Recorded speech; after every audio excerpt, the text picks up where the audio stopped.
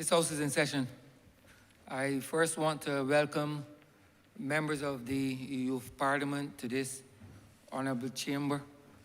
I hope that you will find the debate today enthralling and that you will learn a lot from your experience, a lot in terms of what to do and what not to do if and when you become and aspire to be a member of this chamber.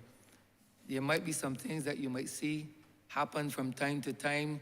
Some will be in your best interest and some might not be, as it relates to behavioral patterns exhibited by some of the honorary members in this chamber.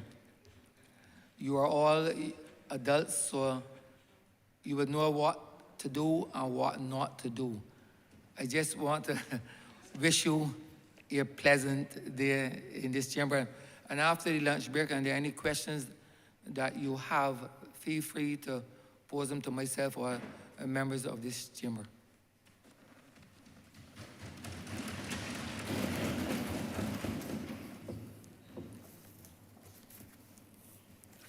Announcements by Your Honour. Minutes of the meeting held on Friday, August 12, 2022 to be confirmed. Honourable Leader, Government Business. Mr. Speaker, I beg to move that the aforesaid minutes be confirmed. The questions that the aforementioned minutes be confirmed. All those honourable members in favour, please say aye. Those against, please say no. Me think the ayes have it. The aforementioned minutes are hereby confirmed. Messages from Her Excellency the President. Petitions. Papers.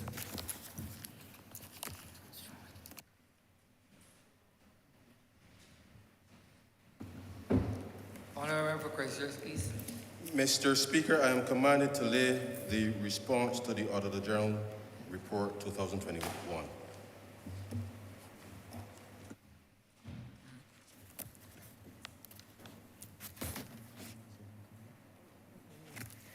Government notices. Private members' notices. Notices of questions. Report from select committees. First reading of bills.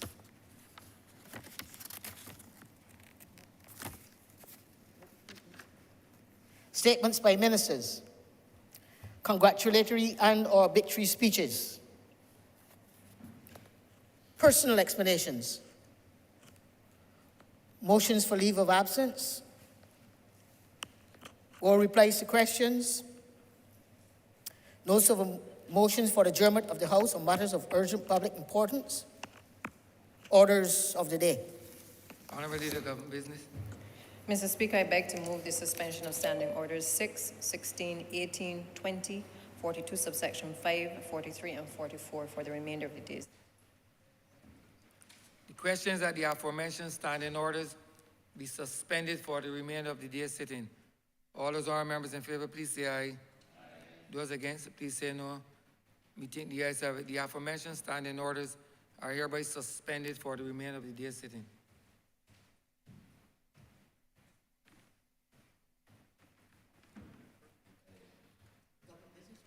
Government business is the order of the day.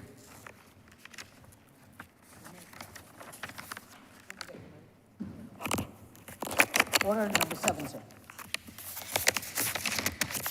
Order number 7, in the name of the Honourable Minister of Finance, in the Ministry of Finance, Economic Affairs, to move the passing of the resolution to approve in accordance with Section 4 of the Debt Conversion Counter Guarantee Act 2022-12, that Parliament approve A, the counter guarantee agreements with the Inter-American Development Bank and the Nature Conservatory of up to approximately Barbados $300 million to enable the government to buy back or prepay more expensive existing debt on the terms and conditions of the agreements.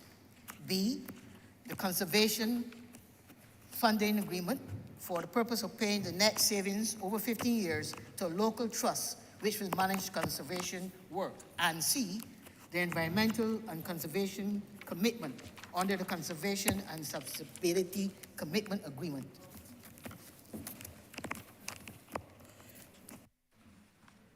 Honourable Member for Christchurch East Central. Thank you very much, Mr. Speaker.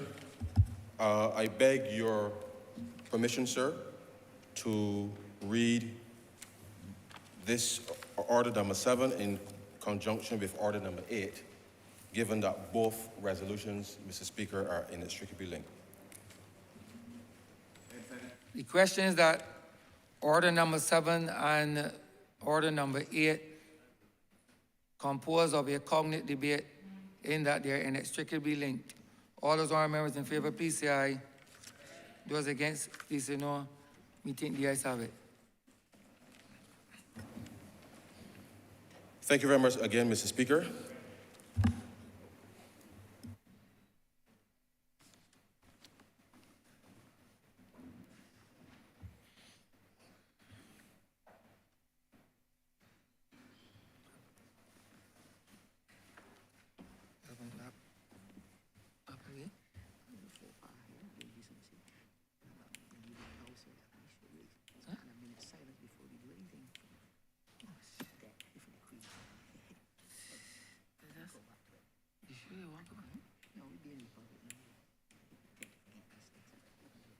She had mentioned it to you? She had mentioned it to you? Yeah, she called, just called me. I mean before. No.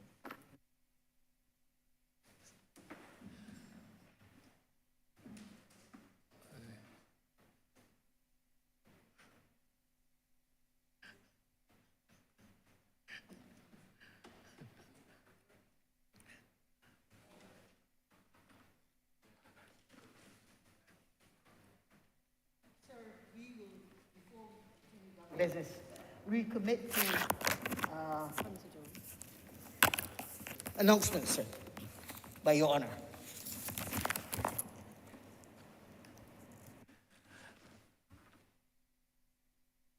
I think it's important that this House stand in 1 minute silence in relation to the death of the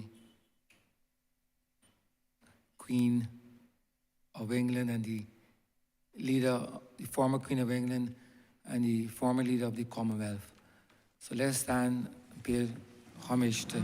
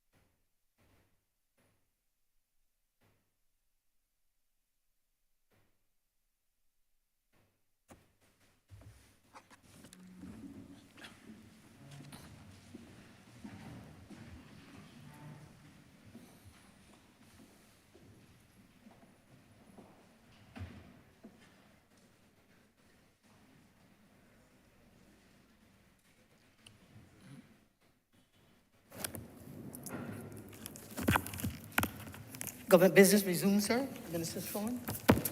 Honourable for Christchurch East Central. Thank you very much again, Mr. Speaker. I rise this morning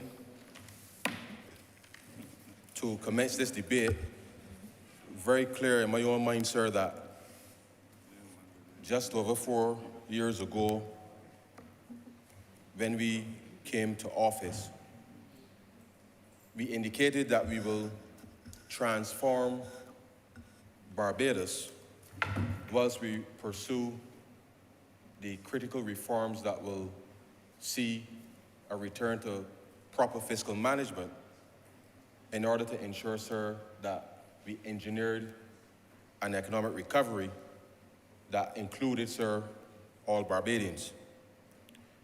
And I recall very clearly, sir, when we started this journey then, that we signaled to the country at the time that our debt, as we found it, sir, was unsustainable, very high, and the extent to which Barbadians had seen and experienced, sir, a significant decay in the delivery of a range of public services was testimony, sir, to the fact that everything was out of sync as it relates to the macroeconomy. You would recall, sir, the state of the South Coast sewage plant, sir, the sewage flowing in the street, sir, which, incidentally, sir, created, in a real sense, some harm, significant harm, to the Graham Hall Sanctuary. And as I try to contextualize what we are doing here this morning and to remind Barbadians, sir, of the journey that we are still on, that this debate this morning for the government of Barbados, sir, to execute what we shall refer to as a debt for nature swap must be clearly understood in what has transpired in this country in recent times and what this government intends to do, sir, to help transform the lives of ordinary citizens. And whilst there has been much debate, sir, or should I say discourse, in recent times in relation to the government needing to be transparent about our debt and how we shouldn't do this or do that in relation to the International Monetary Fund, sir. As I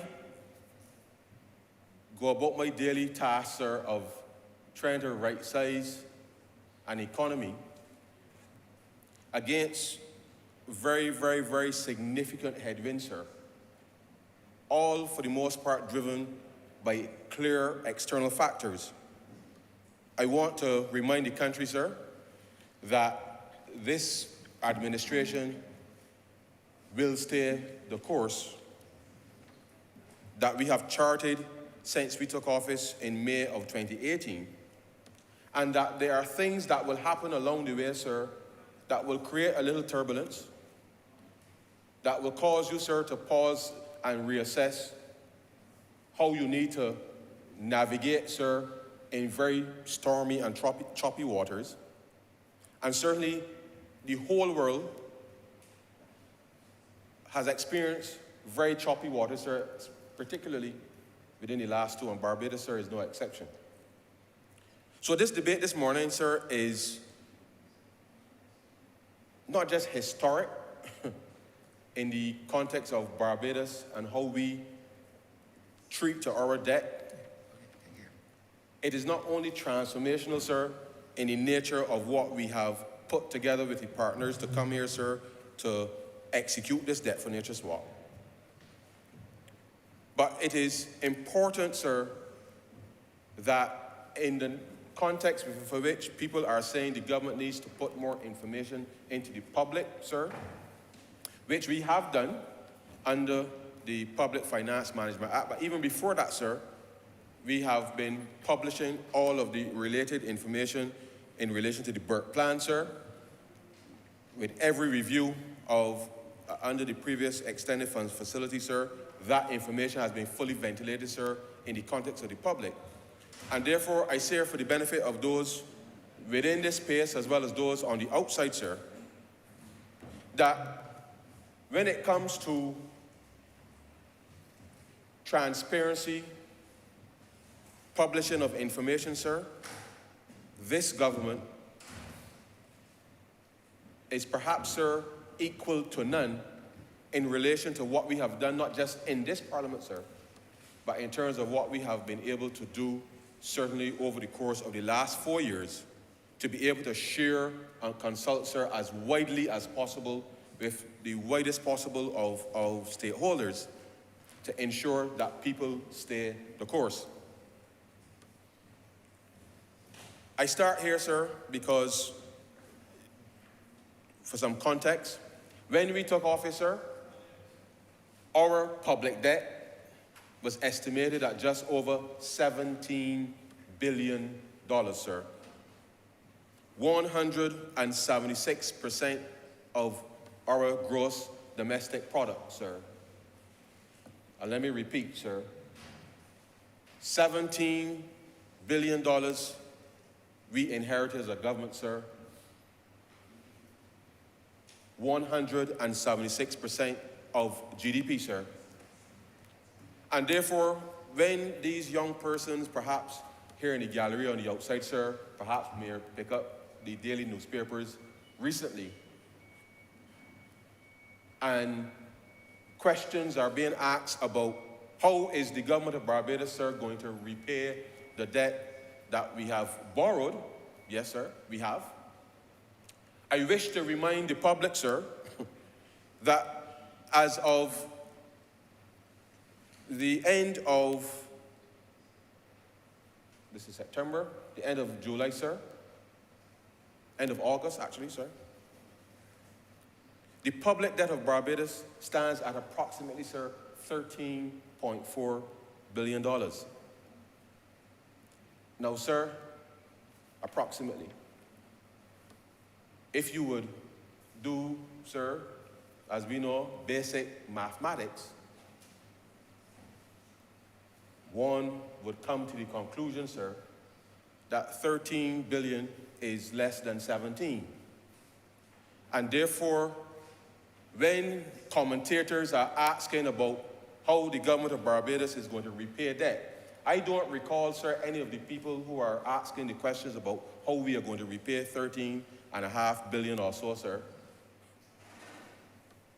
Being so vociferous, sir, when it was 17 billion and climbing, but yet the range of public services being provided in this country, sir, had deteriorated to a point where Barbadians were fed up with the government of the day. Sewage on the street, sir, garbage can't get collected, sir. You're keeping food in your fridge for weeks on end because you ain't sure when the garbage truck can turn up, sir. People couldn't get work on time, couldn't get back home from work on time, sir, because there were no buses, sir, available for people to be able to go about their ordinary business, sir. People in this country, sir, couldn't get water. For a large part of rural Barbados, sir. But yet, sir, our debt was climbing. And therefore, the context of this debate is important because the government of Barbados, sir, this government, under the BERT program, sir, determined that we will do something to address the debt because 60 cents, sir, 62 actually, out of every dollar that we collected as revenue, sir, in 2018, we had to service debt. But what is particularly more important, sir, is to understand that not just that the 13.5 billion or so, sir, is less than 17, but the interest rates at which we are paying on the 13.5 billion, sir, are significantly less than what we were paying, sir, on the interest of 17 billion and counting, sir. And therefore, from a debt sustainability perspective, sir, all of us, sir, incur debt at some point. You want to buy a car, sir, you want a fridge from in town, you get your mortgage, sir. We know, within our own personal life, sir, that when we borrow money, sir, that we would like to borrow the money at the cheapest terms. Because it means that paying back that money, sir, allows us to have a little more in your pocket, sir, to do some of the other things that you would like to do.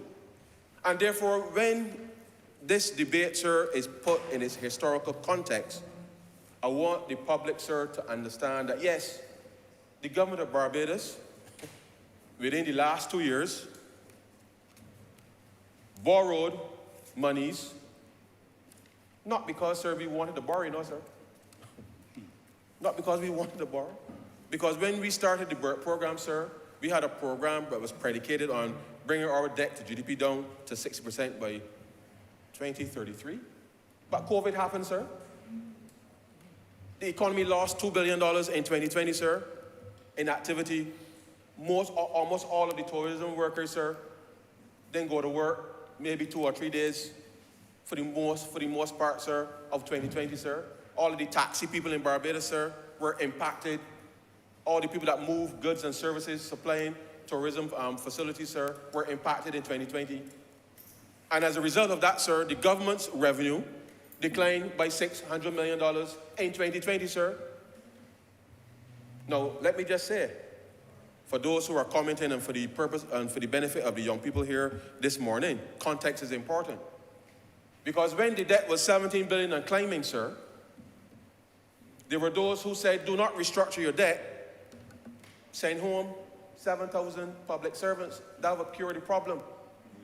This government, sir, determined that we will take a different path and that we will focus, sir, as a critical part of our BERT program to ensure that we can focus on people, sir, people.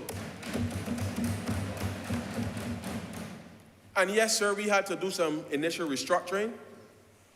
We had to regrettably, sir, lay off a few people. But in laying off those people, sir, unlike the 3,500 that was done in 2013 or 14, sir, we put programs in place, sir, to ensure that those persons could be retrained, retooled, sir, as part of our RE program, sir, under the BERT program, to ensure that those persons will have a path, sir, back to sustainable work, sir. That is what this government did. That is what this government did, sir. No, sir. It is all about perspective. And as I say, sir, the people who are commenting now about our ability to repay $13.5 billion or so, sir, did not, in my memory, sir, were not concerned at the state of the economy in May 2018, sir, when we took office. Now, we know, sir, that we still have work to do. So this is not a case of us patting ourselves on the back, sir, because we know that because of COVID-19, sir, there are still too many people in Barbados right now who only working 3 or 4 days a week. And this government has been working to make sure that we can get the economy back up and running in a very hostile environment, sir, driven largely again by external factors. And sir, you would recall that in the last 18 months, let me remind through you, sir, the public, that in the last 18 months, we had to respond, sir, to the ashfall from the eruption of the volcano in St. Vincent, sir. Now, I want you to realize something, sir. There's a pattern here. If that was the last government, sir, they will still got ash in Barbados today because they let sewage flow on the streets, sir, for 3 years. But this government determined that we were not going to let that define us, and we put some people to work, sir, all across the length and breadth of Barbados to ensure that we can remove the ash, sir, in the shortest possible time so that we can get this Barbados economy, sir, back up and running. As soon as we thought, sir, that we were past that, you had a freak storm, sir, and then Hurricane Elsa in July, inflicting damage, sir, on almost 2,000 homes in this country, sir. And, sir, who had to respond? The government. Because people, sir, were again impacted. And I know, sir, based on their history, that they would have left those people out in the wind. We took a decision, sir, that we were going to focus on how we can get these houses repaired and rebuilt as quickly as possible. Admittedly, sir, it has not gone smoothly, but the reality, sir, we are still committed to being able to solve that. But I want the public to understand, sir, that required, sir, additional cash resources that the government had to find to be able to respond to those persons. Because at any point in your history, sir, a government has to be able to respond to the needs of its people. And as you know, sir, Shortly after that Hurricane Elsa passed, we had the Delta surge in cases in the summer. And every time, sir, as our public health posture was at the time, we were obviously, given the intensity of the virus, we separated people from the population in order to limit the spread, sir. That costs money. As the COVID response, sir, costs money. And therefore, yes, sir, we borrowed money, but we didn't borrow money because, sir, we were as my grandmother would say, sir, that we were whatless. We borrowed money, sir, to ensure that we could respond to the needs of the people in the moment. In the moment, sir. But equally, sir, with the clear focus, as is the case, sir, with respect to the reconstruction of the houses, capital works, sir, to be able to hire people, sir, from all across left and right from Barbados, to put them to work in repairing these homes for ordinary Barbadians, sir. And therefore, yes, in the short term, our debt has increased. It has. But at 13.5 billion, sir, at significantly lower interest rates, our focus now as the government of Barbados, sir, is to ensure that we can get this economy back up and running.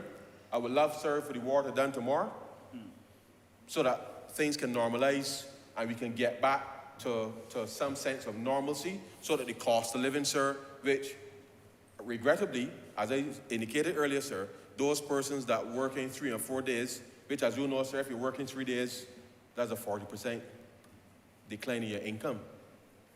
4 days, sir, is 20%.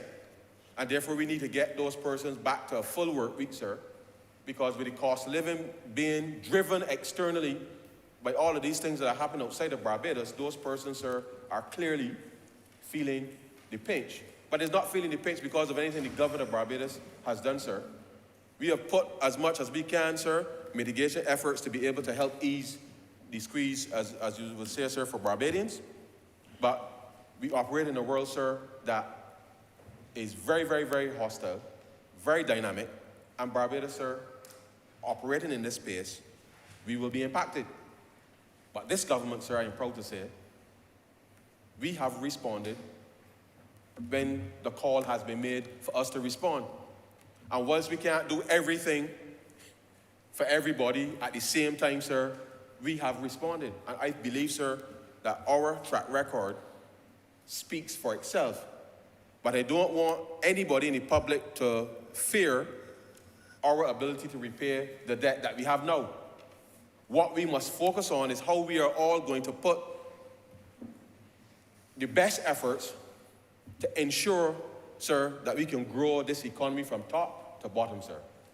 And that people are included all the way through this specific process. So I leave that there, sir, for the moment, because context is important for us to understand that the government, in executing its public policy, sir, requires financing to be able to do that which we need to do. Because whether we like it or not, sir, whilst our revenue projections are just over $3 billion for the fiscal year, the reality is, sir, is that I don't start April 1st with $3 billion saying, no, the Treasury, sir, that I can just decide, well, we can do this, and this, sir. We have to collect the money every day, every month, sir, in order to plan our expenditure, just like, sir, every household, every person that works, you know that you work in advance, effectively you're paid in arrears. It's the same with the government, sir. And therefore, in order to do things, you must be able to raise some level of financing or debt to be able to do that whilst you're able to plan the rest of your affairs. So let me come back to this resolution here very quickly, sir, because it's important that against that backdrop about and what we have done in relation to restructuring our debt in 2018, the domestic debt in 2018, sir, and the foreign debt in 2019, that created, sir, space for us to buy the trucks, sir, to buy the buses, to fix the issues on the Suez coast, sir, to be able to fix roads that were long in fixing, in need of repair, sir, for some time, and that work continues, sir, to be able to address, sir, a lot of the income tax arrears that people were owed, sir, a lot of the monies that the last government incurred, because they encourage a lot of small business people, sir, to provide services for them, and then they pay them. Outside of the $17 billion that I told you about, sir, officially as debt, there was just about $1.2 billion in unpaid bills to ordinary Barbadians, sir, that this government, over the course of the last 4 years, settled, sir. And you would recall, sir, that when I did the debt restructuring bill just across the way there, sir, in 2018, in that debt restructuring bill, sir, there was the Series F clause, sir, the Series F bonds, that at the time, based on the information that we had, sir, we set up that structure to repay persons over 42 months, sir, which you recall started April 1st of 2019. And if you count 42, sir, from April 2019, then you would come to the very clear conclusion, sir, that at the end of this month, September 2022, represents 42 months for which that Series F structure, that we, at the end of this month, sir, we will have repaid the arrears that the last government, sir, left for us to deal with, the majority of which, sir, were ordinary Barbadian businesses that they got services from and refused to pay. But this government, sir, did that all the way through the pandemic, sir. And at the end of this month, we can say that that $1.2 billion, sir, that was owed to Barbadians, that this Barbados Labour Party government, sir, would have honored the commitment, sir, that we said to the people under the debt restructuring. And whilst I accept, sir, that circumstances may have changed because of the pandemic, this government, sir, when we talk about debt transparency, sir, that is debt transparency because we, sir, determined that we will not do that which the last government did to people by encouraging them, sir, to come and provide goods and services to the government and then don't pay. So when they're talking about debt transparency, sir, let them talk about that because this government, sir, has tried its best to restore trust and integrity to the process, sir, with respect to the management of the public finances.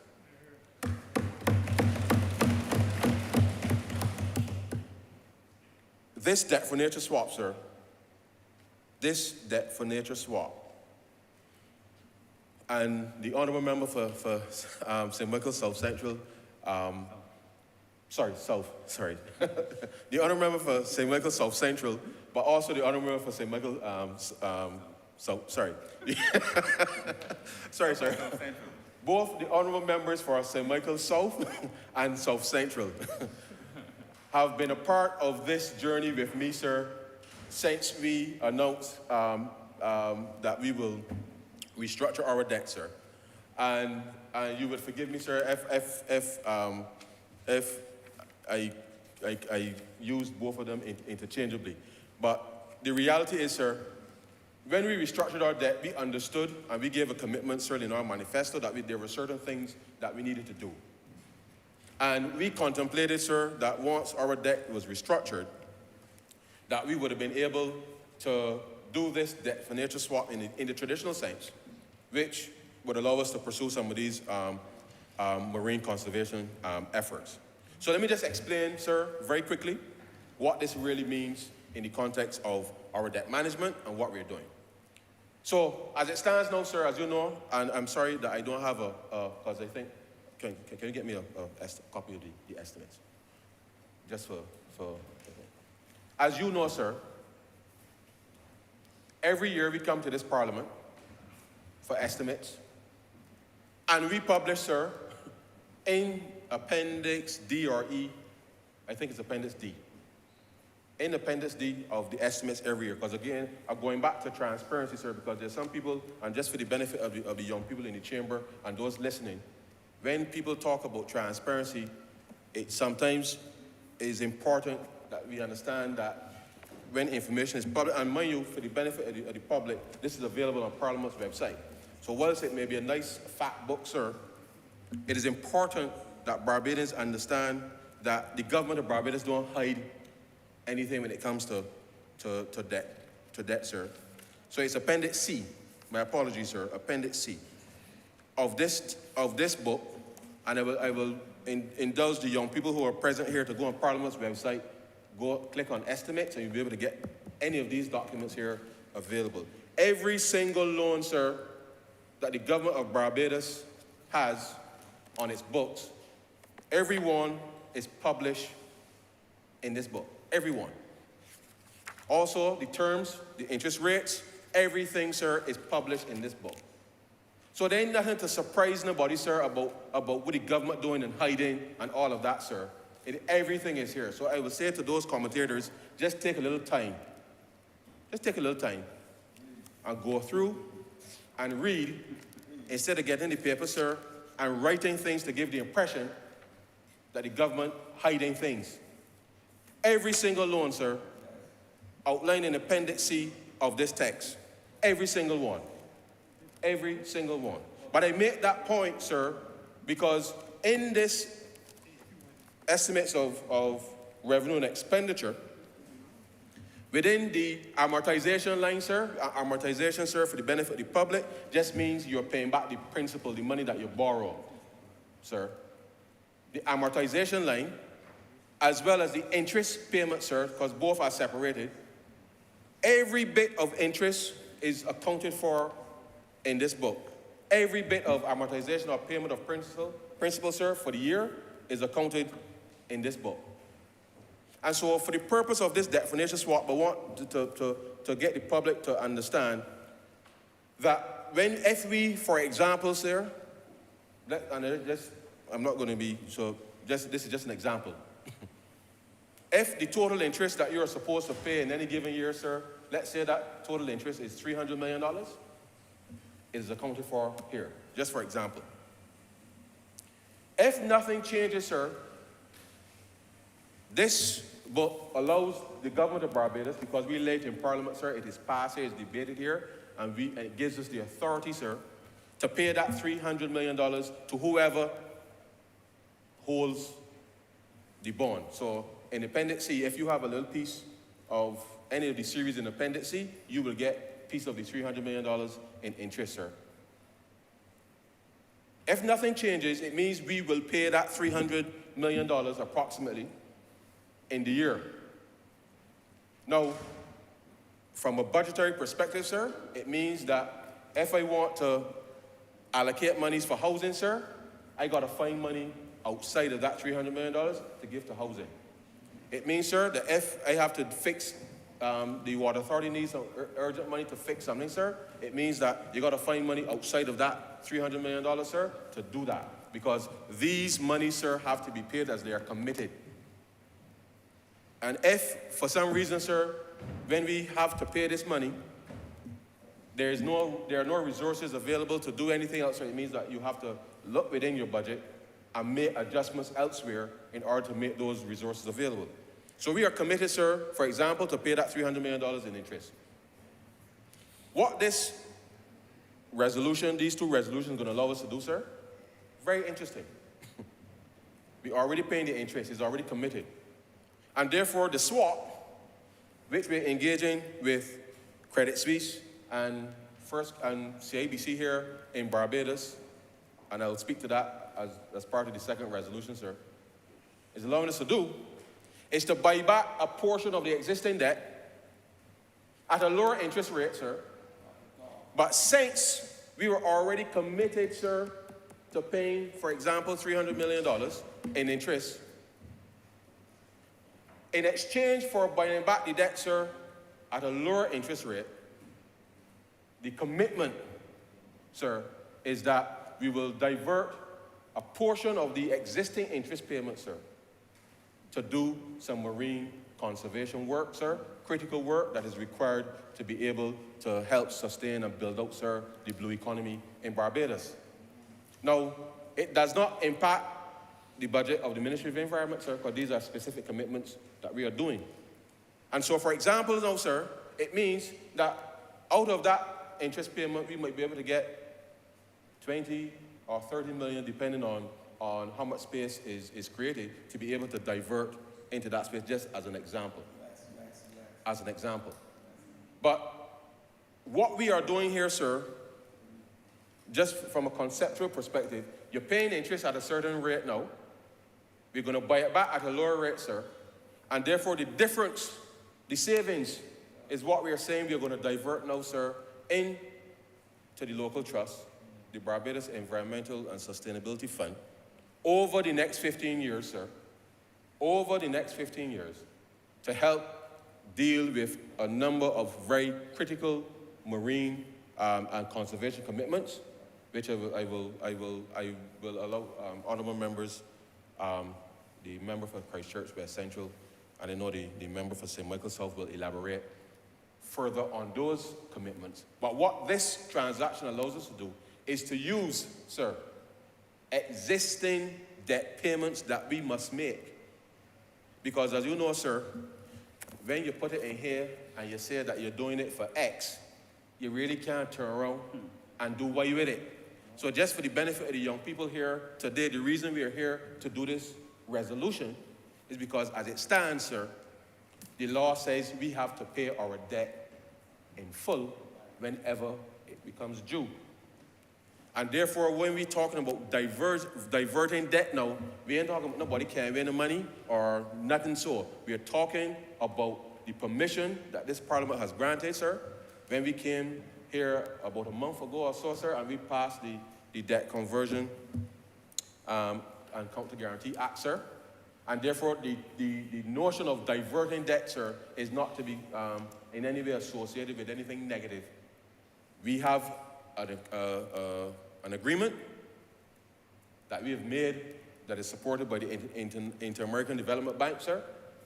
The Nature Conservancy as partners within the guarantee that allows us, sir, to use those debt savings over the next 15 years to do additional work within the marine and the environmental space. And therefore, as a responsible government, sir, we have been looking for avenues to be able to execute this. But let me just stick a pin there, sir, very quickly, because the reason it's taken 4 years, sir, because it's important. Remember I said this technical conversation started when we announced that we were going to restructure our debt because we knew an opportunity would arise. Ordinarily, sir, when a country restructures its debt, it usually would say, sir, you know, you're in trouble. You need some help.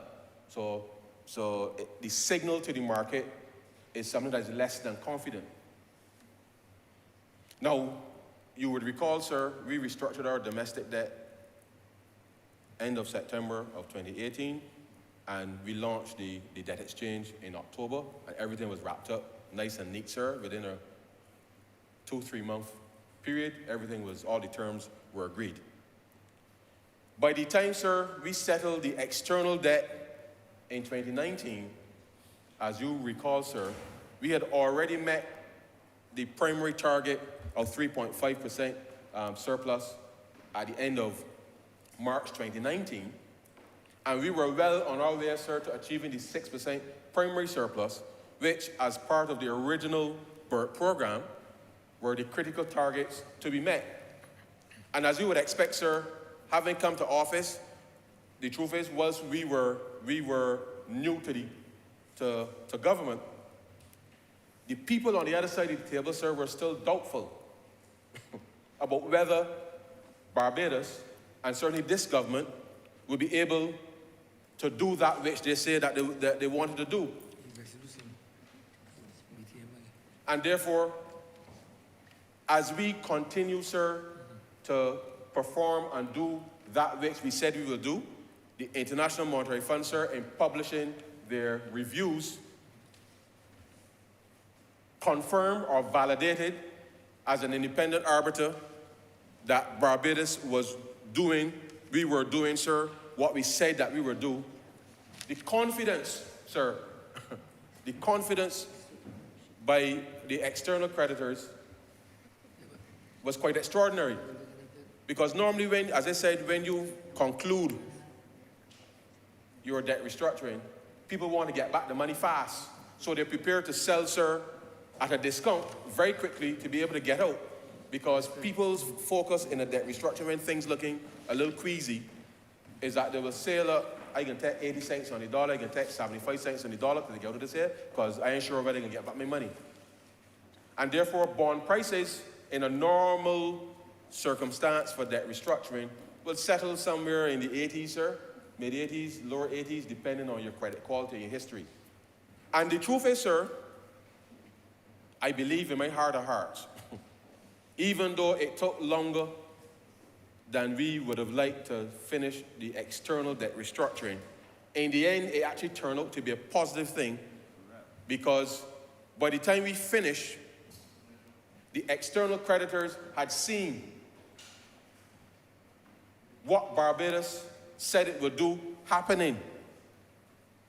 And so our bonds continue to trade, sir, at par. And for the benefit of the young people, at par means a dollar for a dollar. A dollar for a dollar, sir. At one point, sir, the debt was trading at 101, 102, which means that people were actually prepared to pay more to get some more Barbados out on the market, sir, because the confidence was such, based on what we were doing at the time, sir, confidence was such that people were prepared to pay more for these very Eurobonds that we come here today to buy back. They were prepared to pay more in order to get PCD action. So if the Honourable Member for St. Thomas had a PCD Eurobond, sir, and the Honourable Member for St. James South wanted to get some, she would have to give her above par or premium, sir, in order for the Honourable Member for St. Thomas to relinquish that thing. That is not a normal thing, sir. And so when we finish the debt restructuring, the Honourable Member for St. Michael South will tell you, we would meet and we try to figure out, oh boy, how we can do this thing here now, because the whole idea of being able to do this thing is to be able to buy back the debt at a lower price, to create those savings, to be able then to execute this thing called a debt for nature swap. So we had to start fresh, sir, because all through the COVID pandemic, the debt continued to trade at 101.99, 101, 100, 99. Maybe go down to 98, come back up to 101, 100, sir, for the most part. Only when the war started this year in February, sir, we saw the bond prices go down. But then, as things started to level out with uncertainty, the bond prices now have come back up to around 96 or 97, sir. Again, nothing that Barbados did. This is all to do with the fact that interest rates were rising and uncertainty within the context of the international market. So we had to go to the IDB and TNC, and it's taken about 2 years now of back and forth, sir, trying to get the structure right, to be able to come up with this innovative mechanism that allows for them to do what is called the counter guarantee, to be able to put us in a position here today, sir, where we can come to this Parliament, do this resolution, we can buy back, sir, through Credit Suisse and CIBC, buy back that portion of the debt here, the Eurobond as well as Series E from here. In effect, sir, reissue a new instrument that will then allow us to use, as I say, sir, the existing debt payments, those savings, which we estimate, sir, that over the next 15 years would be somewhere between 30 million to 40 million US dollars. It all depends, sir, on the exact rate on closing on September 19th or 20th, sir. The exact rate that everything is closed at will determine, sir, what those savings will be over the next 15 years. And therefore, over the next 15 years, once we close this transaction, the Barbados Environmental and Sustainability Fund will receive, sir, those debt service payments as they come due under the circumstance here. As they come due, those savings will then go in to the fund, a fund which is, no, and this is not a government fund, sir, it is not a government fund. This is a fund in which, yes, the government of Barbados has representation, but you have the Nature Conservancy, having representation on it. The University of West Indies, sir, representation on it. So this is not a government fund. This is a fund that is intended to be able to execute very specific marine conservation and environmental commitments, sir, over and above that which the Ministry of Environment and its agencies will do in the normal budgetary process, and therefore, sir, allowing us to be able to use, in a very creative way, existing debt payments to do more within building out, sir, the blue economy space.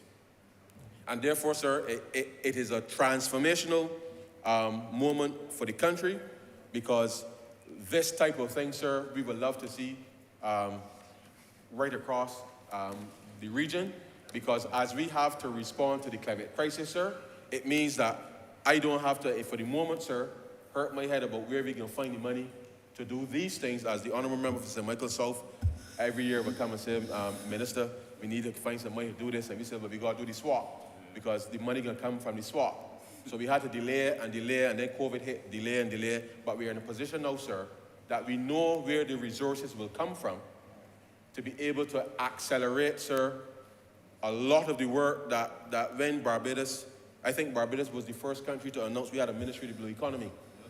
And the reality is that this now will help accelerate, sir, a lot of activities within that space. I know that there were plenty of consultations done pre-COVID. Those will continue as per usual, but the reality is, sir, this is going to be a transformation moment for the country, and therefore I hope that, and I shall repeat it wherever I go, because it is important to understand when people talking, sir, that the government ain't hiding nothing. We ain't hiding anything, sir. And therefore, for the young people listening, take the time to just do a little bit of research. Don't worry about the 2-minute sound bites on social media and the things that, if you want to know what's going on in the world, sir, you got to take a little time to come to get the right source of information. And there's nothing wrong with asking questions, you know, sir, because the truth is, I don't understand everything. And if I don't understand something, I can ask a question. Because if something is settled in my own mind, I can feel comfortable committing to something. And therefore, the government accepts that people will have questions.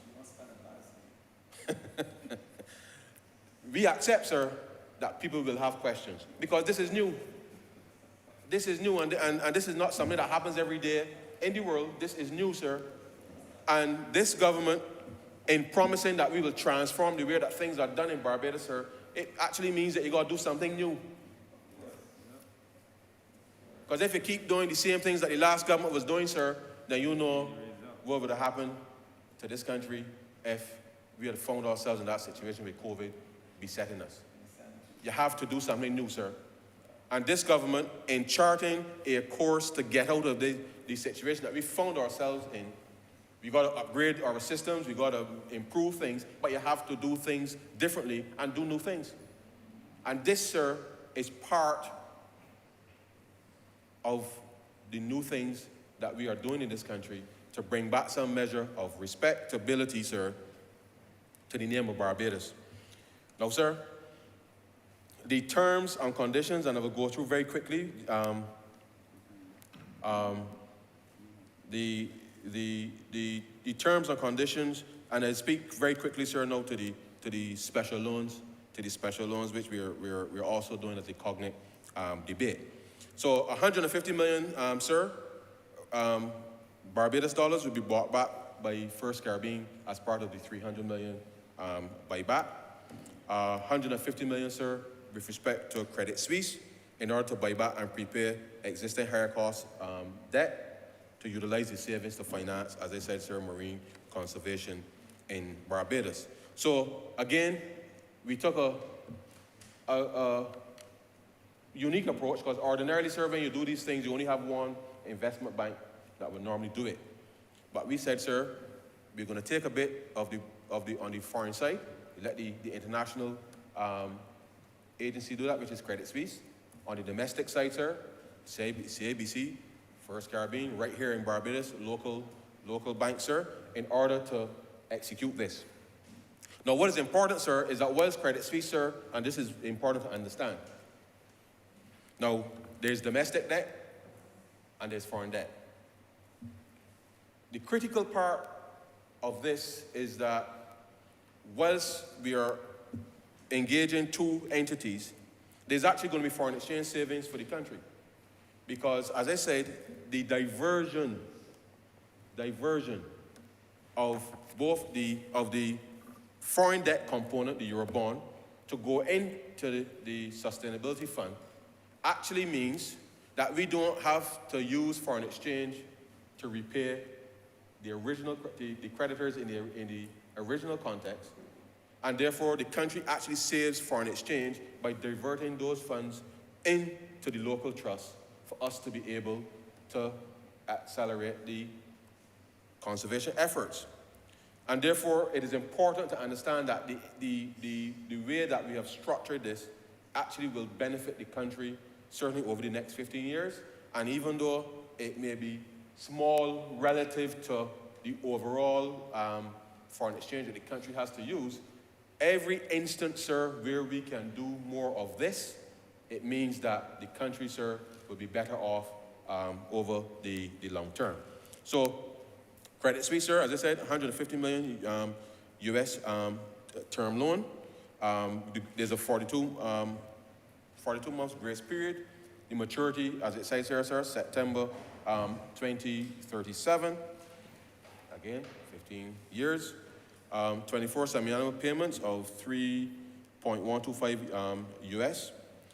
There's a margin of 0.95%, and the margin here, sir, just speaks to the spread over and above the fixed rate, which is 4.15 at the disbursement date. For First Caribbean, sir, same grace period, 42 months. Term is September 2037, 15 years. There's 24 semi-annual payments of Barbados 6.25 million, 3.25 interest rate, which is fixed, and obviously other fees for arranging the loan is actually there. So nothing out of the ordinary, but significant savings, sir, and depending on where the final buyback comes, will determine, sir, how much of the savings we will actually get to be able to advance the transaction. As it relates to the IDB and TNC, sir, when we started this process very quickly, sir, we had contemplated just 100 million US when the conversation started. And it's interesting that as I speak, sir, there's a narrative in relation to how confident people are in Barbados from the outside, but there's some amongst us, sir, who don't seem to share the same view. Because as you know, sir, when people are prepared to put their money where their mouth is, then you understand the level of confidence that they have. So when the conversation started, sir, the IDB was going to put in, guarantee, sir, 75 million. The Nature Conservancy, they were going to put in 25 million US, coming to 100 million US total. Now, for the benefit of the public, sir, the IDB is rated AAA, Nature Conservancy AA. People in Barbados may recall when Barbados used to be AA at one point, and that seemed like so long ago, sir. And had not for the pandemic, I'm sure that we would have been much closer to getting back there. But that's a subject, sir, for another day.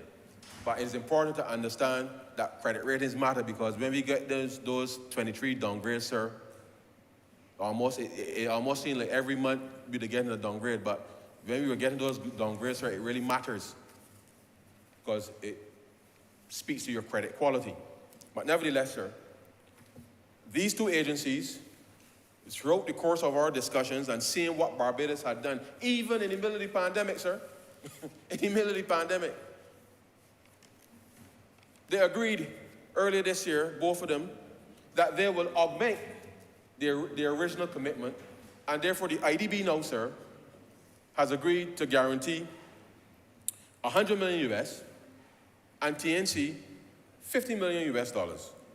And therefore, this is how we have been able to come here now, sir, to even increase over and above the original forecast savings to get to between 30 and 40 million US, depending, as I said, sir, as to the final range of the buyback, so that we can actually realize more savings.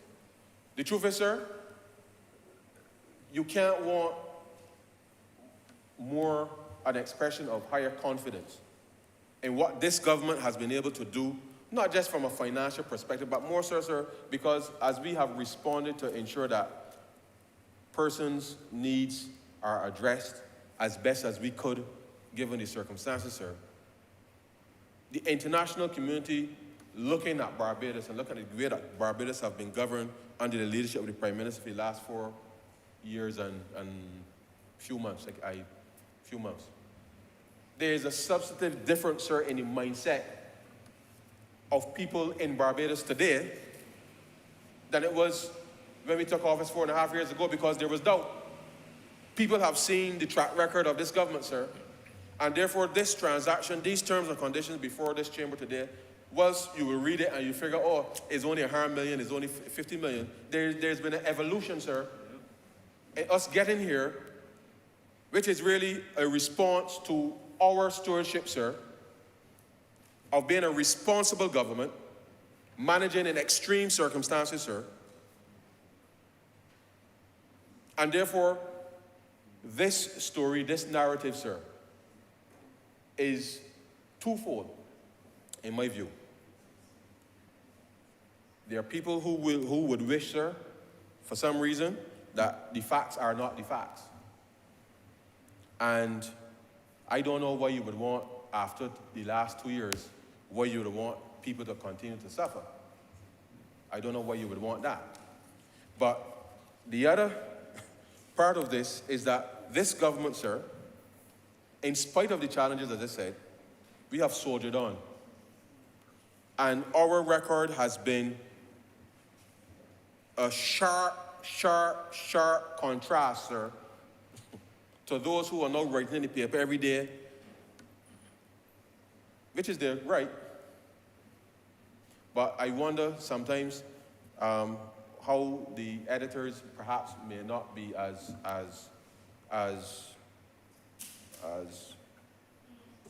forceful, because, or analytical for that matter, because, sir, as you know, everything is connected. So when we come to the Parliament next year, sir, and produce this document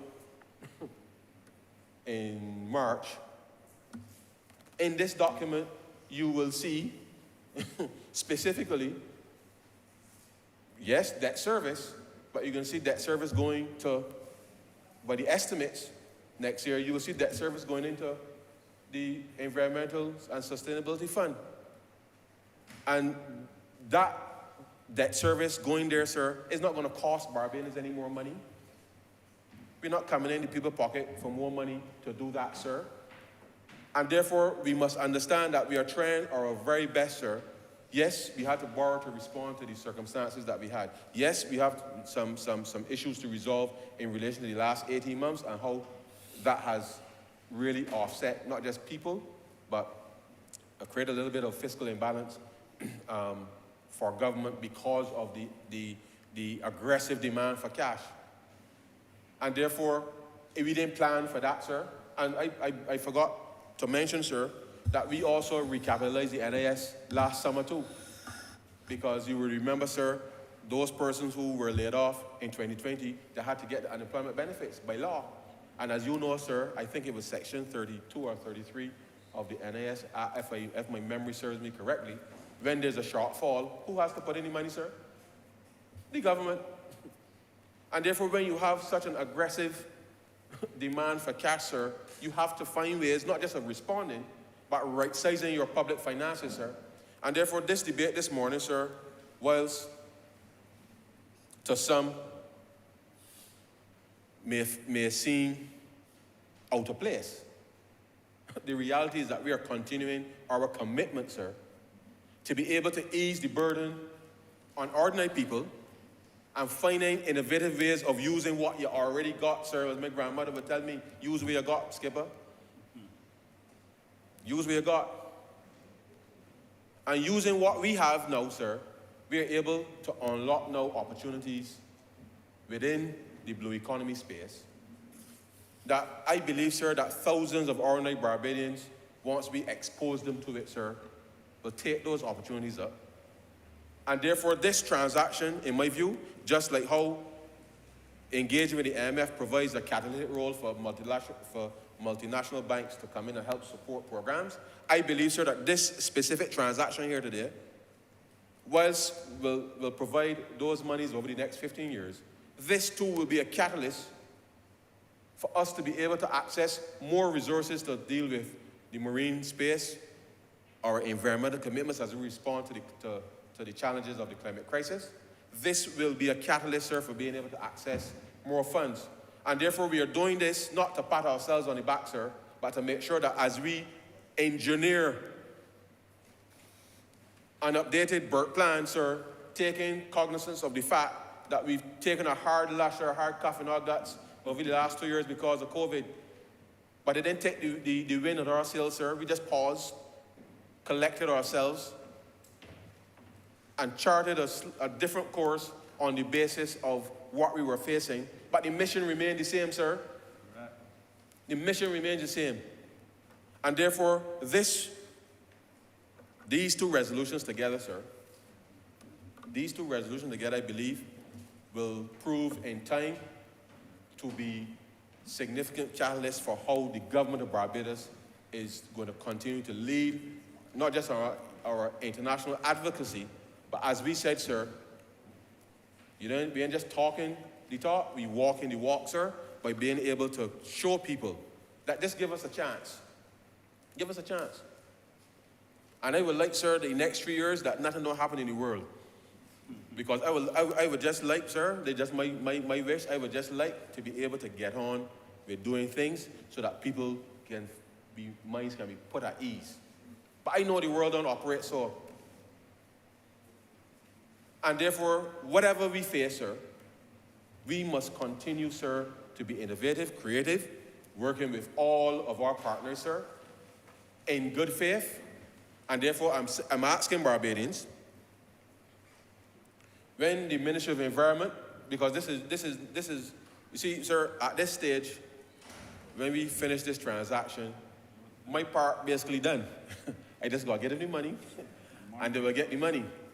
So we've done quite a bit of work over the last 2 years in particular, and I really want to take this opportunity now, sir, to thank, through the AG, his officers in the Solicitor General's chambers, because the back and forth, sir, with these documents to get these things done, as you would appreciate, sir, because you got a guarantee with the IDB, you got a guarantee with the TNC, you're working with the two banks, and therefore the lawyers in the middle, sir, just trying to make sure that everything that all the I's dotted, sir, and the T's crossed to make sure that everything is in place. And I really want to thank those officers for working very aggressively over the course of the last few months in particular to be able to put us in this position.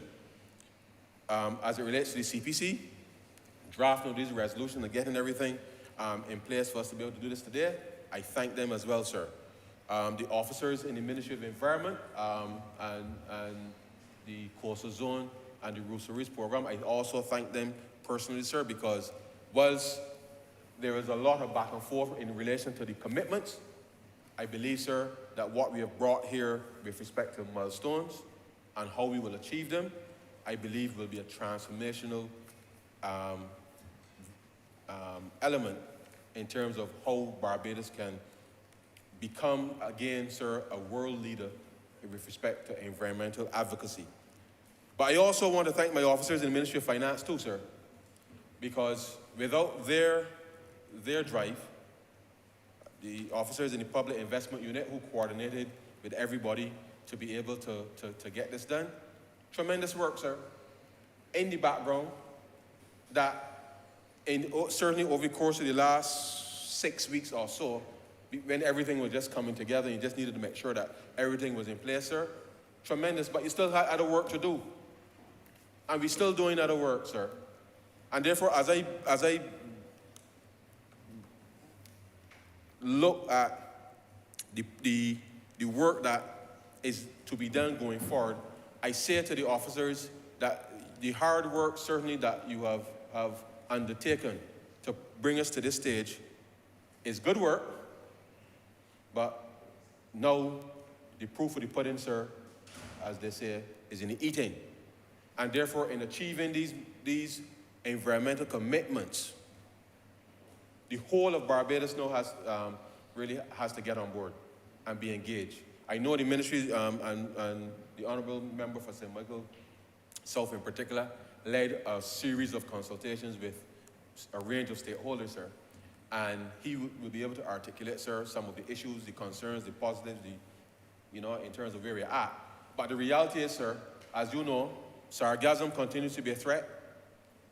The reef infrastructure, sir, needs to be addressed. The fisheries, all of these things, sir, need to be clearly understood and managed sustainably. And therefore, as we contemplate, sir, a new vision of being able to build out the blue economy space, the work within that has to be led by the officers within the Ministry of Environment in collaboration, as we said, sir, with the university and others who will be brought on board. But we will provide the resources, and as I said, sir, this transaction will act as a catalyst for more resources to be brought into the space for us to be able to get this done. And so, sir, the terms and conditions of both resolutions are clear for all to see. It allows us, sir, to be able to access already available resources, if you like, sir, to divert, to do something else. And that diversion, sir, will be adequately reflected in these estimates so that nobody, when they come next year and ask what part of the money gone, sir, because I want the youngsters to understand, when you're looking at the numbers here, you look at the forward estimates, you will see a certain number in the forward estimates. Because if nothing changed, sir, the forward estimates remain the same based on the existing trajectory. So when next year you see the forward estimates change, the forward estimates will only change, sir, because we've come to Parliament, passed these resolutions. They will be reflected, sir, in the next round of these estimates, so that for the mischievous person out there who's talking about debt transparency and the like, understand that this government, unlike the last, and I know there will be an opportunity for us to discuss matters in relation to the Auditor General's report at a later date, sir, but when it comes to these matters, sir, I believe that anybody who will come to this place and audit what we have done, sir, will be proud to know that we've done it the right way in relation to getting these matters resolved. And so, sir, these resolutions, I believe, will be transformational in helping us to be able to better manage our resources. I could not be prouder, sir, to stand here this morning and share a few thoughts with members and the public in relation to what the government continues to do to bring about further fiscal discipline, order to the management of the public finances. And I hope that the young people who have been here today, perhaps at some point in the future, sir, will be able in 15 years' time, sir, to be able to engineer another definition swap or some other swap in 15 years' time as we hand the baton, sir, over to them in this place in order to make sure, sir, that Barbados continues to thrive and to remain, sir, on a sustainable footing. And with those very few words, sir, I beg to move that this resolution will pass.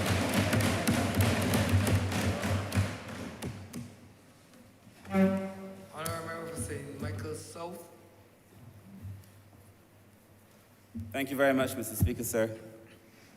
I want to begin, of course, by supporting the resolutions, but also by thanking the Honourable Member who just spoke for the thorough way in which he approached both the financial components and with the level of clarity that he spoke to the environmental commitments as well. And so I feel as if my contribution now could be a lot shortened, considering the justice that the Minister did to both components of this bill, this resolution, sir. Before I begin, I would obviously want to thank the Ministry of Finance, and particularly the Minister in the Ministry of Finance. I would want to thank the former Minister in the Ministry who was responsible for a lot of the economic matters, sir. The Honourable Member for St. Michael South Central, who did a lot of work with me in the initial phases, sir. And I now would wish to thank the Honourable Member for Christchurch, by Central, who is Minister of the Environment, in whose capable hands, sir, the success of this project will now lie. And I have no doubt, sir, that he will do an amazing job in delivering to the people of Barbados, sir. This particular debt swap, sir, means a lot to me. And I must tell you, sir, as the minister who was responsible for a lot of the work in the initial phases, sir, it was one of the things that I had hoped to be able to deliver during my term as minister. And in a 3-year period, it was not, 3.5-year period, I was not able so to do, but that I am filled with joy and glee this morning, sir, because we have done for the people of Barbados, sir, particularly the people who make their living on the sea, by the sea, through the sea. We are doing justice, sir, to their cause here this morning. And for me, this has been a long time coming. But I knew that someday a change was going to come. But if you want to, St. John Rising. Anyway, Mr. Speaker, sir, this is really, I am really happy to be here and to be part of this conversation, sir. Because when I explain in a little bit more detail this process, you would see this has not been easy. And it speaks to the resilience and the commitment of the government, sir. And I am happy to be part of it. If I were to title my speech, my very short speech, I think the minister has done very well. It would be, sir, that we today will be speaking on the principle, the process, the product, the promises, and the people. And it is important to understand all 5 of these components, sir, because it sets the context and the tone for what we set out to do, how we were going to do it, why we were going to do it, and the way the people would benefit at the end of the process, sir. So, sir, in the principle, sir, you understood as a member of this government, sir, but as a man who's distinguished himself and conducts himself with probity and integrity, sir, the principle that drove us was that at the end of the day, we were not going to place a future burden on the people of Barbados, and that we were going to conduct ourselves with a certain sense of decorum and integrity in all of our matters and in all of our affairs. And I must tell you, sir, that when we came to this ministry, there was a view held by many on the international scene, and we seem to have forgotten because 2018 we came and we restored confidence to the country, but many people seem to have forgotten that even our international brand was so badly damaged that people were afraid to do business with Barbados. And that through the immediate leadership of the Honourable Prime Minister of this country, sir, we were able to put Barbados back on steady footing, sir. And people have forgotten. And I feel it's incumbent on us in this room to ensure that people no longer forget. Because what we had to do to get to this point, sir, is Herculean. And it did not need to be so. And the fact is, sir, that as I listened to the Honourable member who just spoke before me, and the way that people are criticizing a debt that is less than the debt that they left. They are criticizing us for a debt that is less than the debt that they left. In circumstances where the reason that they found themselves in debt was mismanagement, and the reason that we found ourselves with a little more debt than we had planned to, sir, was proper management. It is inconceivable to me. And the arrogance of it, the total gall, sir, for persons who come and argue about these things, sir, when the reality is also this.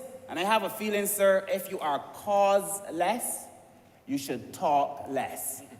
And I can think of no cause that the former government can properly associate themselves with, sir, whether it is in the social space, whether it is in the environmental space, whether it is in agriculture. And when you think about it, sir, Worse yet, so in this case, they had no argument, but worse yet, when you think about what they did in the financial space, and the embarrassment and the shame in the education space, let us not forget, sir. And I feel as if we must remind the country, because in every possible area, the former government put us in this position. They put us in this position, sir, and through some very difficult waters, sir, then made worse by COVID, ashfall, and all the different things, sir, that we would have mentioned before, sir. We found ourselves having to deal with some very difficult circumstances, but built on a principle of good governance, a principle of integrity, sir, and a principle that seeks to put people first at all times. We said who we were when we did the Covenant of Hope. We said what we would stand for when we did the Covenant of Hope. This should not surprise anybody. In fact, our 2018 manifesto spoke to the blue economy. Our 2018 manifesto spoke to a debt swap. Take a look at it, sir. So we didn't stumble on this. This is not something that we woke up and say, look, we got debt. This was a strategic move. A passion project, yes, but a strategic move.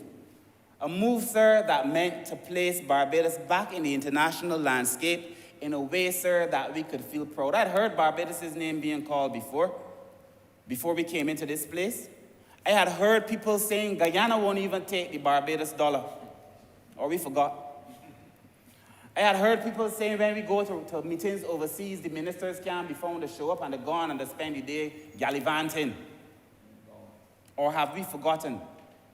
And that when we came into office, sir, we restored not only the dollar, but we restored the faith of the international community, the regional community, the local community, and beyond restoring it, sir, Barbados now leads the Caribbean, sir, as a beacon of hope.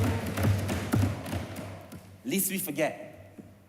And I feel, sir, that in the next few years, sir, because the opposition seem to think, as my mother used to say, that my tongue lock on the top of my mouth. That we can't speak, sir. And that we are so focused on doing the people's business that we forgot that we are in a political game. And that the problem with the Democratic Labour Party when they're in office, sir, is that they only understand the political game. And we came, sir, we do what we have to do. We manage an economy, sir. We focus on the people, sir. But if they want to fight, well, bring it. Because I know, sir, that I stand on the side of justice. And that what we are doing, sir, is fundamentally right, sir. When we started this debt swap, the guidance that I got from the PM wasn't much, you know. The PM didn't say, Minister, I want this and this and this. The PM said the people of this country must not have a burden placed on them going forward. That was it. Minister, do not place a greater burden on this country. Go and seek the best deal for Barbados. And the minister in the Ministry of Finance, sir, just laid it out. Just laid it out.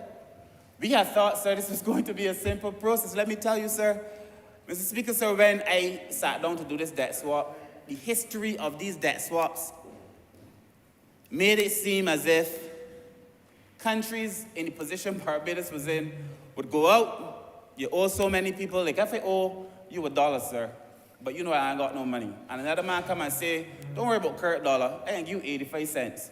But you know I would never pay you that $1. So you can take the man's 85 cents. That is the principle. We had thought people would say, well, Barbados is in this position, and somebody else would take less money for the debt. But true to the work of the Prime Minister, the honourable ministers in the ministry, who came back, sir, and led the economic recovery, sir, that was supposed to be long-term, confidence came back to the country almost immediately. Almost immediately. And while that is good, sir, for the economic component of it, it wasn't good for me. Because what that meant was that nobody was taking Barbados' debt at a reduced rate. So it was not a case where you would say, Kurt, the person speaking, sir, owes you $1. And another man can pay you 85 cents. You said, no, I have confidence that I will be able to get my dollar from this man. I am sticking with this man. People decided, we know Barbados will be able to pay its debt. We are sticking with Barbados. The same people who would not have lent Barbados a cent previously, sir, because of the way the country was managed. So we restored confidence immediately, sir, to the calculation, sir, of how we were going to go forward. And, sir, so when we sat down to do this, sir, there were some things in my mind that were clear. We could not leave a future burden on the country. And also, sir, that we must never sell the birthright of Barbadians, sir, to anybody for anything, because 30 pieces of silver would never be worth it, and we were going to protect the ocean space, sir, but in a way that it would have to be that the people own the ocean. The people own the benefit of it, sir. There is a poem by Frank Coleman, sir, that used to guide me when I was minister responsible for maritime, sir. It was called Ode, A Hymn to the Sea, and in his beginning, his opening line, sir, he says, like all who live on small islands, we must always remember the sea. And for all of us in this room, sir, whether we think we are in different ministries or not, whether we think that what is important is in the social sector, the finance sector, sir, if we don't get what's happening in the ocean space right, all of us are in trouble, because this is really an existential threat. Barbados may not exist if we do not get a lot of these issues pertaining to climate change made right, sir.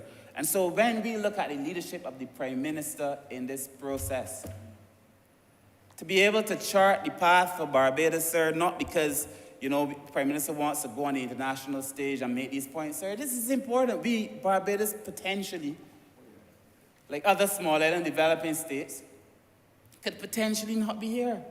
If we allow the sea to rise at a rate that is unchecked, temperatures to continue to soar, most of the fish in our ocean, sir, are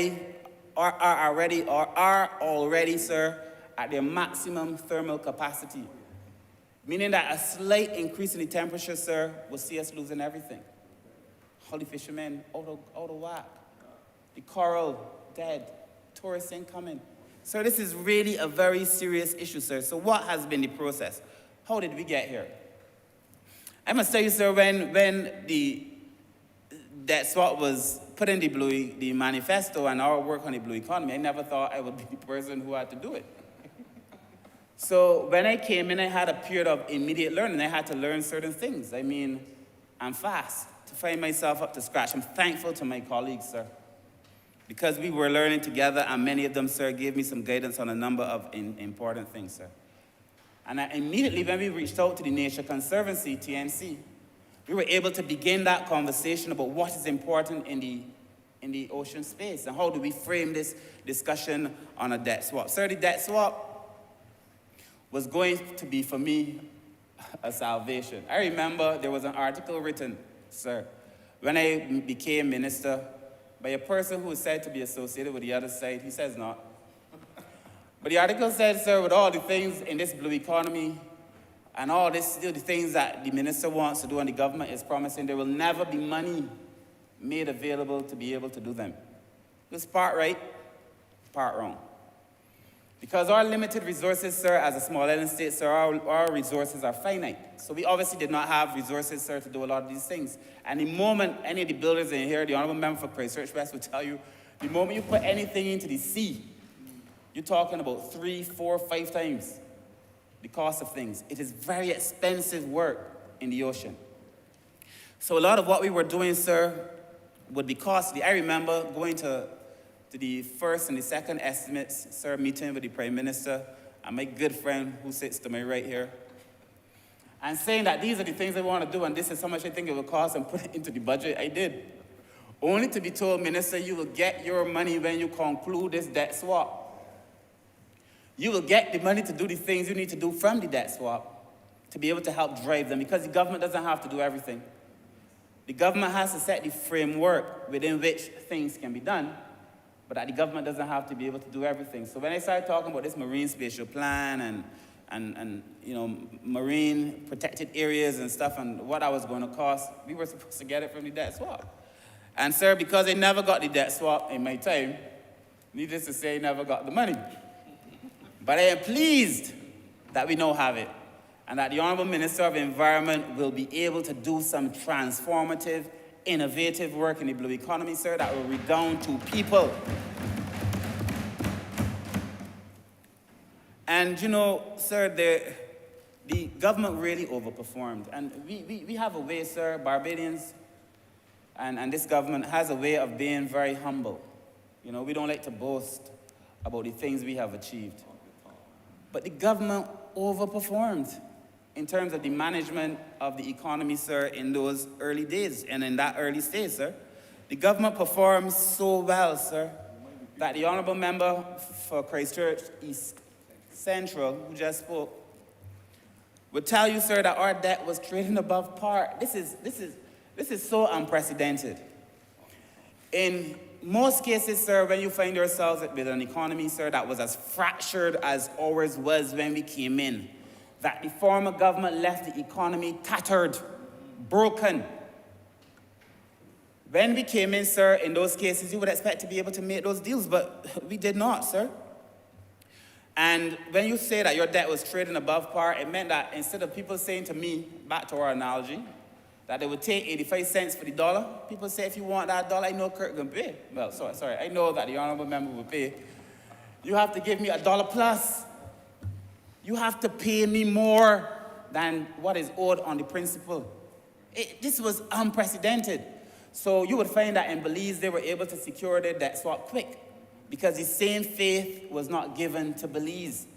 And Belize was trading, I think they went in at 55 cents or 60 cents to the dollar. We were in a similar position, you know. But because of the way we managed the debt in those early days, sir, our position just shifted. This would not be on the card, sir, if we had kept the way with the former administration, sir. And so I found myself, sir, without those resources to be able to do what I wanted to do. And, sir, we therefore found ourselves without a model. Because the model that was promised as the debt swap model, the one that I knew and that I had spent my first year studying so well, did not work for Barbados. Because Barbados performed in a way that made that model irrelevant. Because that model depended on the weakness almost and the loss of confidence by the international community in your bonds. But that didn't happen for us. So we had to go back to the drawing board. And when we went back to the drawing board, sir, this point is critically important. When we went back to the drawing board, there wasn't anything that we built it on. The model that you see that is before the country now, that is before the parliament now, the model, sir, that we are using, sir, as our debt conversion basis, sir, is a model that was developed in Barbados that will now be used for the rest of the world, sir, to be able to do things like this. This is a homegrown, indigenous program, sir, that will bring Barbados back to its position on the top, sir. This is so transformative. Because many people had thought when the debt swap in its original manifestation and iteration did not occur, that we would not be able to get anything done at all. Sir, I must tell you, I had nights where I felt a little bit despondent myself because I could not understand how we were going to be able to provide the monies that we would need, sir, to be able to do the work that we had to do.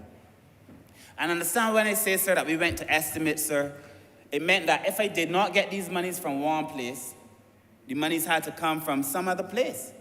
Because we were faced with 4 options, in my opinion. We could do nothing, leave it as it is, and in 4 years, 5 years in the future, the environment, the marine space, sir, will be gone pretty much as we know it. So doing nothing was not an option. We could have borrowed the money, sir, but the Prime Minister gave me a directive, as I told you, sir, no matter what you do, you cannot increase the future burden on Barbados and on Barbadians, sir. We could also have determined that we had to create our own model. We had to go, sir, find something that was brand new, that nobody else had, sir, and try to figure it out. That is what we did, sir. Or we could have stuck with the model that wasn't going to work. We created a brand new model, sir. This is not the experience of Seychelles. And Seychelles got a lot of forward, sir, when they did their debt swap for a much smaller amount than we have done. And what that model did for Seychelles, sir, the debt swap did for Seychelles was that it allowed other people to invest into Seychelles. I am confident that this would allow other people to invest also into Barbados. It is different from what Belize did, sir. So we had modeled our principle on that idea, sir, but, you know, Barbados is always different. You know, beautiful, beautiful Barbados, gem of the Caribbean Sea. with the Atlantic Ocean properly placed. But, sir, we must recognize, sir, that for us, for most of us, sir, we did not go into this thing thinking that we would have to create a new model, sir. And we had to do so. We found ourselves, sir, either we were going to reallocate resources, which meant, sir, if you reallocate resources, what does that mean in real terms? Because a lot of people probably wouldn't understand what it is that we're doing, sir. We are not taking on additional debt. We are not borrowing money to do this. We've actually lowered the burden in a way on the country because the money that would have been paid out into interest is now being used to pay for things in country. But what does this mean in real terms, sir? Sir, in real terms, this means that the money that we would have probably be spending otherwise on the environment or on health care or in education or in the social sector, agriculture, in justice, we would have had to put money there, sir, and it meant that we wouldn't have money in the blue economy, or we would have to take the money into the blue economy and lose the money on those things. So when we are able to source and locate funds outside of the country, sir, in a way that does not cost us anything. And I think, sir, if there's any lesson to be learned from this swap, sir, is that this money will not cost us anything additional to the debt that we already had, sir. This money is not going to cost us. And people will talk about the debt swap and what it is the country is doing, sir. We're not paying out an additional cent, sir, on this thing. And we are actually using the money, sir, to do good work in Barbados. This model is innovative. So in a nutshell, we will get benefits now and into the future. And we will reduce the cost in a way now and into the future. And sir, because I know we have the members of the parliament, the youth parliament here with us, sir, they can feel proud that their government did not engage in a deal that would place a future burden on them, either as citizens or on them as policymakers, when many of them, I'm sure, will make it back into this space, sir. And they should feel proud that we did that, sir, even in the face of COVID. And I also want to remind members, sir, that during COVID, when no other country was taking ships, Barbados was taking ships, allowing people to come to Barbados and get off and be safe, sir. And you may not know, sir, that even in our conversations, it was the way that we proceeded, sir, with a moral authority that actually drove some of these deals. So people were talking about what Barbados was doing even as we were having these conversations, because they too were proud of the work that Barbados did, sir, to keep people safe during COVID. So that this debt swap, sir, represents a transformation, sir. The savings on interest would allow us to do things that we could not otherwise do. So I want to thank the Nature Conservancy, sir. And I want to thank the IDB, because both TNC and the IDB came forward at a time, sir, when the country needed help, and they listened to us. And when we found ourselves, sir, without a clear path, sir, no signpost to guide us as we were going down the road, they listened, sir, and they reshaped their approach to doing debt swap so that Barbados could benefit from it. I want to thank them, sir. I also want to thank White Oaks, to be truthful, because when we were having a lot of this financial arrangement, sir, I had the benefit of being able to pick up the phone or send an email or a WhatsApp message to the people at White Oaks, sir. And they did this without placing any additional cost on the country. People talk, sir, but the money that we save here alone to be able to finance this operation, sir, is more than the money we've been paying out even to them. I want to thank them, sir, because this deal, sir, a lot of this was done in conversation with them. So I want to thank them, the IDB, I want to thank TNC. We also have to thank Credit Suisse. We also have to thank CIBC, even though they don't take on the burden of the risk, because they're really taking the risk on Credit Suisse and TNC. But it's putting faith, sir, back into our marine space, sir. And sir, what other part was in this process? Because this deal is twofold. The deal is about the financial transaction, and the deal is also about our environmental commitments. And sir, the Barbados Environmental Sustainability Fund, I joke all the time, sir, that it was to be called the best.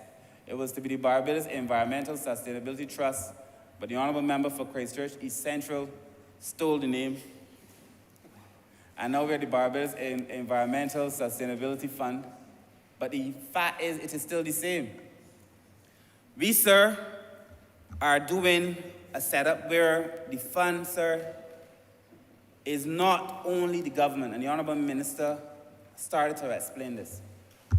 And I'm sure the Honourable Minister responsible for environment will as well, sir. So the Barbados Environmental Sustainability Fund, sir, will be set up. It's already set up, actually. We've already set it up. We did that work, we started that work early on, and I think earlier this year, we were able to set up the Sustainability Fund. And sir, the fund, some of the money, sir, from the first set of savings will go as an endowment to the Sustainability Fund. That fund will have as its core members the TNC, UE, and the government. And then the Minister, I'm sure, of Environment will speak to all the other members on the thing. But people can make applications to the fund. So it's not only government that is going to benefit, this will redound to ordinary people who can come and make an application to the fund to be able to do something in the marine space. So many of the local NGOs who have projects, sir, I know of a few, who have projects that they want financed can be able to do that, sir. And so why is this fund important? When I was in the ministry, sir, I remember that there was a study done through coastal zone management. And what that study revealed, it revealed two things. It revealed, one, that tourists were willing to pay money toward environmental sustainability. So they wouldn't mind putting in an extra $1 or $2, sir, toward the future of the country. They didn't mind, as long as it was going directly to the country and to the marine space primarily. But the condition to that was that it could not be going directly to the government and into the consolidated fund. So they were willing to put in money, as is the case with many people on the international stage, but that money cannot go to the consolidated fund, but that they would rather that it goes to, sir, to a setup that is managed, that is transparent, that is outside the sole control of the government, sir, but that it has built into it, sir, the tenets that would protect the money, sir, that they put into it. And that the Barbados Environmental Sustainability Fund, sir, ticks both of those boxes. I am convinced that beyond the money that we get from the debt swap, sir, Barbados will be able to finance the operations of the marine space from investment from other people, private and otherwise, because we have set up this fund, sir. I was remarking to the Honourable Member for the city that for the social services sector, for the social sector, we need to set up such a fund. Because people are willing to give to assist other people, but they are concerned, sir, when it goes direct to the consolidated fund. And sir, I obviously feel very proud with the work that we did with this, with both the IDB and TNC, sir. The other thing about this, sir, is that when we were discussing the original debt swap, it was only on the external debt. They had no interest in our local debt, our internal debt. So when we were doing the debt swap, sir, we would have to put it out there. We'd have a middleman, sir, in the way of TNC. We'd put the money out there. We'd put the bonds out there for resale, for purchase. And none of it would be the debt, sir, that was primarily owed by to the NAS. But in this iteration of the swap, sir, we get to cover some of our external debt, and we get to cover some of our internal debt. We get to put money back into the NAS fund, sir, fairly immediately, sir.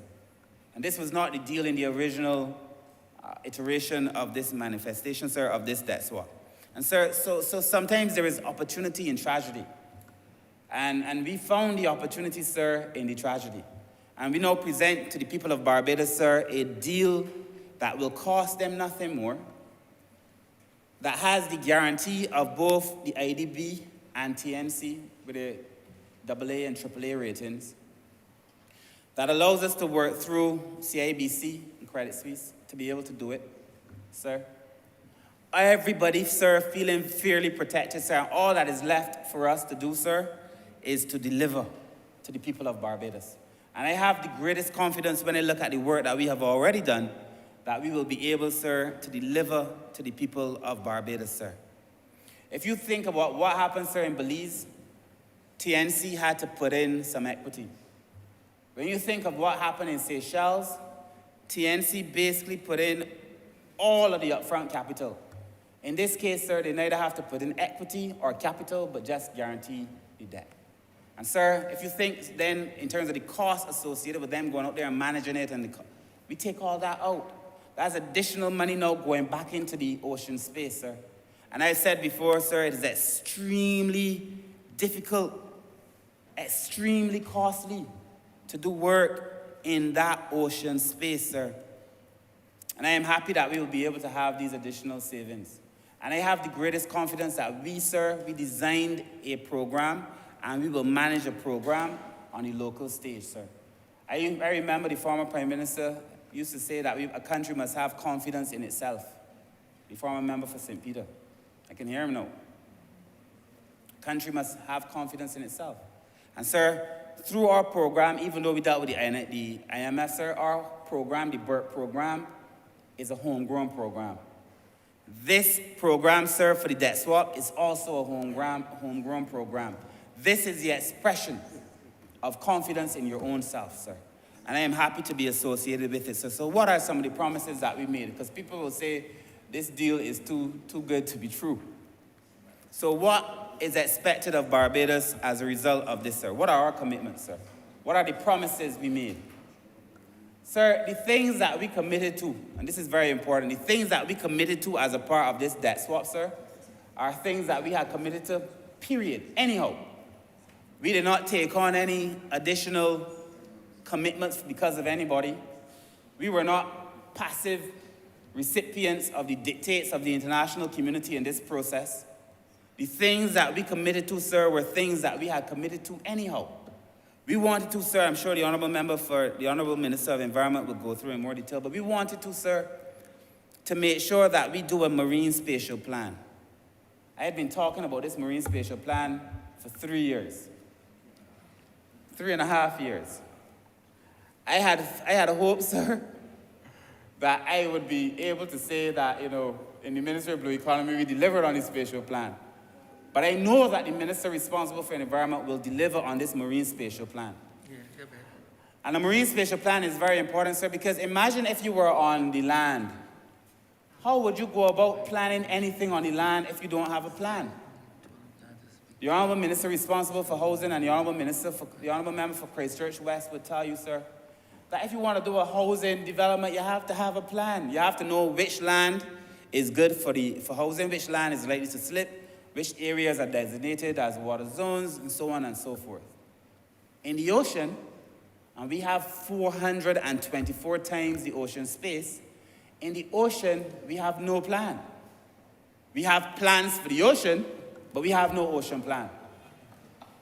And therefore, we needed to have a marine spatial plan, sir, that set out what activities should occur where, what potentially could occur, and so on and so forth. So to have a ministry responsible for blue economy, as the Honourable Member for Environment for Christchurch East Central now has, West Central, sorry, he would need to know, sir, where things go. Where are we going to look at our energy plan? Where are we going to be drilling for oil? Where are we going to be putting down the flags? Which areas are going to be the shipping lanes? Where are we going to allow the jet ski operators to come in? Where are we going to allow the other local vessels that comply to the domestic shipping regulations to play their trade? All these things. Where do we want to grow sea moss, as we have now started doing? This government has started doing sea moss farming. I mean, we're doing so many things, we don't get to talk about all of them. But sir, so without a plan, you would find yourself, bundling over yourself, If you don't know where you're going, they say any road will take you there. And if it is, sir, that is the history of the former government, it is not the way we're going to do it. So first we set out a marine spatial plan. This marine spatial plan, sir, would have the benefit of TNC. We didn't have it before. It will be guided by the Coastal Zone Management Unit, sir. And sir, it is difficult for me to speak about the work that we did in blue economy, or the work in maritime, or the work in the marine space, and not give proper credit to the Coastal Zone Management Unit.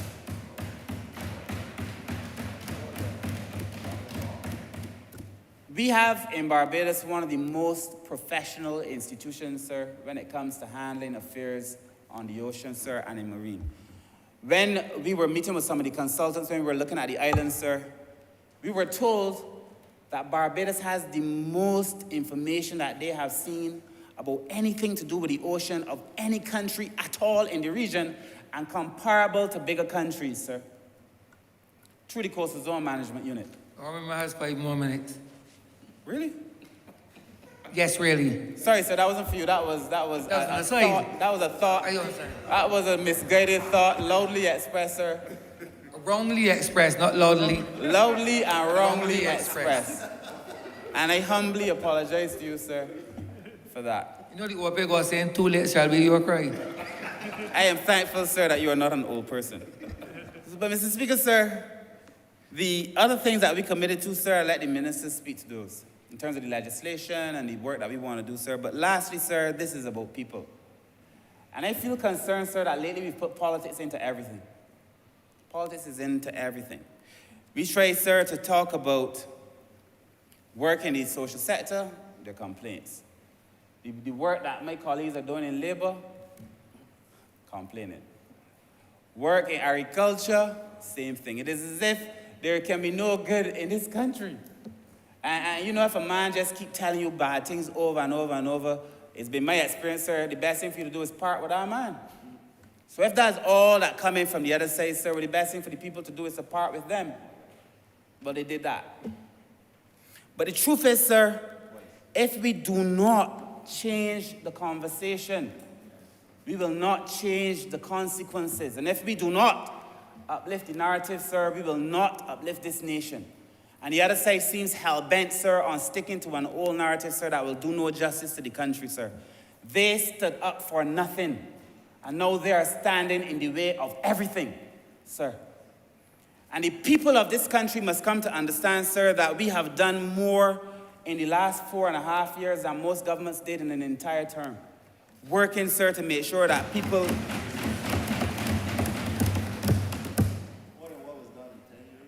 Absolutely more than was done in the 10 years.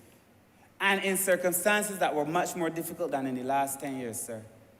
And you know, they say, sir, where there is no vision, the people perish. And the Barbadians almost perished at the hands of a 10-year relationship with the government, sir, the former government, sir, that brought us nothing. And, sir, now we are seeking to deliver to the people of this country, sir, and all that I am hearing, sir, is incomplete analysis, sir. Really and truly, what should be the conversation for children, now assuming the place of mature conversation. And that every time I look at what it is that we are doing, sir, I feel proud of the work that the government is doing. You talk to fishermen about what they got in those 10 years, and they will tell you, sir, a bad deal. You talk to the fish vendors, the same thing, a bad deal. The jet ski operators, sir, the shipping people, sir, who play locally. Everybody will tell you that they felt they got a bad deal.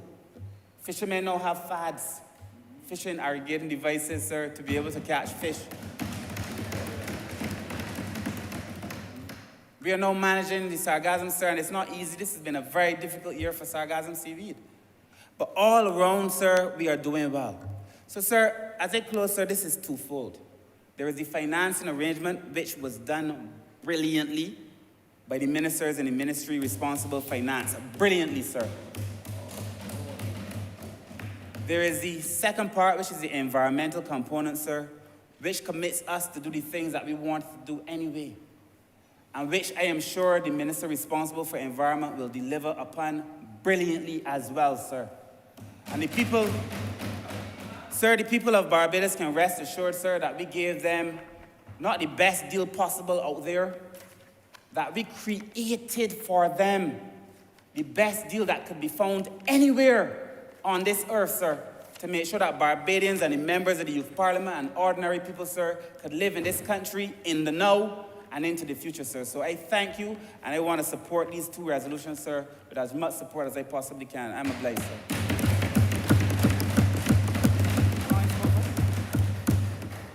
Honourable Member Christchurch West Central. Mr. Speaker, I rise to simply say that I ditto every single thing that was said by my two colleagues who spoke so lucidly before me. And I really want to start, because I could really ditto everything and sit down, because they were so sedulous in their presentation. But I want to start off by where my colleague finished his speech just now, and to say to him that I agree. It is the New Deal. It is the real deal. I know I had a Calypsonian this year who said that me I love these. But it is the Bayesian deal. It is the deal that will seek to transform the landscape of Barbados. I didn't want to say also, because we just come out of the crop over season. This is who we are, man. Another song by a Calypsonian. This is who we are, not only as a government, but as a people. This is who we are. And because we can talk about biodiversity later on, because it's still in the crop over season, Mr. Speaker, sir, I want to say we're doing it like a bee. I really want to say so. And the reason why I say so is that over the last 4+ years, we have sought to pollinate this country in a metaphorical way. When it comes to renewable energy, look at the transformation and growth over the last 4 years plus, thanks to the minister responsible for the energy sector. Look at what is happening in the transport sector, another way of pollinating. Look at what is happening, Mr. Speaker, with education and how we are able to give young persons the opportunity to have tertiary level education. Mr. Speaker, and then to get to the ocean. I'm not only speaking about biodiversity, but the ability for us, literally and figuratively, to pollinate the reefs and ensure that our corals become part of the sustainable development of this country. So, Mr. Speaker, sir, we have done in short order that which only could be imagined by some in this country. And as the Minister and the Member of Parliament for St. Michael South alluded to earlier, it has really poured cold water on all the gloom and doom being preached in practice by those who are responsible for abnormal atmospheric noises across this country. I want to say to Barbadians today that this New Deal and this Bayesian deal will not cost them a cent. It will not cost their children a cent. It will not cost their children's children a cent. The only thing we have applied with hard work and sweat expenditure over the last 3+ years when we started this deal is common sense. We were exposed to capital science in the last decade, but this is common sense, basic common sense that we have applied, and the entire common sense about it. Because remember, Parliament for Christchurch Essentials spoke about the economics. I'm not the economist. But the common sense about this is that we are, by allowing us to use the interest being saved on a deal for Barbadians, we are going to build out not only a marine spatial plan, but an ecosystems management across this country that will seek to ensure that the existential threats that we are faced as a nation are minimized and, at best, that we are able to neuter them. And I want to say that what are we talking about when we talk about a marine spatial plan? And what is important as we seek to build it out? Marine spatial plan.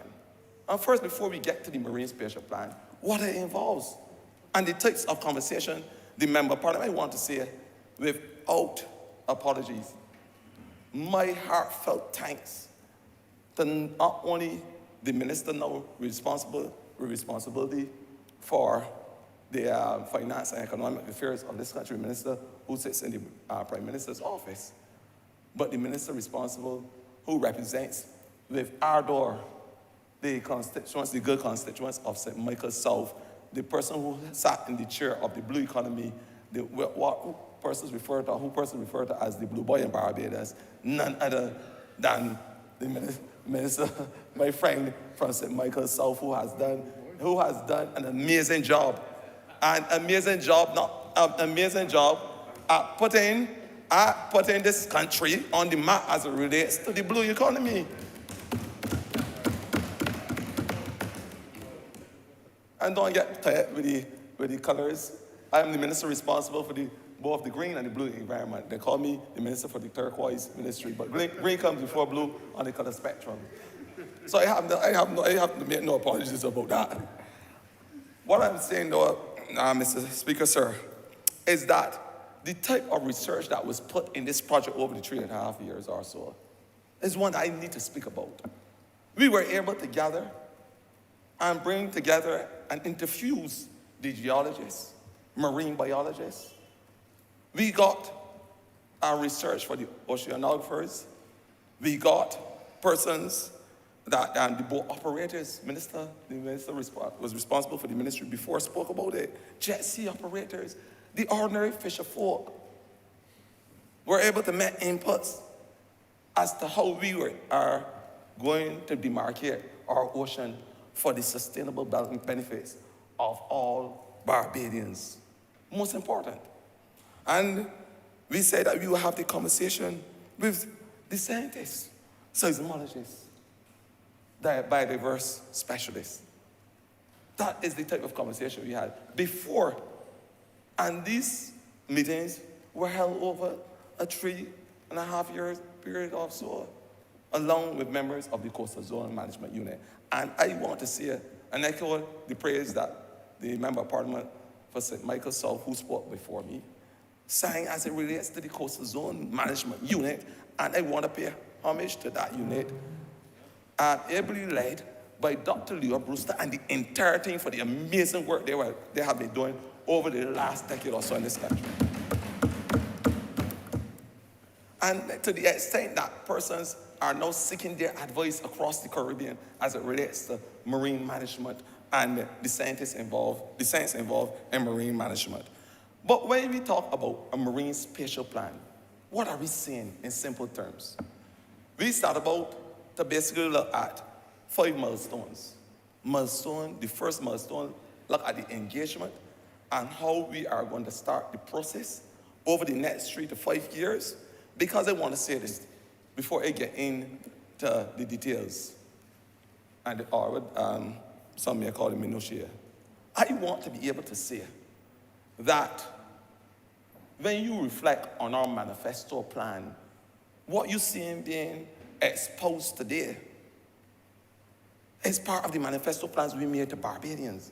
And as we said before, a promise made is a promise kept.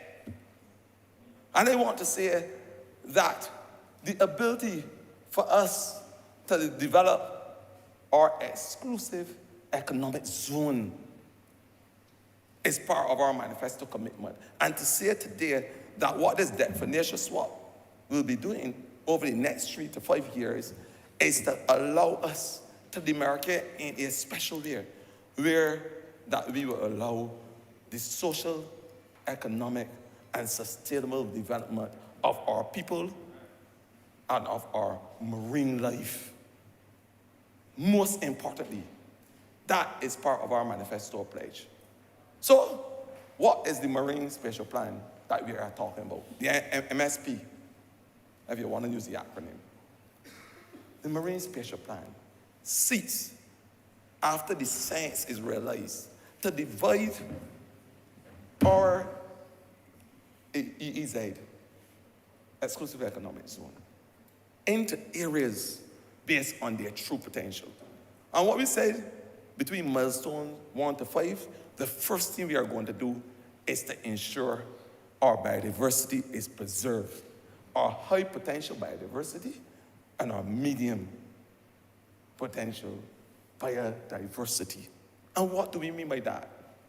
We have made a commitment and we have acquiesced to the United Nations General Assembly call to be able to augment 30% of our biodiversity by the year 2030. It's called the 2030 Vision and Goal. We said as a country, small and developing state, that we will achieve this goal once we put all our collective sinew to bear. And that is why we said, as part of the Marine Spatial Plan, looking at milestones 1 to 5 that we are going to develop and enhance 30% of our biodiversity by the year 2030. The importance of doing this. And when we're looking at areas that we will ensure biodiversity, we're looking at the way how living organisms exist in a particular ecosystem or environment. Simply put. And what we have said over the years is that our biodiversity loss is impacting our ability to fight the vagaries of climate change and natural disasters. Our loss of fish stock, which is the marine fauna, has impacted the ability for our reefs to survive.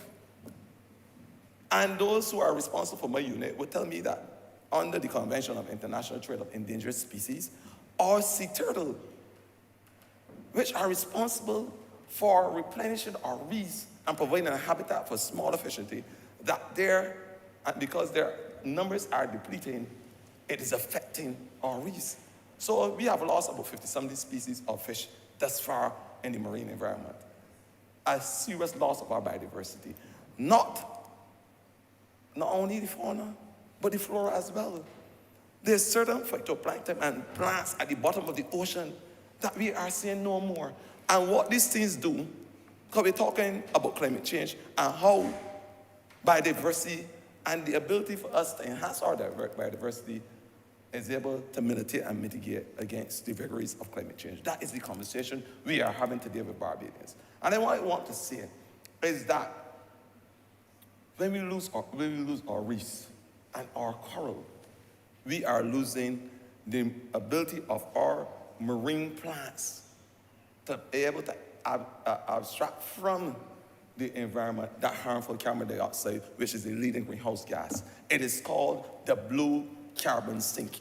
And mind you, although Barbados only produces about 2 million tons or so, small in the scheme of things when you look at the world that produces about 40 to 50 billion tons yearly, it is still enough to cause a threat on the unborn child.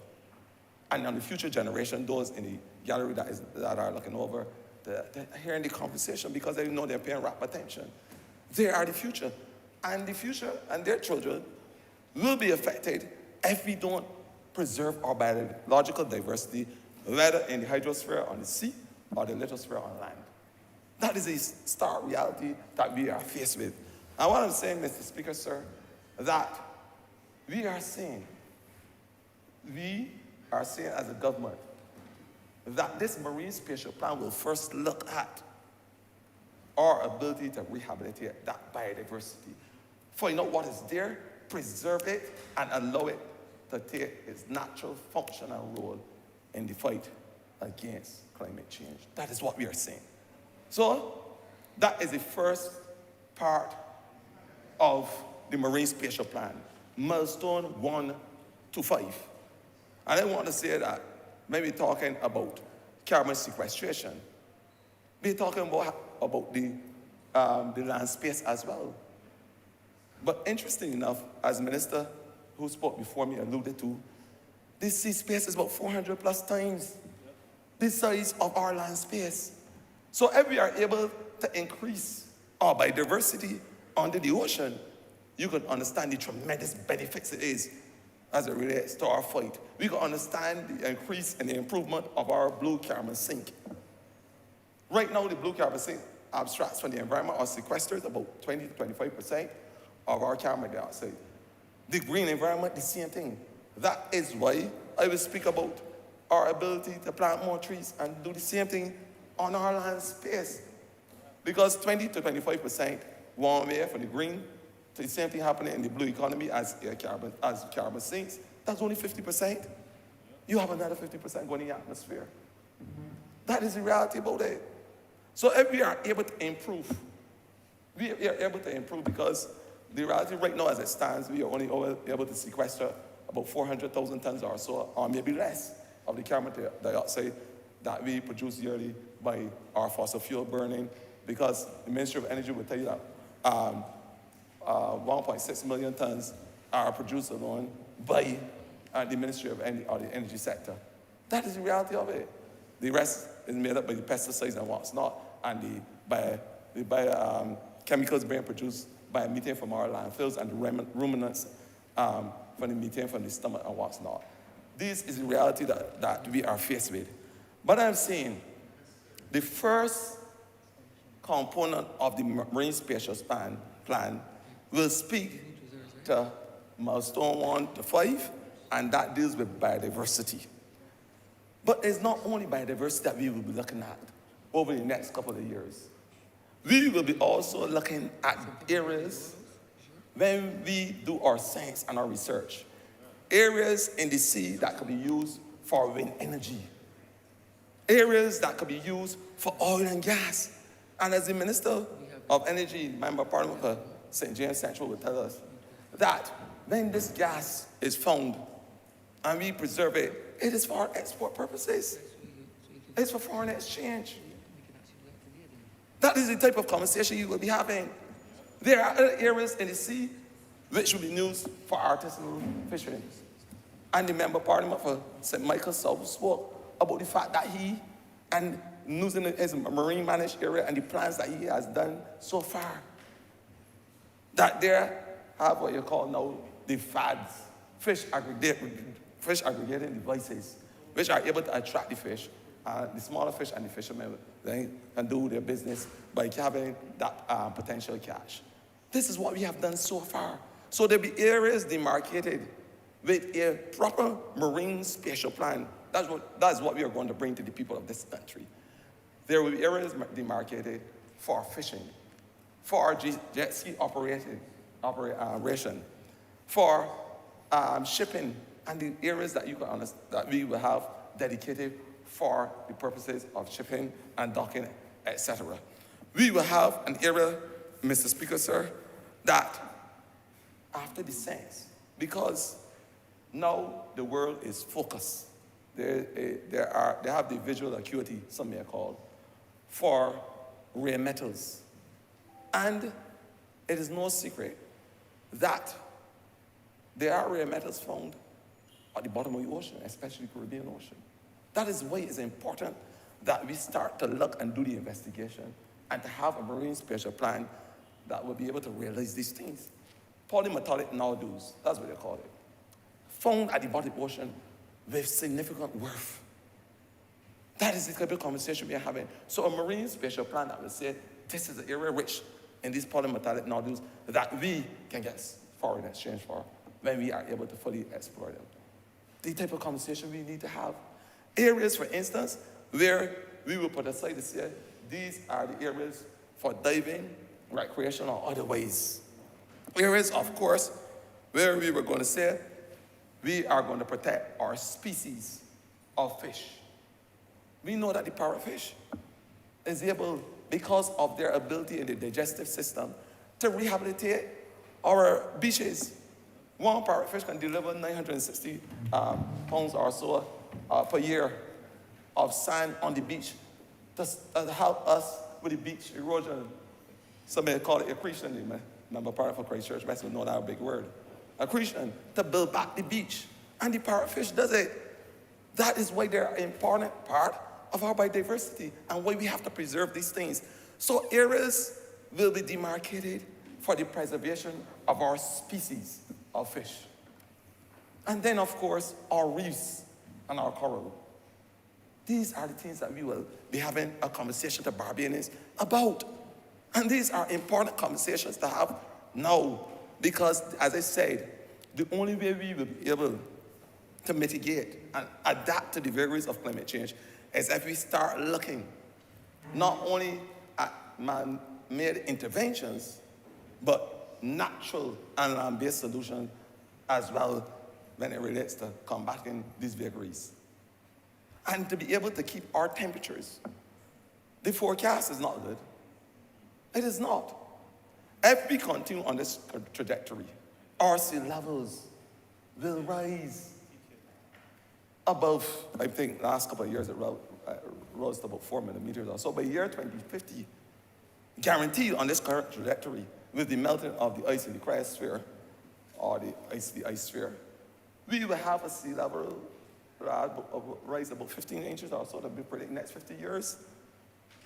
Killing off most of our beaches, our reefs, by our biodiversity. And of course, our sustainable livelihood for our fishermen. The reality of it, over the next 50 years, if we continue on this trajectory, it is scientific knowledge that, and that's why I say, an area must also be demarcated when we start to build up our marine spatial plan for the reefs and coral restoration, those areas. The reefs, the importance of the reefs, not only for the life of species and fish and the ability for them to live in an atmospheric ecosystem, but the reefs and the plants at the bottom of the ocean that live on these reefs. Scientists have now found that they produce something called sulfur dioxide surfactant, something that goes on the top of the ocean and helps to cool down the ocean. Now, where are the hurricanes and tsunamis formed? On the ocean, the surface of the ocean, propelled by the heat. So you don't have to be a rocket scientist now to understand the importance of the reef in terms of cooling the ocean. By releasing these surfactants, these cooling surfactants, the importance of the reef. So a marine spatial plan that takes this into consideration will be able to restore, because that's the next thing that we are going to be doing in the Ministry of the Environment, not green and blue economy, where we will look at a serious reef restoration program, because we understand the importance of it. And then I cannot be talking about a marine spatial plan, talking about the hydrosphere, as lucid as I am, without speaking equally about the Grange, the perennial Grange, the megalgia, sargassum seaweed. It is a trend. It is a natural phenomenon. Some person related to the fact that its proliferation is directly and related to our sea level rise and the increased heat in the Atlantic Ocean, etc. But one thing I want to say today, because I believe that the increased proliferation also has to do with the anthropogenic behaviors of mankind. Not only Barbadians, and this is where I put on my serious environmental police hat. Not only Barbadians, but people across the world. When I say anthropogenic behavior, what do you mean? Dumping illegally in the sea. The overloading of nutrients in the sea provides a rich oasis, a habitat for the proliferation, growth, and development of sargassum seaweed. Bottom line, Bayesian talk. It is what is responsible along with the sea level rise and the increase in heat and what's not. It is responsible for this growth of this perennial Grange that seek not only to interfere and obstruct the sustainable livelihoods of our fishermen, but our touristic product as well. And it's all over the Caribbean. Belize, Jamaica, you name it, they complain bitterly. So it's not a fight that is unique to us in Barbados, not an anomaly that is singularly focused on Barbados as a country. It is across the Caribbean. But I said, and the reason why I said it, and that's why I expect, and I know that the Member of Parliament for St. Philip South, my good friend, will work with those in the agriculture industry to ensure that we reduce our pesticides. And that's why we can talk about the land-based solutions to combat the vagaries of climate change. To reduce our pesticides using phytopharmaceuticals, now natural products, instead of these harmful pesticides and additional POPs, processed organic pollutants, and all these things that will find their way into the sea, causing all the problem. The fertilizers that find their way into the sea, The illegal dumping, because when you dump illegal in gullies and they have heavy rainfall, it ends up in the ocean. It is causing the overloading of nutrients in the ocean. And the reason why I say so, I ain't say so because I have a whimsical exercise with that thing that operates in the atmospheric realm. I am saying so because it is based on scientific evidence.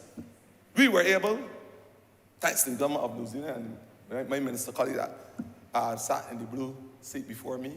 Sometimes it turned red.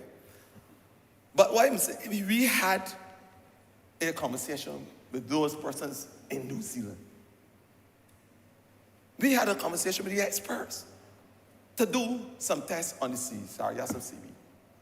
And they're acquiesced and started doing testing. They tested in the Eastern Caribbean. Barbados, of course, was chosen. We did some tests in the western part of the Caribbean, Belize, if I got my geography right. Then we did some tests in Central Caribbean, Jamaica, so that we can find out what are the constituents in this sargassum seaweed. That is what we did, to find out what are the active components in the sargassum seaweed.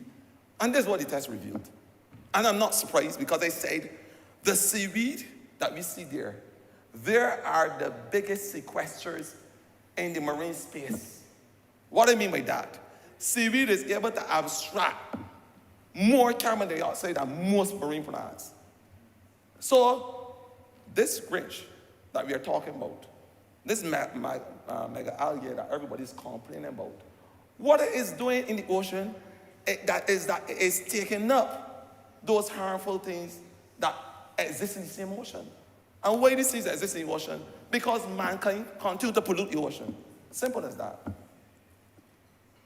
So this seaweed is probably saving us.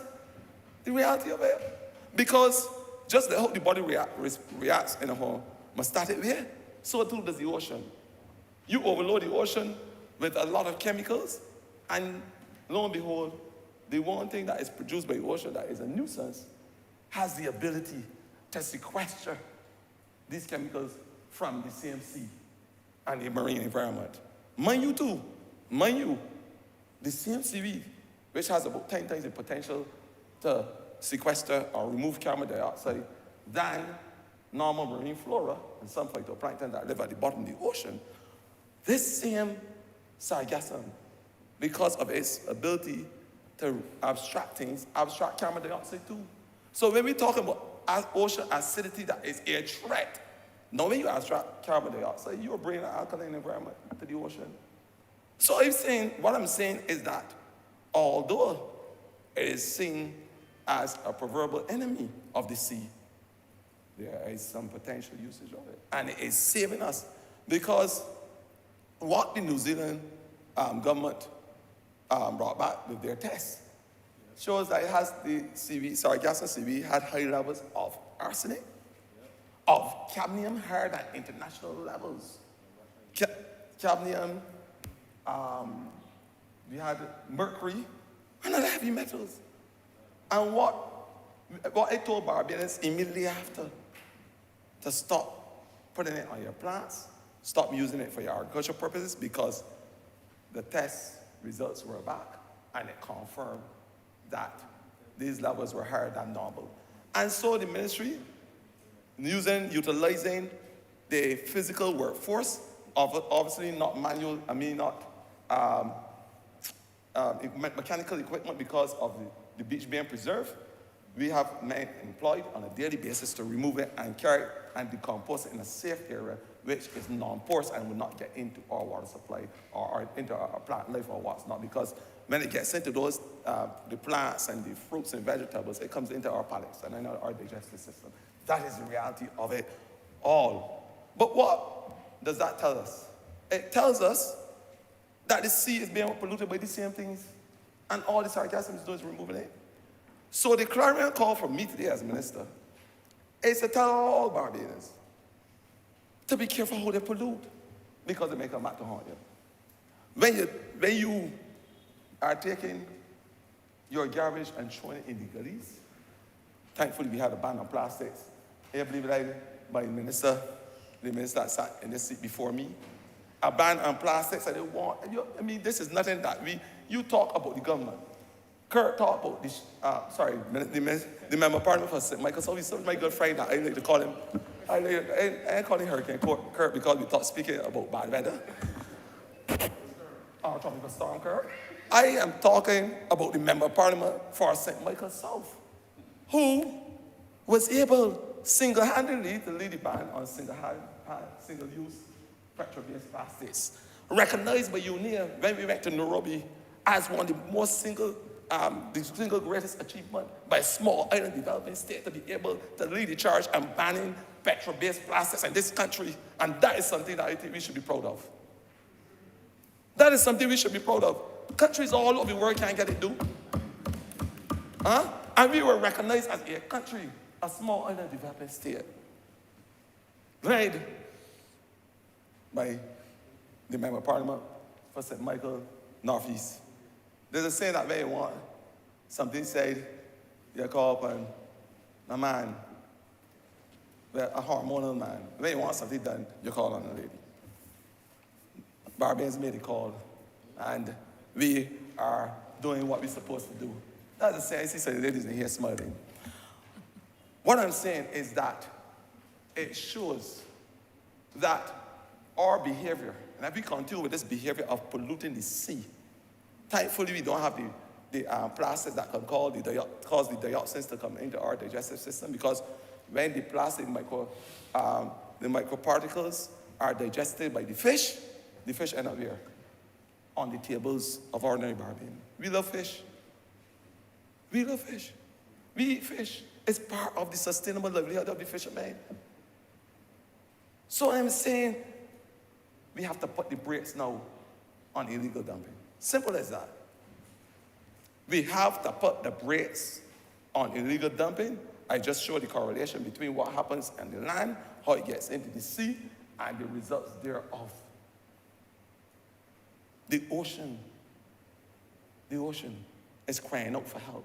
We are crying out for fresh water. We are crying out for the rehabilitation of the reefs. That's the reality of it.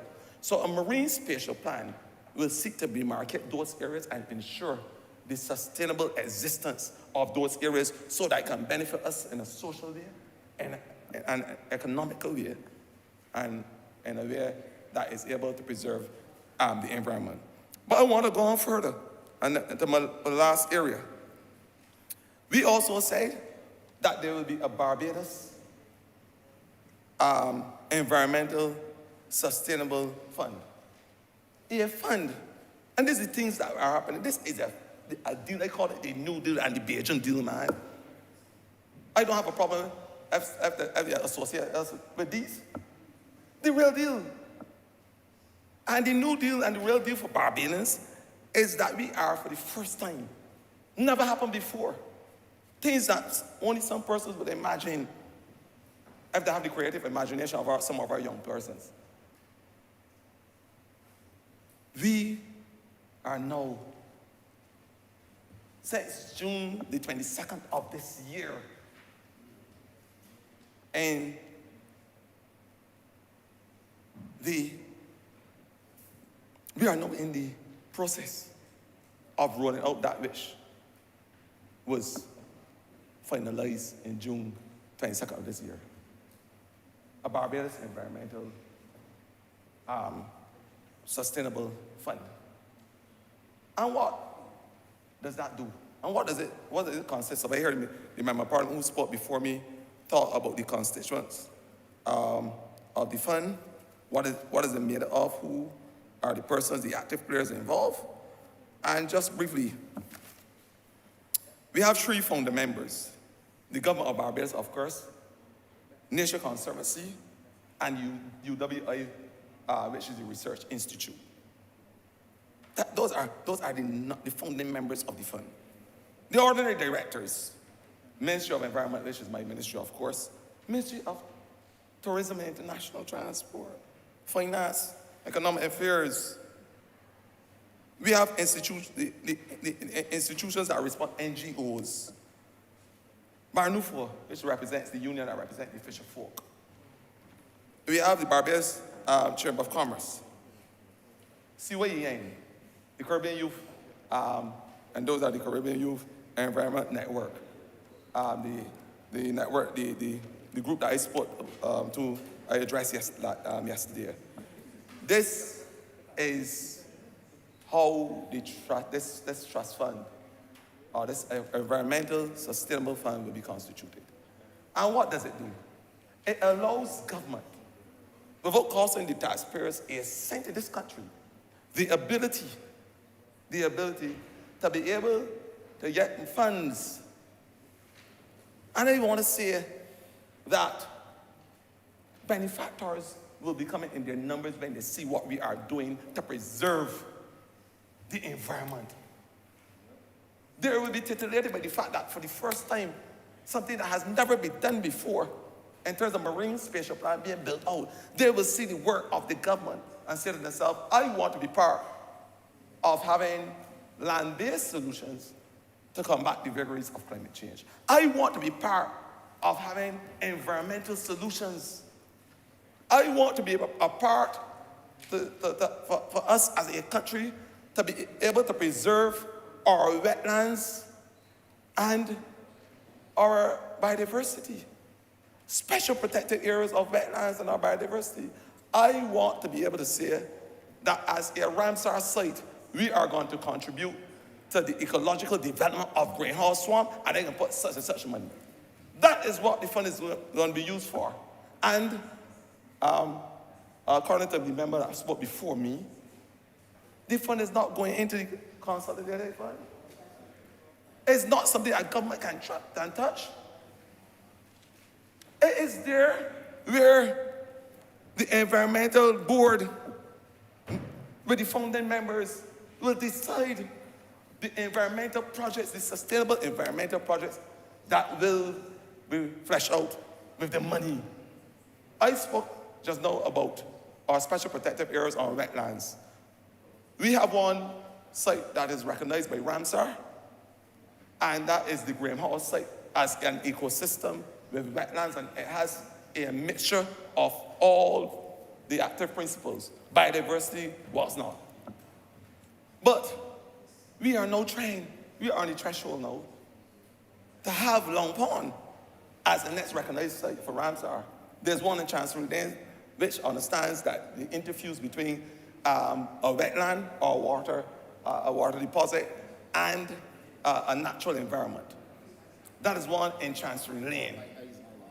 But Long Pond, what we just recognize, and I want all Barbadians to hear, that's why I say that it must be an unequivocal, unbridled, and unashamed trust to build up our biodiversity. Because what we found in Long Pond over the last couple of months is that there is an indigenous crab never found in any place in the world, only in Long Pond.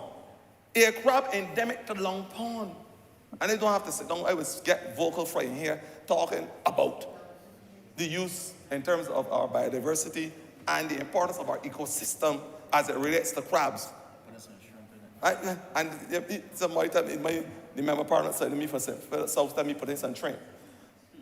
You probably get that a lot in St. Philip and other decapods. But we can go on and go on. We could go on and on. I said if I start to talk about these things, my throat will start to hurt me, vocal fry, you call it. But I want to say that along with building out those things, we are saying to Barbadians, and this is another area that we can have persons investing in, the planting of our trees. 1 million trees. I must tell Barbadians that I'm over 400,000 thus far. Albeit that we had the challenges with COVID and the lockdowns and whatnot, and the fact that we are one of the 15 most drought-prone countries in the world. About 400,000+ trees. And I want to remind Barbadians that this month is the month of Arbor Month, and we will be having a national tree planting competition again this year to plant more trees and understand the importance of it. That is a conversation for another time. But persons who want to invest in these things can come and say, well, you are a country, you have started the drive, we are going to put some funds so you can build up this. And of Honourable course, has 5 more minutes. thank you, Mr. Speaker. And of course, our botanical garden and natural oasis again. Then our water conservation and how we treat the water conservation in a natural way. I said already, and this shit don't need to be flagged by me, but our Roof to Reef project is the best sustainable development project in the world. I say so, and I'm not holding back this red flag. It is the best and the most efficient sustainable development project in the world. It is able, if you look at it, and you look at the 17 sustainable development goals, probably about 15, we will reach about 15 in the Roof to Reef. About 15. Albeit that peace and equal rights and different things. But what he's saying is that, I mean, to empower women and the Roof to Reef project, because domesticated workers and things will become part of this whole water reuse and how we treat the domestic workers, washing clothes and everything. They will be empowered in this whole exercise. So to me, it is able to realize about 15 or something of the sustainable development goals. But not only that, our project that seeks to protect us from the soil erosion that we are faced with. And the minister responsible, my friend from St. Philip South, will tell you that he has started a hedgerow project all throughout the length and breadth of this country, especially rural Barbados, to stop the erosion along with the Gabions and in terms of root architecture, so that we won't have the erosion that we are having. Because it's all right to build these fancy roads and different things, all fine and good with the compliant project. But you must be able to stop the erosion, because if you build a road and you're still getting land slippage, your road will slip away, whether you know or would. Bottom line. So these are the things that we are talking about. Desertification, the ability to combat soil erosion, and the ability to reforest the country. If we are able to improve our green carbon sink, then we are able to take more carbon dioxide, that harmful leading greenhouse gas, out the atmosphere. There are a lot of things, Mr. Speaker, sir, that I can speak about in terms of our, how the Barbados Environmental Sustainable Trust will protect our whole persons can become involved in terms of putting funds, and as the member that spoke before me, putting money where their mouths are. There are a lot of projects, of course. I thought about the water and the water reuse project, how we can have to increase our structures so that instead of the water rain run off into the hydrosphere or the sea and causing problems, that we'll be able to ensure that there is the movement of water to the aquifers, that there's proper damming, that there's proper conservation, that our biodiversity, and they will bring the biodiversity action plan in the not too distant future, because I believe that Barbados is already laid in Parliament, and they will come and they will elucidate as long as they could, as long as you give me permission, sir, so that Barbados will understand the importance of preserving our biodiversity. Because, Mr. Speaker, when you look around this room, we operate in a biodiverse parliament. You are not the same as the member who sits immediately in front of you or at the side of you, left or right. We have our different characteristics. The animals, the plants, everything, every one of them. But they operate with those different characteristics for the benefit of the environment. And it's their movement, the ability to live, the ability to feed, drink, eat, sleep, the way how they shape their bodies and what. All these things make up the ecological space. All we are saying as a government, that we will do every single thing in our power to ensure the sustainability not only of the environment, but as the member who spoke before me, who spoke so limpidly, so translucently, like the water now you're getting in St. Peter. Before that, he was getting brown water. Under the last decade. Though the member that spoke before me, it redounds to the sustainable development of livelihoods. Most important, because I will not go and repeat a maxim that is coined by my good friend, but people matter over politics. Mr. Speaker, sir, I want to close by saying that there is an irreversible, unequivocal, unbridled sometimes, gamut between us and the sea. And if you look at the relationship, you just have to understand it. We often speak about the blood, sweat, and tears, man. You will operate Minister spoke about the blood, sweat, and tears that he went through to get this passed. The one that, remember, part of Christ Church, Essential said the same thing. Blood, sweat, and tears. But you know what is the constant with the blood, sweat, and tears? Salt. Blood, God, and salt, man. Sweat, salt. Tears, salt. And they want to say that the sea is full of salt. There is an irreversible gamut and association with the sea, whether we like it or not, because all of them are operating in a salty environment. Mr. Speaker, with those few words, I want to thank you, and I want to commend the minister and to give my full unreserved support to these two pieces of resolution. I thank you, Mr. Speaker, sir.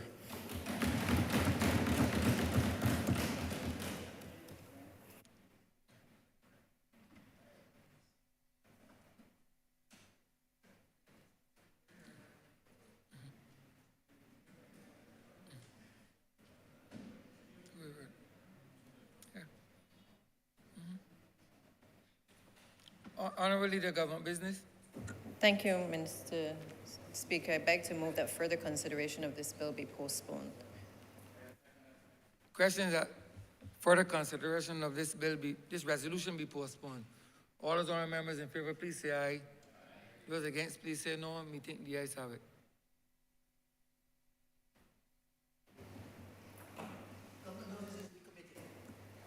Honourable Leader, Government Business. Thank you, Mr. Speaker. I beg to give notice of a resolution to approve in accordance with Section 5 of the Crown Lands Vesting and Disposal Act, Cap 225, the vesting in the Barbados Tourism Investment, Inc., of a parcel of land, the property of the state, together with the building thereon, known as the Treasury Building, situated at Bridge Street in the parish of St. Michael in this island for the purpose of residential development.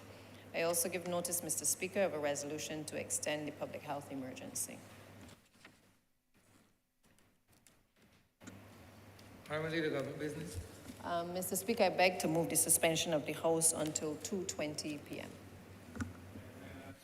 Question is that this honourable chamber be suspended until 2:20 p.m. All those honourable members in favor, please say aye. Those against, please say no. Me think the ayes have it. This honourable chamber stands suspended until 2:20 p.m.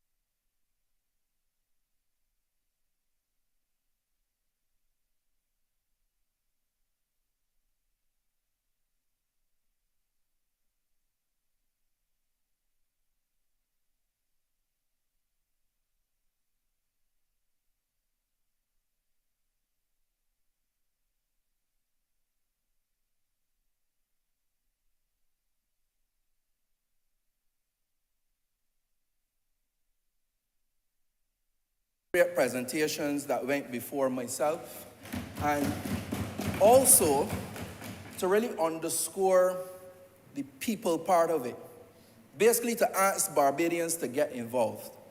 A lot of the times when we bring these types of legislations and projects, the average Barbadian, sir, believe that these are projects of the government. These are projects for the scientists. These are projects for the financiers. and not understand that there's possibility and potential to be projects of the people, the projects of them, the project of I, that they can be involved in the marine space. They can be involved in the nature space. They can be involved in marine conservation through the Caribbean Youth Environment Network. And today, sir, as you recognize that we do have the National Youth Parliament with us, and they're having a debate on the 30th in these very chambers, looking at education reform.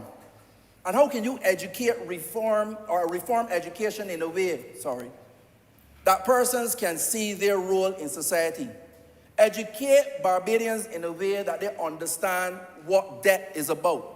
And debt doesn't always have to be a bad word.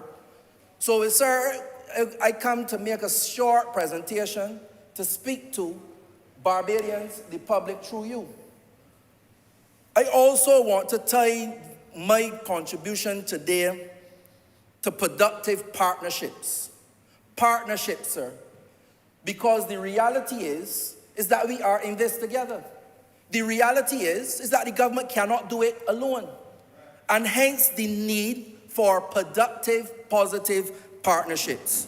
Mr. Speaker, sir, as we prepare to do the One Family program, the Honourable Member for St. Michael South and myself leading the charge, what Barbadians need to understand, and he spoke about it last week, remember, that we may need upwards of $150 million in value, but 75% or more of that is required through partnerships.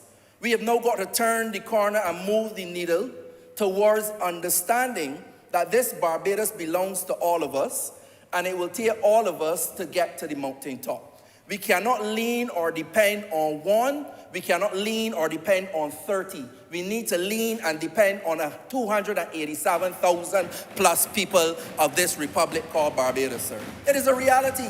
It is a fact. And talking about batting hands, sir, one of the partnerships that I am excited about is a partnership with the U.S. Embassy. And through your permission, I am grateful to welcome Kevin Obley. He is now the new First Secretary, Political and Economic Officer for Barbados, focusing on Barbados affairs. And those are the type of partnerships that we need as we seek not only policy and technical assistance, but financial assistance for Barbados and the region.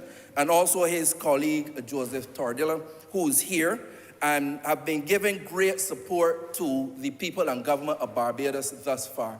And I really wanted to commend them. We went through just my constituency, looking again at partnerships, not just for the city of Barbados, but of Barbados as a whole. That is what they're there. And I commend them for their efforts, and I commend them for the work that they are about to do, ladies and gentlemen, that must be done in Barbados. Another unique thing about Kevin, I mentioned this in talking about Barney and High, he was actually friends with Malcolm Nash. And if any of you know Malcolm Nash, you know that there's no 6 sixes by Garfield Sobers, Sir Excellent, without Malcolm Nash. That is his friend, who Sir Garfield Sobers hit 6 sixes. But I understand he got over it, so we're in good state. So the partnership can continue, sir. Mr. Speaker, sir, I also want to highlight this idea of borrowing. And the commentary that I've been hearing about borrowing in Barbados has been very, very troubling for me as a young person and a young parliamentarian, sir. I think that when people hear about debt and people hear about borrowing, they automatically assume that it is a maximum negative. No good could come from borrowing. But it could be nothing further from the truth. And that is why I underscored earlier, sir, the whole idea of education reform. I went through primary, secondary, tertiary education twice, and had no formal training whatsoever on doing something as simple as a budget, but understanding things about assets versus liabilities. And the fact that assets can take care of liabilities, but liabilities cannot give you any assets. And that is a main and fundamental problem why we have so many vulnerable people in this society today. On top of things like education reform and the need that we are heading towards, led by the Honourable Minister of Education, to bring about empowerment at every aspect of the way, leaving no student behind. But Mr. Speaker, sir, my aim here today is to be short, to be simple, and to connect the dots between all things mentioned above. And that is what I plan to do. There was a commentary from all the political parties, I can't remember its name here recently, but its leader. So if the economy is so good, why borrow? So you should only borrow in bad times for current expenditure? That's what you're trying to tell me? If it is so good, why borrow? Why borrow is because that is the head time you can borrow at an affordable rate. Why borrow? Because that is the time when you borrow and you can expand the economy, expand the GDP. Why borrow? Because these are now the perfect conditions to look at interest rates between 1 to 4%, as opposed to his side, which was borrowing at about 14%, sir. That is why borrow. And I will hope, sir, I'm thinking now of future generations. Generations in the public gallery, generations of my daughter and my son. To be able to see these people come into this chamber again and take us down into those dark and dreary roads where they have no economic policy, no economic education, no economic plans, ideas. But I am glad that we have 18. I sit proudly with 18 that can teach them chapter, line, verse, publisher, and punctuation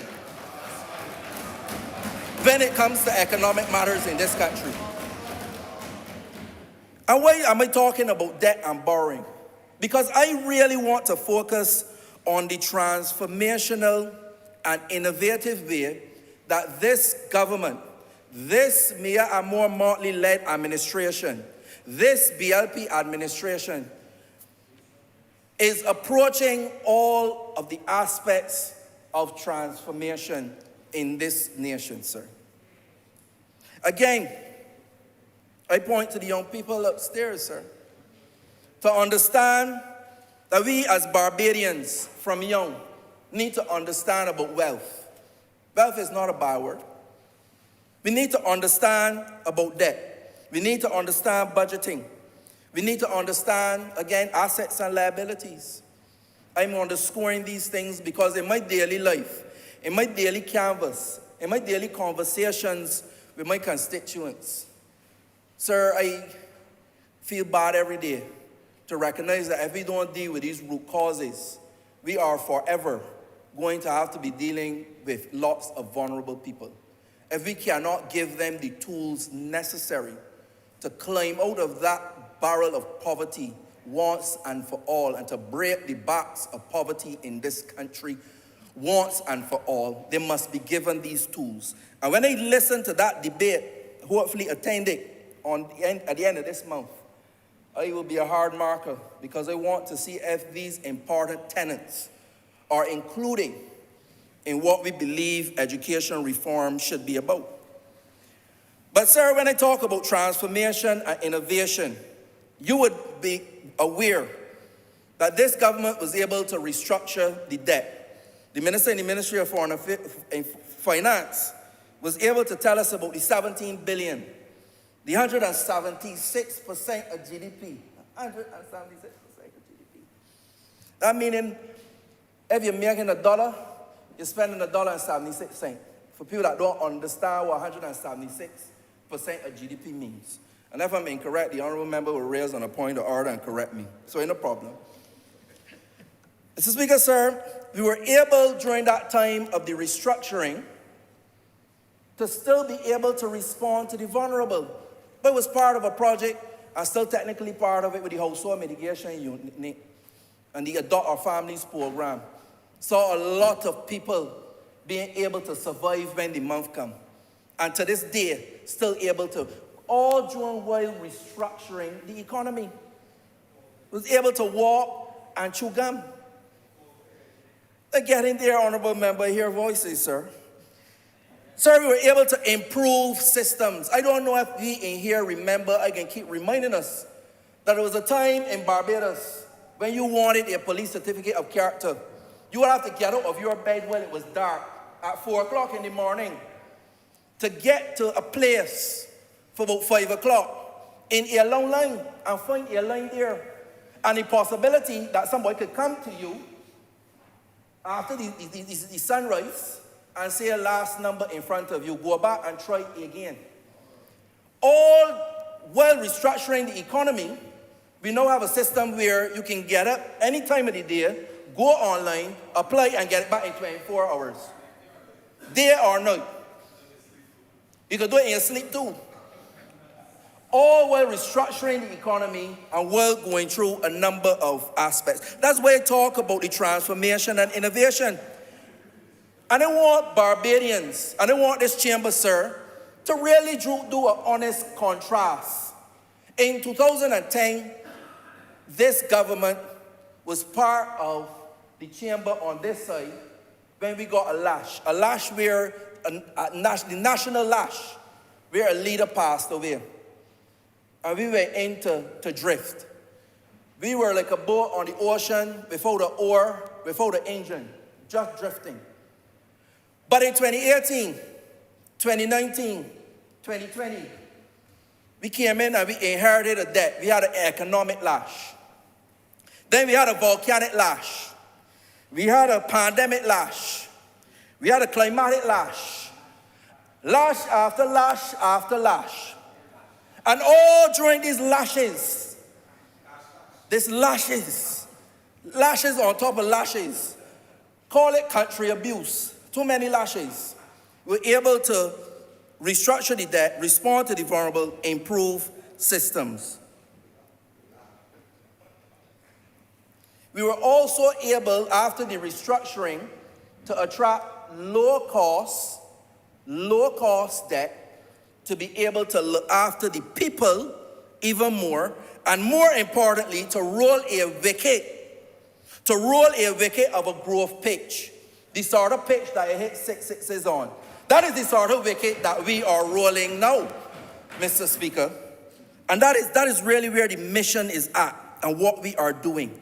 And I want to talk about the creativity and the innovation of this team, through you, sir, to the public of Barbados. Because I think that sometimes we take it for granted. Sometimes you do so well that you actually put yourself at a disadvantage. I remember being on the HIV/AIDS Commission, doing fantastic work to the part where WHO said, well, they need no more help. When they're doing too good, when they're doing well, carry on smartly. But if we do not remind the people about the creativity and the innovation that we brought to bear to be able to make their lives a little better, even if it is not the best, I think it bears reminding. Because before, and if people remember 1991, my mother was one of the conductors that went home.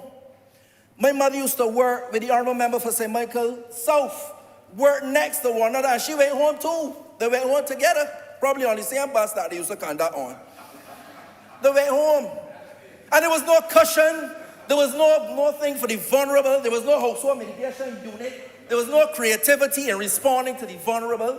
It was wham, bam, thank you, ma'am, go home and look for something else to do. That is what it was about. So in the past, and even in the near past too, because in 2016, it was about 3,500 that went home. And again, there was no household mitigation unit, no RIRI, no TT, no nothing. It was wham, bam, thank you, ma'am, go and find something to do. But while doing all of this creative, innovative, and more importantly, caring government put not only a cushion, but a pillow to go with the cushion for the vulnerable and the people of Barbados. To be able to make sure that the norm was not continued, sir. To decapitate poor people was the order of the day when we had to do restructuring. Because we used to send home people from the bottom all the time. But what did this government do? What did this Prime Minister do? What did the finance team of this government do? They say we ain't decapitating people, we're giving them a haircut. We ain't just take a little bit off of the high top. So we did some creative work with making sure that the banks and the bonds and the banks that could more withstand the blow than the people of Barbados. So everybody take a little bit, and everybody had some, as opposed to decapitating poor people in this country. Again, this debt swap, sir, speaks to that type of creativity. Because, you know, it's the big joke that we talk about debt and borrowing. There ain't no debt or borrowing here. That's the funny thing about it. The innovation of this is that we're looking to get a minimum of 30 million US dollars. For anybody that know a quick math, that is 60 million Barbados dollars out of an initiative like this. And I don't need to go over that. My colleagues that went before did it quite well. But I think that when you look at it, it's a big joke. When you're talking about borrowing and linking it to this, you will put Trevor Eastman and Matt Finger out of business with this sort of business, because at the end of the day, people need to understand their creativity. And this creativity is no one-off, sir. This government has taken the sun, which has been around longer than the Honourable Member for St. Lucie, the sun that has been there from the beginning of time, and able to produce the value of land for people to live at a reasonable cost. The sun, now we are taking our marine space, the sea, and putting that value to work through marine conservation. Sir, we're going to take goodwill to ensure that we can take care of these 1,000 families, almost 8,000 people. We are taking the environment through the 5 C's and the Climate Fund and other initiatives to ensure that once and for all we can sewer a lot of poor people in this country. In the in Bellevue, and in Chapman Lane, finally, over 750 homes in Chapman Lane alone. Something that they've been waiting for 4 decades. Before it was born, sir. And that is now around the corner. St. George is able to benefit from that. St. Michael, lots of residents. So we'll be using the earth, we're using the wind, we're using the sun, we're using the sea. But the Honourable Prime Minister got to be Captain Planet. Let your powers combine, sir. She has been innovative in leading the charge to ensure that we can bring to the people of Barbados a sense and a standard of living beyond what we have known as we seek to improve. That is our job in this chamber. To be able to be innovative in one of the worst times in mankind's history. And I am satisfied. I'm more than satisfied, sir. I am proud to be part of a team who is able to manage a process like this, done by the former Minister of Maritime Affairs, carried on by the present Minister of Maritime Affairs, led by the Minister in the Ministry of Foreign Affairs, and supported by this administration to make sure that we do what we said we come to do, sir, which is a better life for all. And with that, sir, I conclude in saying that I support this bill.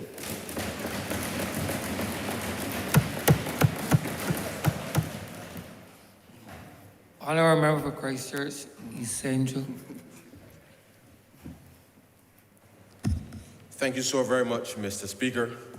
And I rise to conclude this debate thanking honourable members for the outstanding support and exposition in relation to how this will affect ordinary Barbadians. Permit me, sir, in the presence of our colleagues here from the U.S. Embassy, to reiterate and to give the government's appreciation for the work that was done, I believe, in the whole town area in relation to alleviating some long-standing flood issues, which was supported by U.S. aid.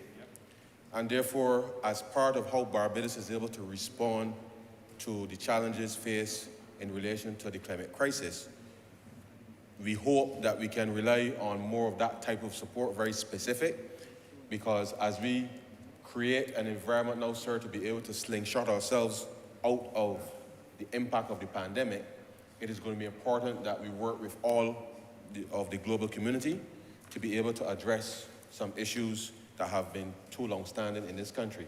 And that type of initiative, when we met in Washington earlier this year with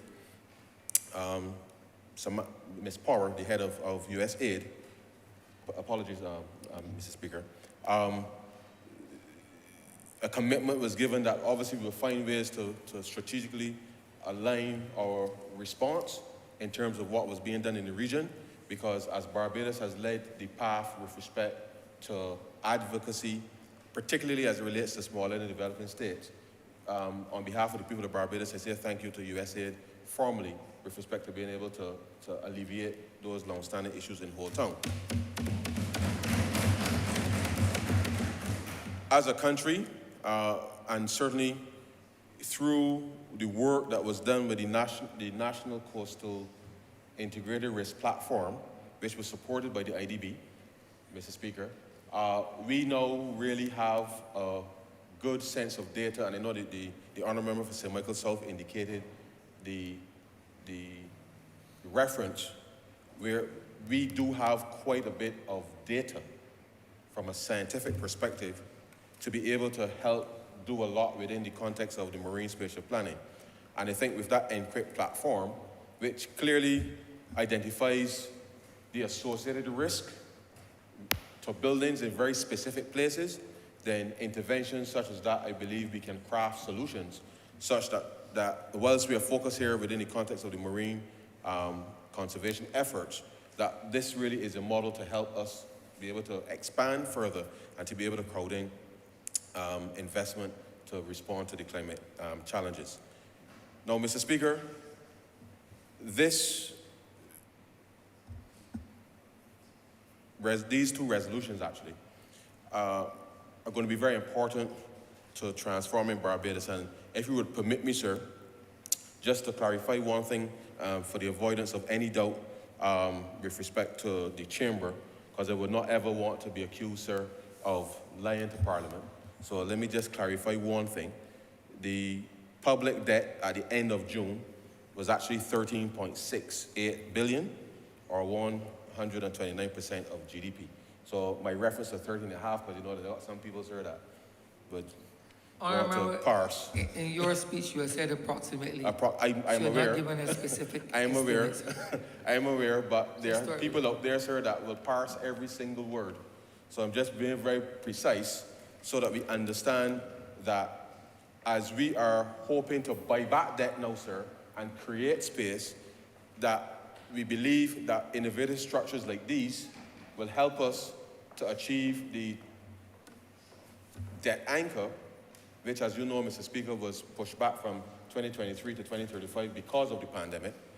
But we're able now to create space within even the existing debt service arrangements to do that which we could not have done before.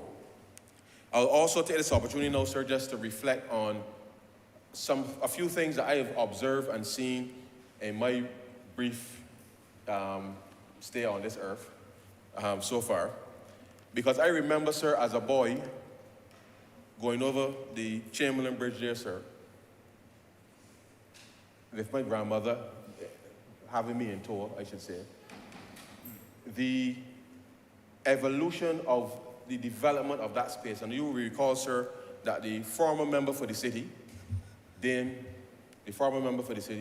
Dame, engineered a series of solutions in a phased way, which has really transformed the city space within the confines of the Carinage.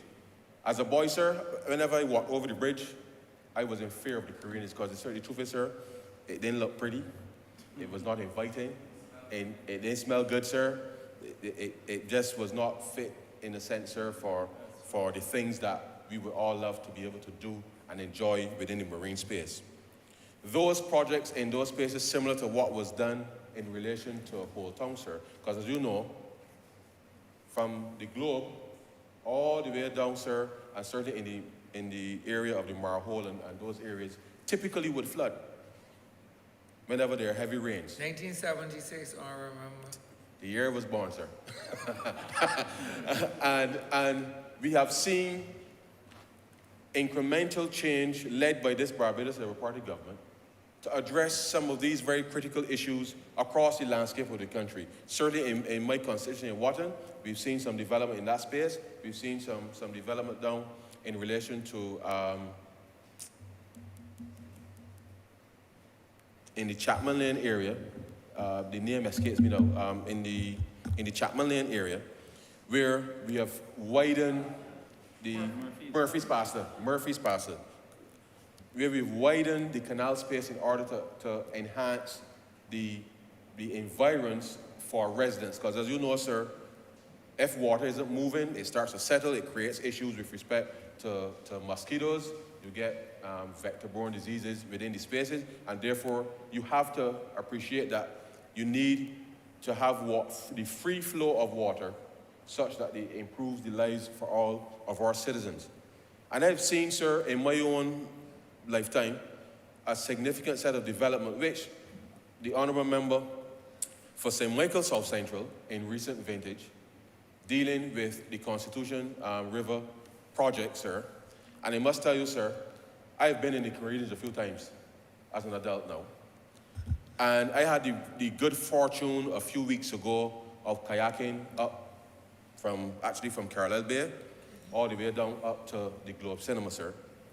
I did not realize, sir, that the Honourable Member for St. Michael South Central had created not just an oasis, but really, sir, nothing short of a spectacular transformation within that space, which I know will help not just improve the lives of ordinary citizens there, but there's a small little marina, sir, and I would encourage members to go. I call it a marina because there's a little enclave in there, sir. If someone has a small boat, could actually tie off and moor in a serious way, and it really does give for the residents within that space a different view and a different perspective, sir, rather than just nasty water settling as it used to before in the past.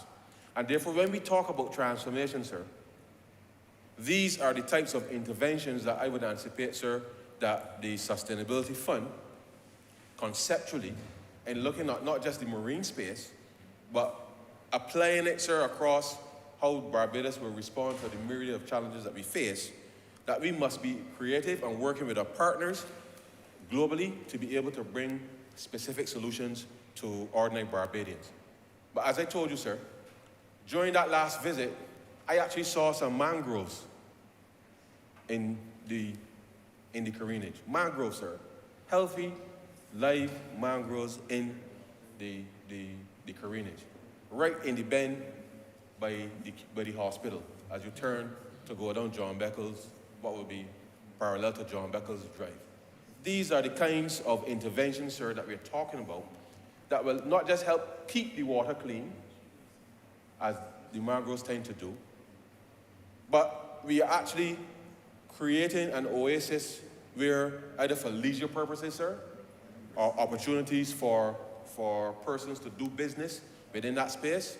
And I hope that the whole of town, those persons who live in town, will use these spaces, sir, in order to be able to improve their livelihoods, but obviously not see it, sir, as something that the government do, but something that is available, sir, for the people of Barbados to benefit from.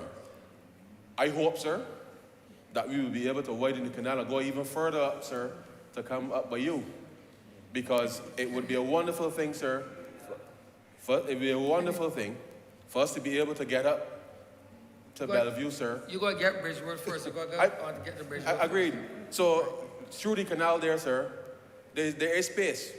And therefore, I know that with the I'm not sure what is precisely contemplated in relation to the sewage solution within the context of that Bellevue area, but I believe that this will be an opportunity to be able to not just solve the problems with respect to sewage, but certainly improve develop flood mitigation efforts to be able to ensure then that we are able to do more within that space. And therefore, these are the kinds of solutions, sir, that whilst we've had to borrow monies directly to fund those types of activities in the past, then I believe that this type of transaction with the crowding in of additional resources, sir, will be able to help us to be able to do some of these very innovative interventions that not just improves the environment, but I think certainly the quality of life, sir, for ordinary Barbadians living close to these things. It is important, sir, to underscore that whilst this will always be in progress, the development of the country, sir, is hinged and has always been tied to how we use debt. We have used debt in the past, sir, to build our schools. We've used debt in the past, sir, to build our polyclinics. We've used debt in the past, sir, to build our hospitals, our police stations, our roads, our fire stations, sir, our post offices. We have used debt, sir, to create the lifestyle to which we become accustomed in Barbados. What is critically important now, sir, is that in this post-pandemic world that is even more challenging than when we went into the pandemic, sir, Barbadians now must ensure that we all work together, sir, to solve those niggling problems that have confused the place for far too long, sir, so that we can spend our very precious time focusing on actual problems, the big problems, in order to help the country get out of this situation much faster, sir, than current trajectory. Because whether we like it or not, sir, I don't know what's around the corner next year. And I would rather that we solve and deal with whether it's digitization and the like, whether in government or in the private sector, sir, that we just adopt. We work through whatever issues we got to work through, but just make sure, sir, that we are making progress day by day in order to help reduce the cost of doing business, reduce time to do things, and the example that the Honourable Member gave in relation to the police certificate character, sir, is spot on.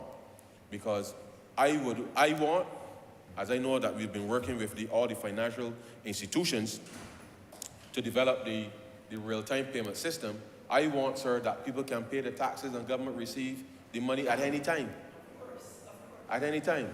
And that government can pay people directly in real time and the money goes into their accounts real time.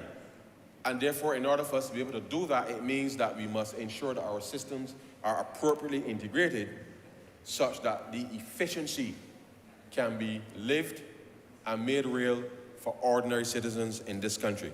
And so, sir, I believe wholeheartedly in this transaction. I wish it was a little bigger to get a little more savings because it means that we'll be able to do more faster, but I feel confident still that once the transaction is executed, sir, the ability for the fund to be able to receive additional resources to do very specific things. And let me reiterate, sir, that when I speak of the fund, it is not a government fund. Monies will be redirected from the consolidated fund, sir, which is now legally required to pay debt, redirected from the consolidated fund to the Barbados Environment and Sustainability Fund to be able to do very specific activities that the Honourable Member for St. Michael's South as well as Christchurch West Central articulated in relation to the environmental milestones that are part of the commitments in relation to the debt for nature swap. At the end of all of this, sir, we still have to get up every day and make sure that the rest of the government is running as it should be running, sir. And therefore, the involvement with respect to young people within this blue economy space is going to be important. There are going to be much more opportunities available now for people to either to participate in, as I said, leisure conservation efforts. There will be opportunities commercially to be able to engage in that space. And we want that as this work is being conducted over the next 15 years, that as many Barbadians, and those who may visit us and those who may from outside, but particularly more Barbadians, to see, sir, that there is a way of life from engaging with the marine space. When I was a youngster, sir, as most of us in this room perhaps may have been told, the sea ain't got no back door. And what that meant for most of us, sir, is that when you go to the sea, you really don't go no further than where you can stand up and the water perhaps reach your chin. We now need, sir, to completely disavow all of our young people of that mindset and to be able to take the plunge, sir, to be able to ensure that they can, without fear, engage respectfully with the sea, because as we know, sir, the sea can be rough, and therefore you have a healthy respect for water safety. But at the end of the day, that should not be a deterrent mentally, sir, with respect to being able to engage in lawful activity within the marine space, and we want as many young people to be engaged fully within all of the full aspects of the development of the blue economy space. And therefore, this transaction fits within our commitment, sir, to be able to open up new avenues of opportunity for, well, our young people, but all of our people. And we will invite persons, obviously, from outside to help us come and develop said opportunities. And therefore, I'm asking Barbadians, sir, all of our young people, to do your research as appropriate, find out what, and I'm sure the Ministry of the Environment will be able to provide the relevant information to keep the public up to date with respect to what's happening within the marine space, in order to help build stronger stakeholder relations and to provide more opportunities for all of our people. And so, sir, with those very few words, I'm happy that we've been able to have this debate today. The transaction, as I said, launched last Friday. Things are well on the way. Bids are coming in, and things are already reaching the target as we would want. And therefore, as I conclude in this debate now, I am happy, sir, that we've been able to reach this point. The Honourable Member for St. Michael South reminded me of the Herculean work that Whitehall would have conducted on the government, on the people's behalf, in order to be able to get us to this stage, and I thank them publicly for that commitment. And therefore, having done all of this, it is with immense pride and pleasure, sir, that I do not ask you that this resolution do now pass. Honourable Member, you remember that you started a cognate debate. Yes, Right. So you remember you are speaking, therefore, in the plural. to Order 7 distinctly separate from Order 8. So you need to specify Order 7 that, Yes. on the order paper, the resolution 7, you see, you understand what I'm saying? Yes, I got you. Yes. My apologies. Got a little excited there. Mr. Speaker, I beg to move that order number 7 do now pass. Beg to second it. You can read the order, you should read the Order 7. You started with the order number 7, correct? Yes. So you're asking for order number 7, right? Yes. Right. So the question is that order number 7 do not pass. All those honorable members in favor, please say aye. All those against, please say no. You think the ayes have it. The aforesaid resolution now stands passed. Order number 8, namely on Minister of Finance, to move the passing of the resolution approved in accordance with Section 2 of the Special Loans Act, Chapter 105, the borrowing by the government of the sum of approximately A, Barbados $150 million from First Caribbean International Bank, Barbados Limited, and B, Barbados $150 million from Credit Suisse International, to buy back and prepay existing higher costs of government of Barbados debt and utilize the savings to finance marine conservation in Barbados on the terms and conditions contained in an agreement. Honourable Member Christchurch, East Central. Mr. Speaker, I beg to move the order number 8 do now pass. Beg to second. The question is that order number 8 with respect to the said resolution do now pass. All those honourable members in favor, please say aye. Those against, please say no. Me think the ayes have it. The aforesaid resolution now stands passed.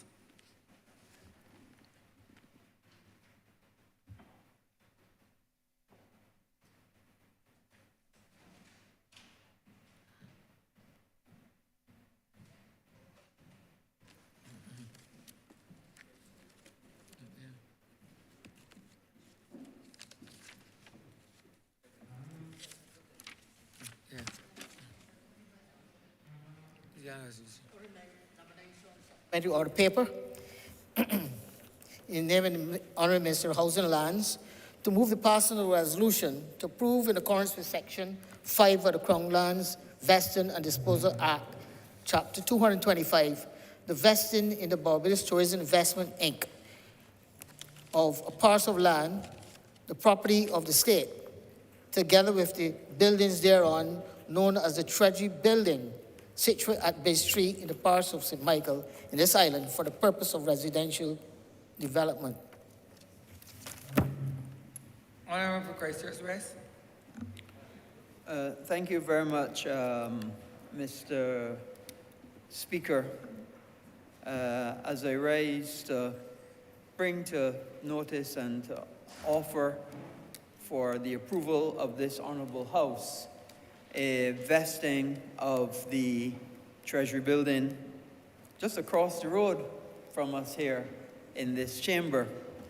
And as I listened to the other members' debate, and I heard many members talk about when they were born, the month that they were born, and before they were born. And as I looked through and I looked at the Treasury Building, the Treasury Building was opened on November 22nd, 1967. But that's actually 2 days after I was born. So that would tell you by my gray hair how old the Treasury Building is. And I guess by extension how old I am as well. November 22nd of 96. I'm hearing asides that it's an antique. I don't know if it means that the building is an antique or if I am an antique. But certainly the Treasury Building has been there for a long time and has been an icon for Barbados and for Bridgetown. I could go further and say that my great uncle was one of the subcontractors that built the Treasury Building, and it continues to stand there, and engineering assessments have been done of the Treasury Building, and it continues to be a wonderfully well-built building that continues to stand the test of time, although being next door to the river. And for those of you who know anything about buildings in Bridgetown, you just need to go 6 feet deep, 6 to 10 feet deep, including this building, Mr. Speaker, and you tend to hit water. But just the other day, we had to take down the National Insurance Building because of water seepage underneath it, and the foundation was causing it to have a problem. A National Insurance Building that was built in 1971. 1971, even after the Treasury Building, and yet still the Treasury Building has been able to stand the test of time that the National Insurance Building, the former National Insurance Building, did not. So what we found is that the Treasury Building, even although it has done well and is structurally sound, it is not really fit for purpose at this present time. As you know, in the past, it was used by the Ministry of Finance, and it was used by several government departments, and it was used very well. A lot of internal work has been done to the Treasury Building, but very little external work for the facade. And what we also know is that if people do not live in a city, if people do not shop in a city, if people do not own a city, then the city will die.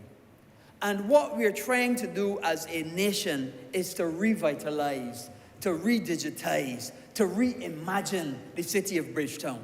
And that's what the BTII, through its chairman, I can see him in my sight, and through the member for the city of Bridgetown, what we're trying to do is bring back that vibrance to Bridgetown.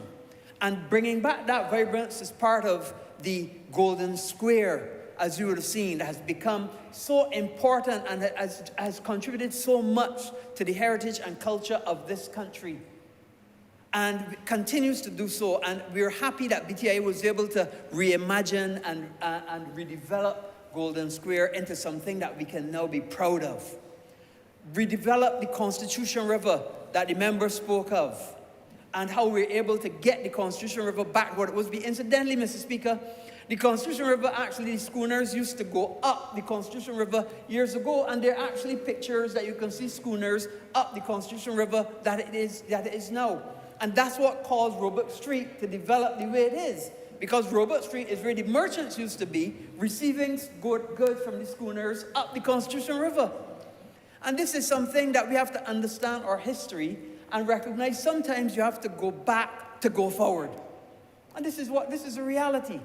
And what we have to do, and what we're doing through this vesting, is to give an opportunity for an investor to revitalize, take the Treasury building, put in commercial entities underneath, put in a cultural hub underneath, and put studio apartments and two-bedroom apartments above for people to come back and live in Bridgetown. And this is not only seen as by itself, but it must be seen as a total redevelopment of the whole cityscape. You know, Mr. Speaker, I remember many, many years ago when Dame Billy Miller, the former member for the former member for the city of Bridgetown, put forward to the then members of Parliament. This would have been 2003, 2004. I think it was a concept done by Design Collaborative, a company, an architectural company, of what they wanted to do to revitalize the city of Bridgetown. And that included what was Carinage development. It included what the members spoke about, which is making the boardwalk along the Carinage. It included the fountains. And I was so happy that once when we were in the Republic Day, we had the fountains going in the Carinage, and it really blessed my heart to see what the city of Bridgetown could be. I don't know why we don't have back the fountains. I'd like to see the fountains there full time. And it's something that we need to work on. Because you go to other countries and you see fountains that are lit and they have well lit, and it becomes a nighttime attraction. You have people playing music, and you have outdoor dining and so on around the waterfront. This is the kind of Bridgetown that we want. This is the vision that we have for our capital city. And part of that vision includes the BTII and all the developments included, and the vesting of the Treasury building in the BTII so that they can give an RFP and get a developer involved to redevelop that space. And we're not going to stop there.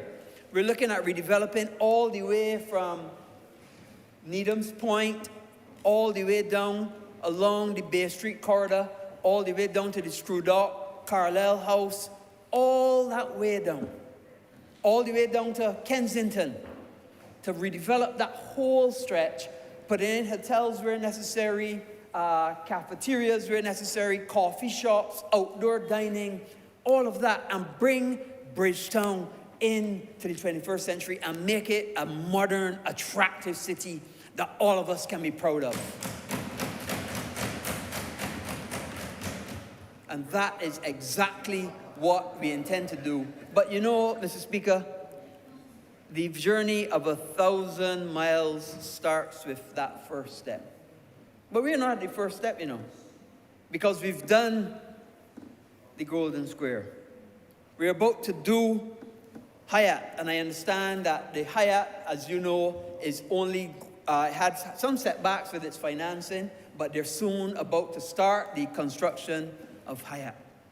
We're going into negotiations for Carlisle Car Park, and adjoining that property onto the Carlisle House to make another hotel development there. We're in negotiations with deciding what we're going to do with what's called the Legends Hotel, which is to move, to put a hotel where, what's the name of that? The procurement center for government is now, central purchasing is now, move that to another location and build an opportunity to build another tourism development there. Of course, we have all the other tourism developments in the Screw Dock area, Pier Head area, all the way through.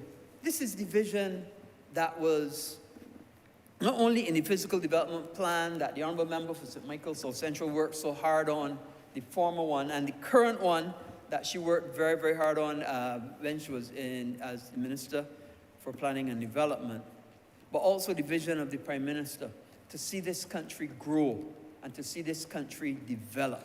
Because at the end of the day, what we need is capital projects. What we need is growth in this country. And the only way we can get growth is by government, private sector, foreign direct investment, and every person in Barbados working to achieve that objective, to see this country improve, to see this country get better. And the only way we can do that is by making it attractive. So this is but one. It is 2,106 square meters of state land that we're looking and seeking the permission of this Parliament to vest in the Barbados Tourism Investment, Inc. It is 7 floors up, 7 floors, and it is a total of 55,810 square feet. It currently has an elevator, and we anticipate that it will be able, that elevator will have to be moved depending on how the design will be implemented. What we aim to do is to not only have opportunities for commercial activity, but also opportunities for residential activity in this. And let me take the opportunity to, if you give me permission, the Speaker, is to really sound the significant work that the Chief Executive Officer of BTIA has been doing. It's really tremendous work that he's been doing, and I've been working tirelessly with him on the Sam Lords redevelopment. It's been a long, long time in coming, and we are poised to take that, to finish certainly the infrastructure work of that development in December, and it is a massive, massive undertaking. And the BTIA has led the way on that development between Mr. Stuart Lane and Mr. Brian Begg. 420 rooms. It will be the largest hotel in Barbados. In the first instance, employing 340 people, going up to 1,000 people, and that's just in the hotel, not to mention all the spin-offs and all the other subsidiary opportunities for the people of Barbados. And then, of course, with the vision of the Prime Minister, next door is another 50, I think 54 acres, I stand correctly, maybe 48, 54 acres for opportunity for another tourism development next door to Sam Lords Castle. So I think that if we put all of those things together, if we put the redevelopment of the Constitutional River in the constituency of St. Michael South Central, I look back because I know and I imagine that the member of St. Michael South Central will be speaking on this matter, because it's something that she worked very, very hard on and very, very tirelessly. And, you know, I remember when I was a new Minister of Transport Works and Maintenance, and in Cabinet, the Prime Minister would look at me and says, "There's too much bush in the Constitutional River. Go and get it cleared." Members would remember. I would have to be down there on a weekend with the bushwhacker team and so on, and be in the Constitutional River cleaning the bush. And that would happen month after month, especially when the rainy season was coming in. The Prime Minister said, "The rainy season is about to come in. If you don't go and get that bush clean, Minister, you're going to have flooding." And we used to have to be out there cleaning the bush all the time, to the point that we bought equipment just to go and clean the Constitutional River bush. The member for the member for St. Lucie remembers it well. We used to be out there on the weekends making sure that there was no bush in the Constitutional River so that they would have flooding, to stop flooding. And now I'm so proud to drive by and walk by and go in Queen's Park and look in the Constitutional River and see it is now a river and no longer bush. I'm so happy to see it and see how transformation and how an idea in somebody's head can become a reality for the benefit of everyone. It's a tremendous transformation. And I look forward to, with the approval of this Parliament, once we agree to the vesting of the Treasury building in BTIA and its transformation of the facade, external as well as the internal, so that we can get residential, commercial, and cultural opportunities for the people of Barbados right next door, our neighbor, right here, and to be the second step in the revitalization of our capital city. With those few words, Mr. Speaker, I ask that this resolution do not pass. Honourable Member for St. Michael South Central. Thank you, Mr. Speaker. Sir, I reflect on the very lofty policy discussions that took place in this honorable place earlier today. And I am glad to see that such important policy and practical matters are in the capable hands of those who participated in the debate. But sir, today I rise to reflect from a different place. I rise almost to talk to this honorable chamber through you, sir, about a tale of two cities. As some famous writers, one famous writer once put it. But I make that reference because we often talk about the city of Bridgetown as if, and the idea of Bridgetown regeneration and Bridgetown renewal, as if the very discrete area that we call town is all that we mean. You know, across the world, people talk about the Greater Toronto area and all kinds of things, and really I talk about the Greater Bridgetown area. And in the Greater Bridgetown area, there are two cities. There's the city of Bridgetown, strictly speaking, but sir, the constituency of St. Michael South Central is an urban constituency. And the Honourable Prime Minister talks all the time about the notion of separating the way that people live. We can mark all the demarcation lines that we want, but people live how they live. People live in communities. I told you in my opening that for me, this is a matter not so much of policy, but of personal reflection in a lot of ways. So in 2017, I wrote, along with some members of my team, a local manifesto for St. Michael South Central. Because I wanted to make sure that there were objectives that we set that people could look on years later and say, well, she said she was going to do this, so did she do it? It was very important to me, based on the conversations I had. The honourable member who introduced the resolution made reference to it.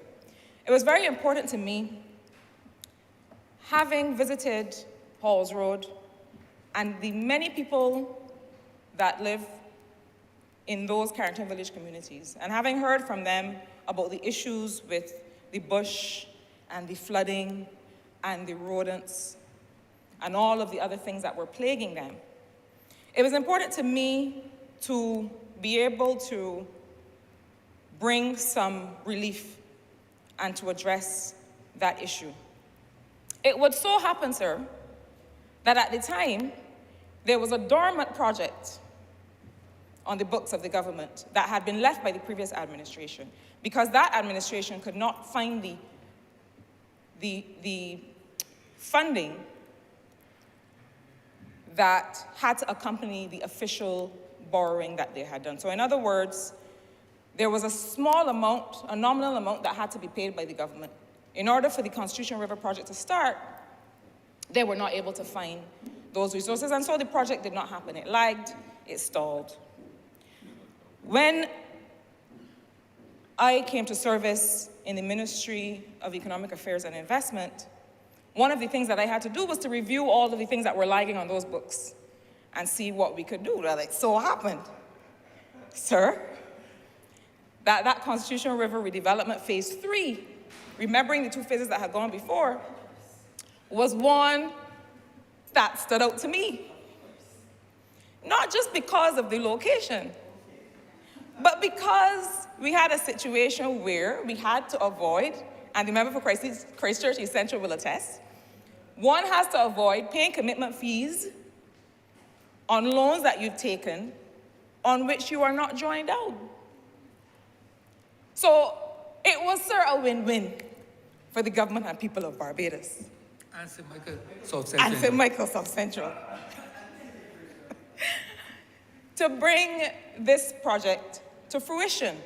The stars aligned, as it were, sir, and we were able, with the support of the Honourable Prime Minister at the time, who I must say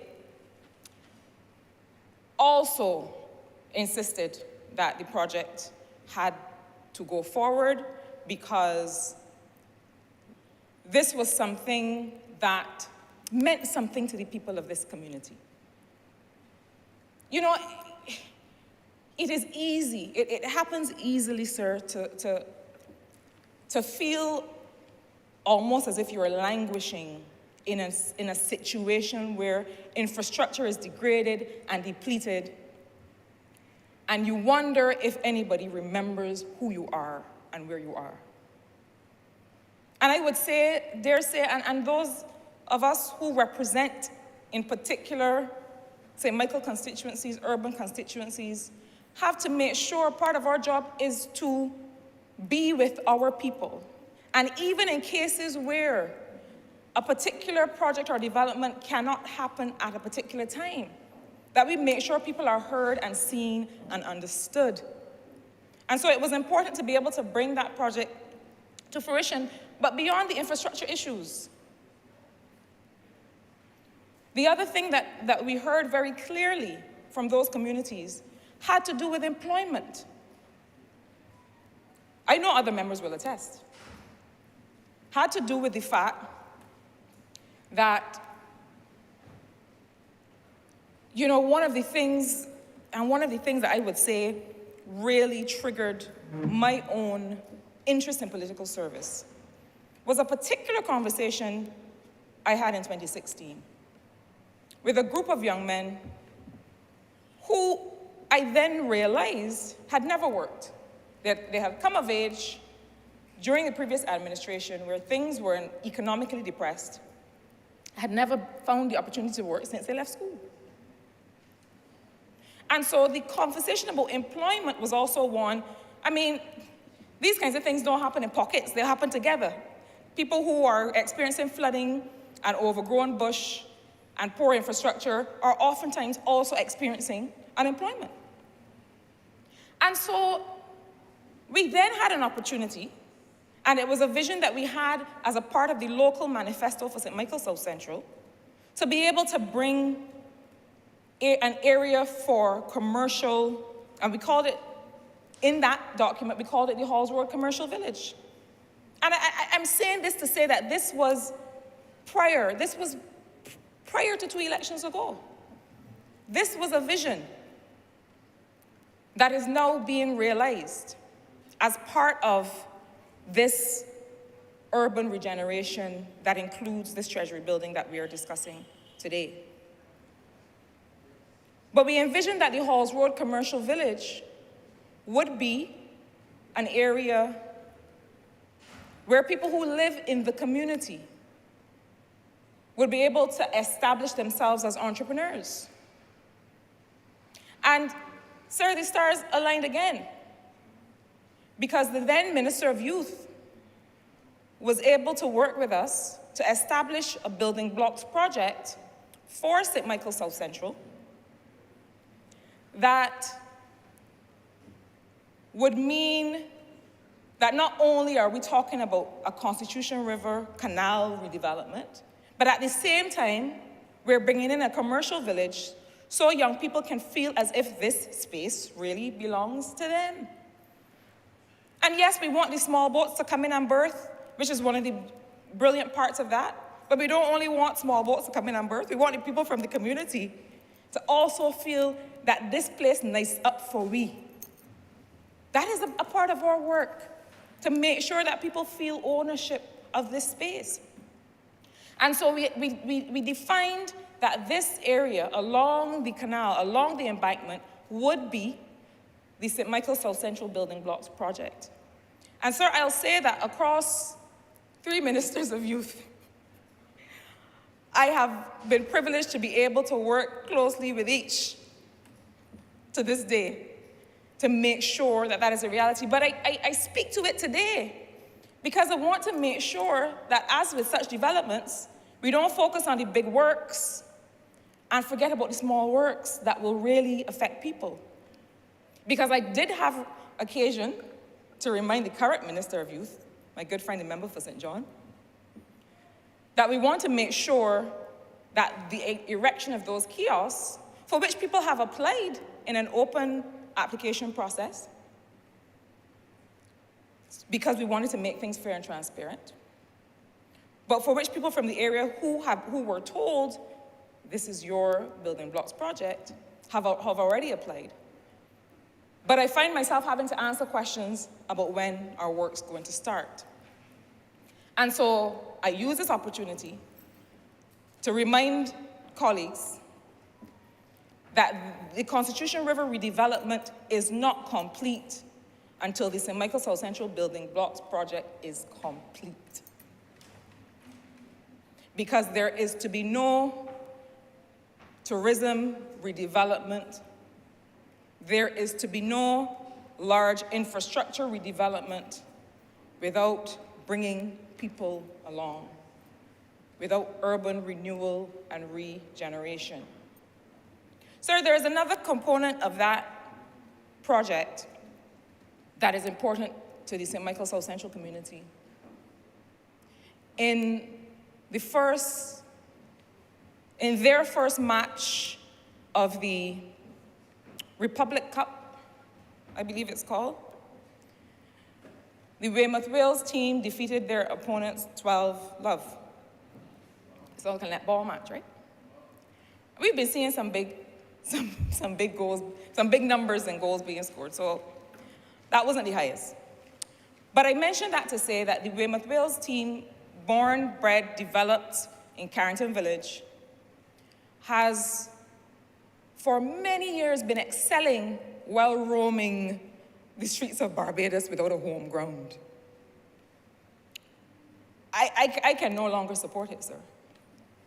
Not a team that has produced so many national players. Not a team that has done so well over the years. You cannot have people walking up and down with nowhere to call home. Thankfully, having appealed to the Ministry of Youth and Sports on this matter, they have agreed in principle to be able to have the Weymouth B pastor, as the team has requested, be the home ground for Weymouth Wales. However, it means that as a condition of the handover of the Constitution River project, that the field has to be regraded and reconstituted to standard for football, which means, and those of us who have run about on football fields will know that that means you got sand underneath, you got the turf on top. You don't just roll out some of the old mold that you left there. So, sir, if you wonder why I am talking about this minutia in this forum, it is because this is the bread and butter of what makes communities great, what makes communities feel seen and heard and understood. And so between the major infrastructure works, the realization of the South Central Building Blocks project, that happens to be on the Bridgetown side, because we don't have any land on the other side. St. Michael constituencies know this well. And so we're making use of that. But the truth is, sir, that the Halls Road embankment and river really, I said earlier that communities don't exist in constituencies. It's really a part of that Carrington Village community and life and space. And so it's important that those people feel that is theirs.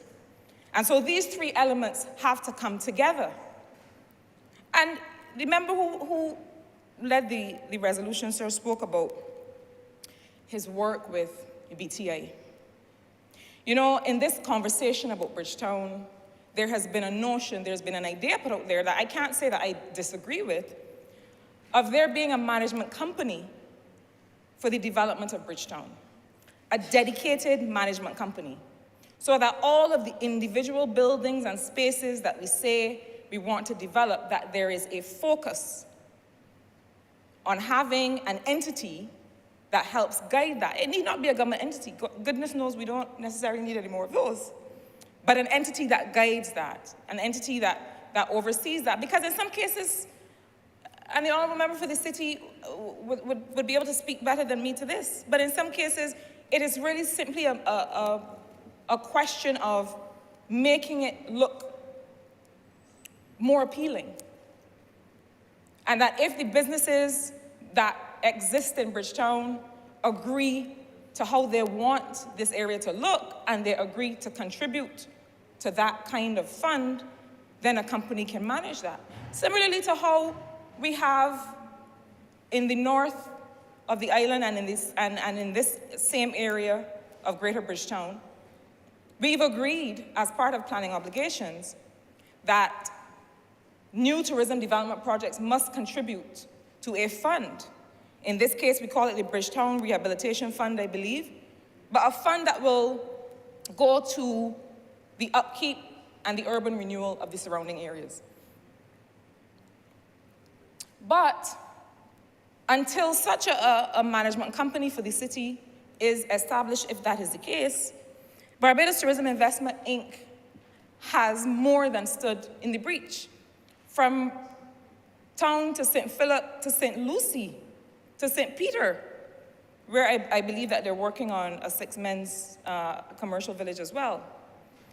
But this is an entity that has really stepped up and with few resources been able to deliver major things for urban Barbados. And I think it's worth acknowledging the work of BTI. I have always felt that BTI needed to be larger to be able to cover more ground more quickly. But I believe that the work that has gone on in the Greater Bridgetown area, led by BTI, really shows how much we can do with limited resources. So, sir, all that's left for me to do, the former member for the city, I reflect now on how we worked together, not just as neighbors and constituencies, but also when I had responsibility for investment, to make sure that people were always visible, and in particular, the people of the city of Bridgetown, I almost said the city of South Central, the city of Bridgetown and St. Michael's South Central, to make sure, well, it is a commercial area, right? It's a commercial area in great measure. But to make sure that people remained at the center of development. And I recall that even on the Halls Road Building Blocks project, the former member was always very supportive and always understood the kind of give and take of how we work together to make communities great. And I know that sentiment and that partnership will continue, has continued, is continuing with the current member. So all that is left for me to do, sir, is to support the vesting of the Treasury building, another, what I would call legacy project, one that we started in collaboration with BTA with a real vision, When we asked people, what would you like to see the Treasury building become? They said, this is a way that we can bring back real life to the city, get some young people who may not stay here forever, who may stay for 2 years, 3 years, some single people, some young couples, some people who want to come home in the evening from work and then maybe go on the bottom floor and have a coffee and listen to some music. That was the idea for it. And then it was put out to see, well, what could you design? Who can design something to fit these specifications? And I know that others who come after me may have conversations about the issue of housing and how we make sure that people have ownership. I know certainly that in those communities that face Halls Road and face the Constitution River, that we have unfinished business. We have serious unfinished business that have to do with the transfer of title for former tenantry lands. And as long as I have the strength to stand in this place while that is not attended to, I will speak to that. Because I grew up, sir, in a house where I could sit in my living room and reach through the window and touch my neighbor. I know the pressure that puts on communities and on people. I know the pressure it puts when, you save a little bit, and you finally get a little car to drive, but you ain't got nowhere to park it. Because if everybody in that tiny road, from Baby's Gap, Train Line Road, Marl Hole Road, if everybody were to be able to save a little dollar and buy a little car, well, what would happen? Garbage truck can't come through there. People can't park. Roads are being degraded because they were never built for that much traffic. So we expect people to live 2022 lives in tenantry conditions. It has to be fixed. It has to be a part of the urban renewal and regeneration of this country. I'll tell you, I am so happy that I represent St. Michael South Central, because I believe that it is communities like these can be models for how we keep communities small and together and intimate with a certain level of development, with a certain level of progress. We can do it. We should not feel that because people only have a few square feet to call home, that they shouldn't live like kings and queens. My parents made us feel that we were queens growing up, and that little block where I could put my hand through the window and touch my neighbor. Let us lift the living standards of people in these communities so that they don't feel that Barbados is progressing and they're just watching the whole thing float by. So, sir, with those few words, I commend this resolution to this honourable place.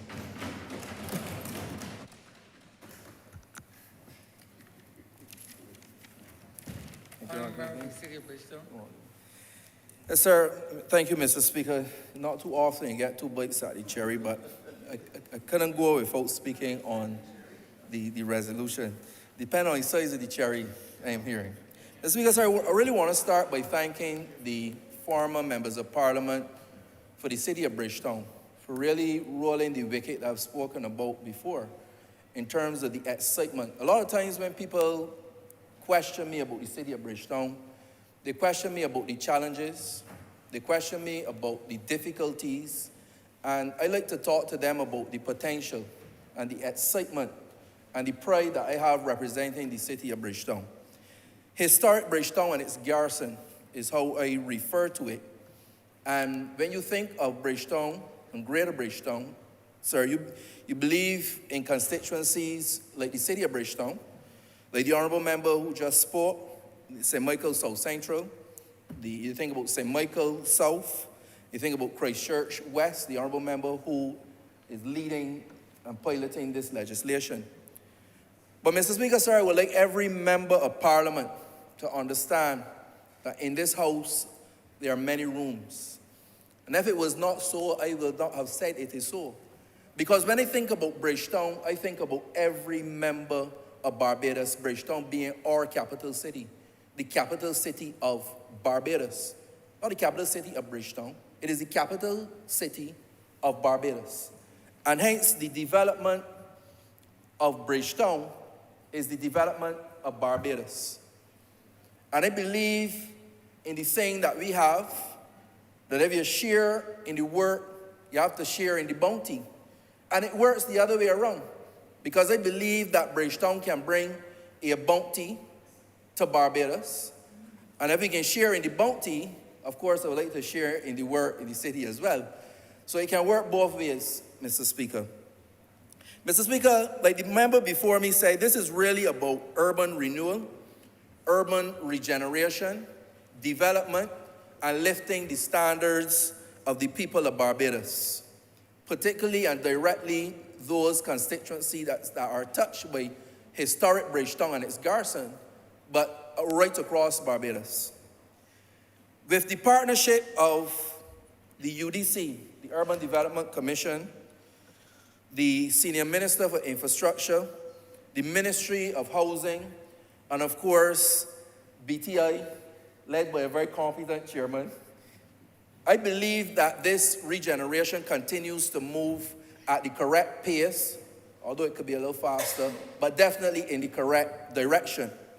And one of the things I want to do in my contribution, sir, is really to have a serious look at where we are going with this urban regeneration. Sometimes when we mention these projects, you would almost think, if you don't understand, that it is a patchwork of development. When really and truly, if you take a step back and you look at it, you realize that it is really comprehensive development of historic Bridgetown and its garrison. We can talk about the screwed up and the housing plans for there, the villa plans for there. We can talk about the Hayat. We can talk about the Platinum Mile if we want to go all the way down to the south.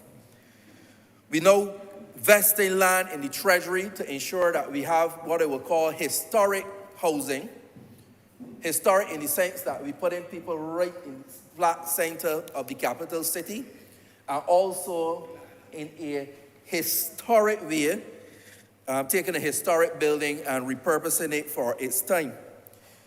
Mr. Speaker, sir, you add on the Baxter's Road project, the Constitution River, the work for Queen's Park, and you continue down, and you look at all of these projects collectively. Not only are we looking at billions with a B in development, we are looking at the overall improvement of our city and of our country.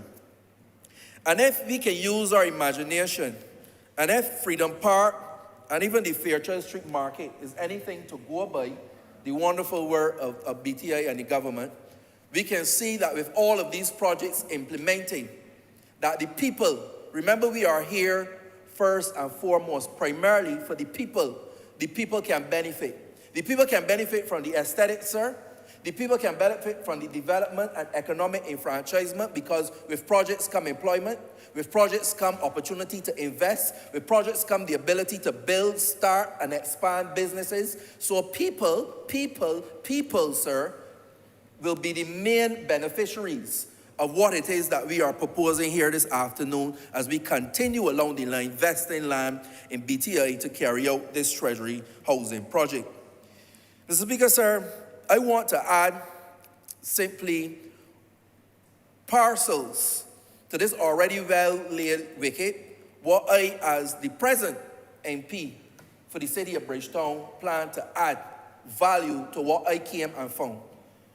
I came and found a government, I came and found former MPs, as I said, in the right direction, going in the right way.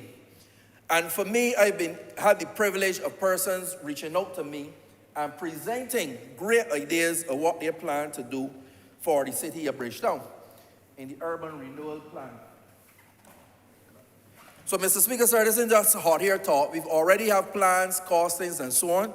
And one of the things I'm doing is looking at putting together a task force for the city in conjunction, led by and advised the Honourable Member for St. Peter, because he's doing the same thing for Spikestown. And I believe that all the cities, all 4 cities in Barbados should do some kind of twinning and sistering and brothering as we bring the nation along. I don't want people to believe the city of Bridgetown is Corey Lane or Corey Lane is the city of Bridgetown. The city of Bridgetown, Spikestown, Holetown, and Oistins will be the people of Barbados, put simply. So we've already started our discussions on that, sir. What I want to add to that, sir, I've also been in communication with the city of New York, with permission of the Honourable Prime Minister and Minister of Foreign Affairs, in relation to doing a sister city initiative there.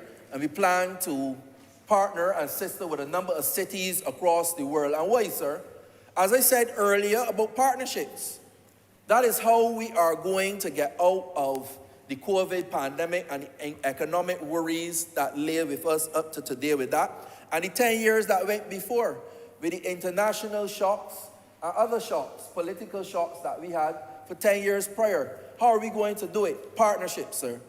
So with the permission, as I said, with the senior minister, minister responsible for foreign affairs, and the Prime Minister, we've started discussions, and the ministry is now drafting that first agreement. Because at the end of the day, it is okay to have all these plans. It's okay to have the pictures. But it costs to care and it costs to build. Everybody in here knows that. So, Mr. Speaker, we've already had the discussion with BTI. And I'd like to thank the director and the chairman. We already had the discussion with the Barbados Police Service, the Psychiatric Hospital, NCC, the Private Sector Association, the Barbados Chamber of Commerce, and some of the developers working on some of the major projects. They toured the city with me, sir. We've had the discussions with UDC as well. Now, the task force and myself, sir, we plan to be the glue, really, that brings these projects together, and the glue that actually keeps it together and helps us to go out there on the market to ensure that the ideas that I am thinking of adding to the already good work of the team, that they can come to fruition, because they will need substantial financing to do these big projects. Some I will mention, sir, just so that the public's appetite is whet in relation to where we are going for the city of Bridgetown. And of course, we want to do things like greenscapes to bring beauty to the city, but also to bring a level of coolness to it. Cool in the way in which it looks, and cool in the way in which it feels. And everybody knows what's happening this week in relation to the heat, that we can get more green spaces, green walls, and green banks in the city of Bridgetown. We can actually bring down the temperature, and we can have an aesthetically pleasing city of Bridgetown once again. The seating, we have proposals for beautiful seating, practical seating, seating with lighting, seating with USB, seating with Wi-Fi, so that people not only come to the city and try to get out as fast as possible, but they can sit comfortably, they can eat in the city, they can work in the city, apart from living in the city after we vest the Treasury building into BTA for that purpose. Canopies. Now, I didn't just want the persons who made the presentation to me to come and say, let's do these canopies. One of the things we want to do, the initial thought was to have the people of the city, the schools of the city, but I'm thinking more now on reflection, the people of Barbados, to have some kind of competition for a theme for the city. Will it be a city of love? Will it be a city of flying fish? Will it be the city of anything? What I want to put that out to the people of Barbados so that we have some kind of theme running through the city. Lights and cameras is something that we've spoken about for a long time, and it is something that is desperately needed because of the times we are in, even more so. Bike lanes and bike parking spaces, a lot more solar technology and solar lighting. The pedal boats, and romantic pedal boats at that. We've now moved from the wharf to the Constitution River, and we want to tap into the whole idea of the heritage of it. A lot of people may not know, but a lot of people used to load up some goods down by the Strudock, down by the Carinage, and used to make their way into Robert Street to ply their goods using some small boats. We will now be able to link the heritage, to have these romantic lit pedal boats, so that the honourable member to my left, he wants to take Lady Frame up the Carinage, up the river, in these nice boats when the night comes, just for a quick chat and a return, a chat and return, sir. You understand me? Buy a burger or a beer. We good to go, sir. So these are things that I believe would add serious value to nightlife in the city. So we can picture the beautiful lights, we can picture the fountains being lit, we can picture the romantic boats moving through the city. Oh, I'm feeling it now, Mr. Speaker, sir. I can see it and I can feel it, sir. And I'm hoping that the others too can feel it. One of the other things that we have to address is really the garbage, being able to compost, to be able to dispose of garbage, and also to treat sensitively and compassionately to the socially displaced that make a home of the city, and sometimes they do not do so in the most orderly fashion. So that is something that I've put on the table in the proposal that the task force will be looking at in conjunction with all of the partners. Murals, another thing. There's something called mural and historic heritage tourism that is on the boom.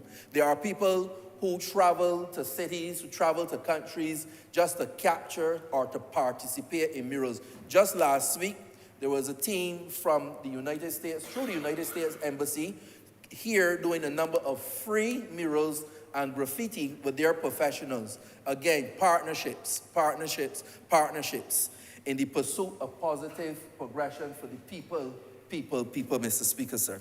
So the whole life and the redevelopment of the city is one that I, no doubt, Mr. Speaker, support. And with these few words, I just wanted to add that this is something that I not only give my full support to, but I plan to give all of my energy and creativity to make sure that the city of Bridgetown and the cities of Barbados and Barbados can be the best that it can be. I thank you, sir.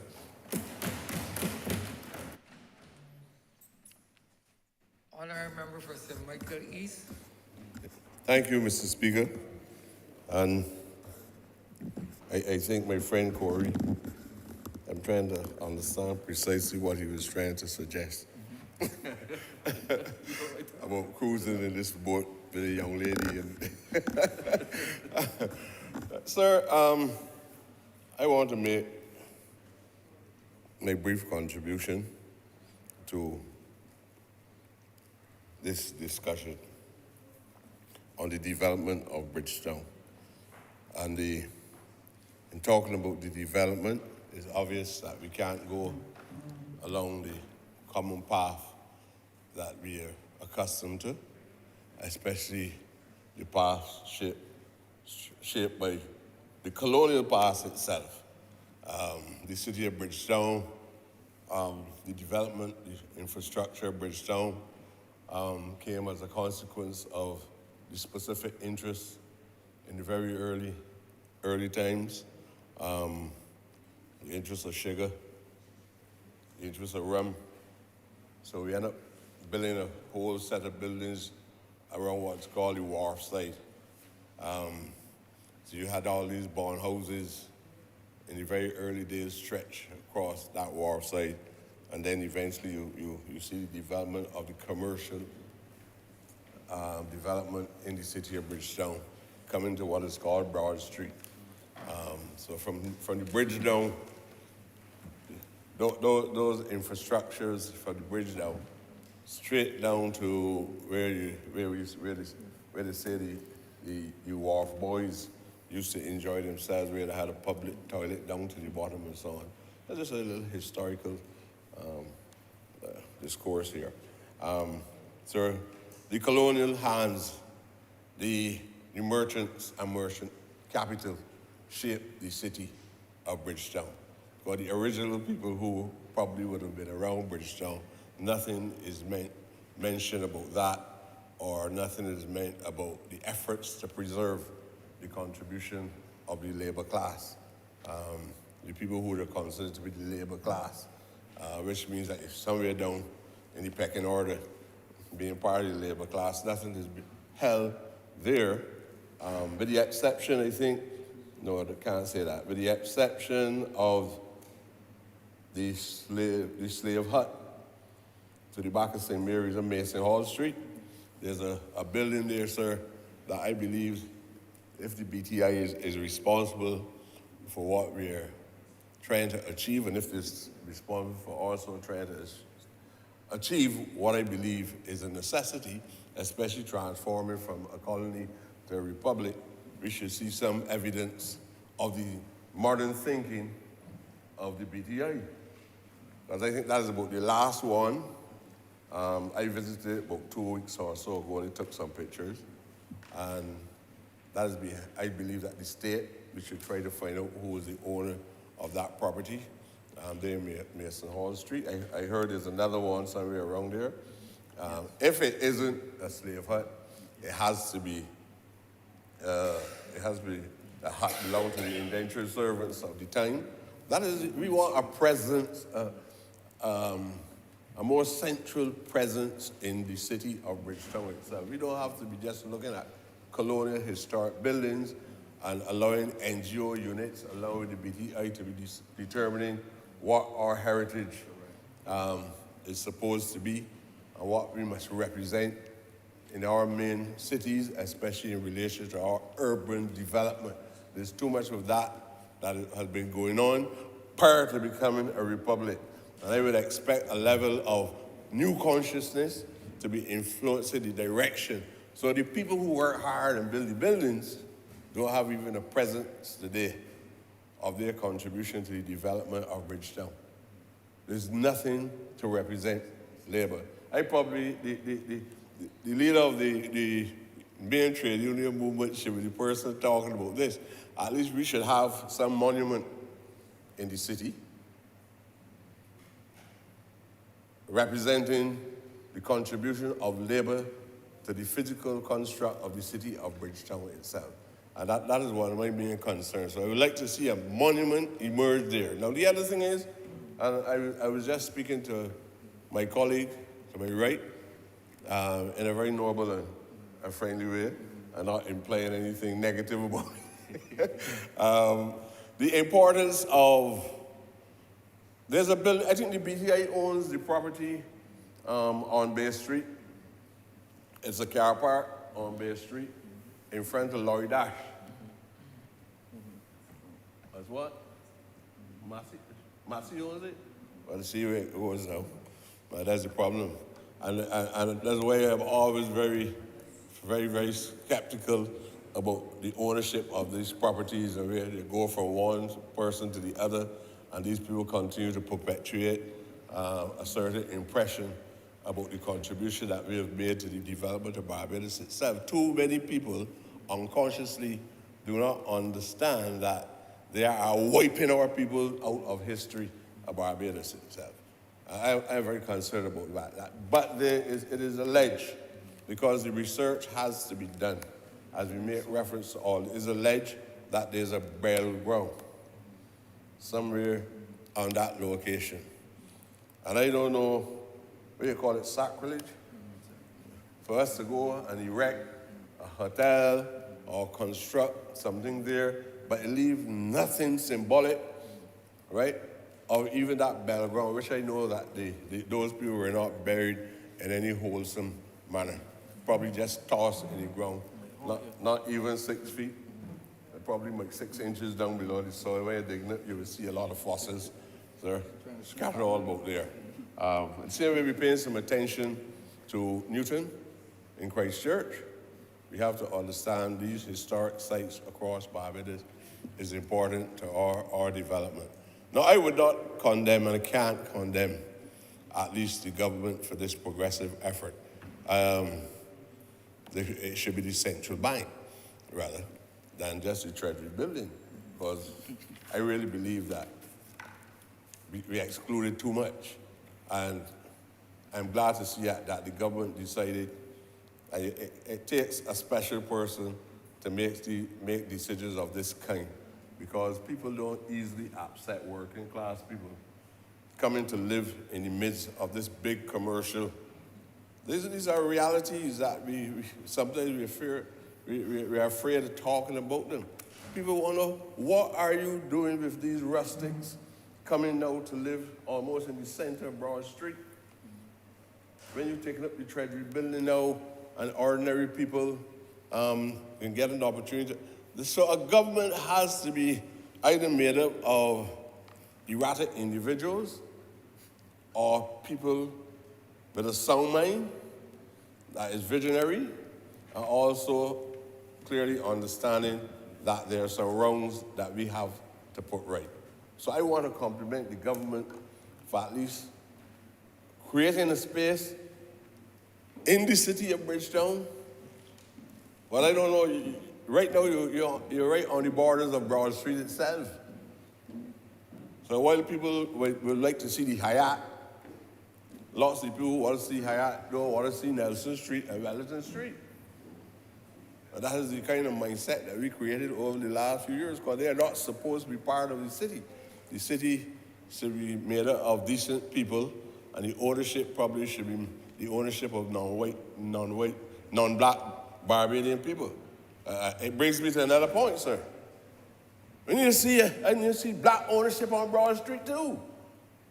And I would like to see the BTIA taking all that into consideration. The honorable member, you're the chairman, sir? The honorable member has also a right to look after his family's interests. Your grandmother, Andrina Gibbs, who in the early 20th century was one of the main black owners in the city of Bridgetown. His great-grandmother own a property in Bridgetown, a commercial entity. And very few Barbadians or even historians speak of the work of his grandmother. But you have an opportunity. If you don't do it for yourself or your family, I don't know who will do it for you, right? But that location is still very much a major location and still resides in the family of the honorable member. Still owns the land just above St. Mary's, but nobody knows that. So we continue to talk about Cave Shepherd and even Old Harrison and where Wilkinson and Chandler used to be and where this bank is and all of that. But we need to be able to highlight, even if we don't reconstruct anything, we need to have a level of signage, some monuments and symbols across the city. Because I heard somebody made the point today, you need to feel an integral part of the development of the society. You need to own something. You need to feel part of it. You can't walk about all through a city and feel proud if you are at a certain level of thinking. Feel proud of what other people are doing for us over and over again. And it's because of these things, these physical things that you might not be conscious of the harm that they're doing to the society itself. But these are psychological encumbrances that affect the lives of ordinary people every day in the city of Bridgetown. That's the reason we had to move Nelson. So you can't do patchwork. It can't be a piecemeal exercise. You move Nelson because I don't want my children or my grandchildren to come up Broad Street and look in the face of this man.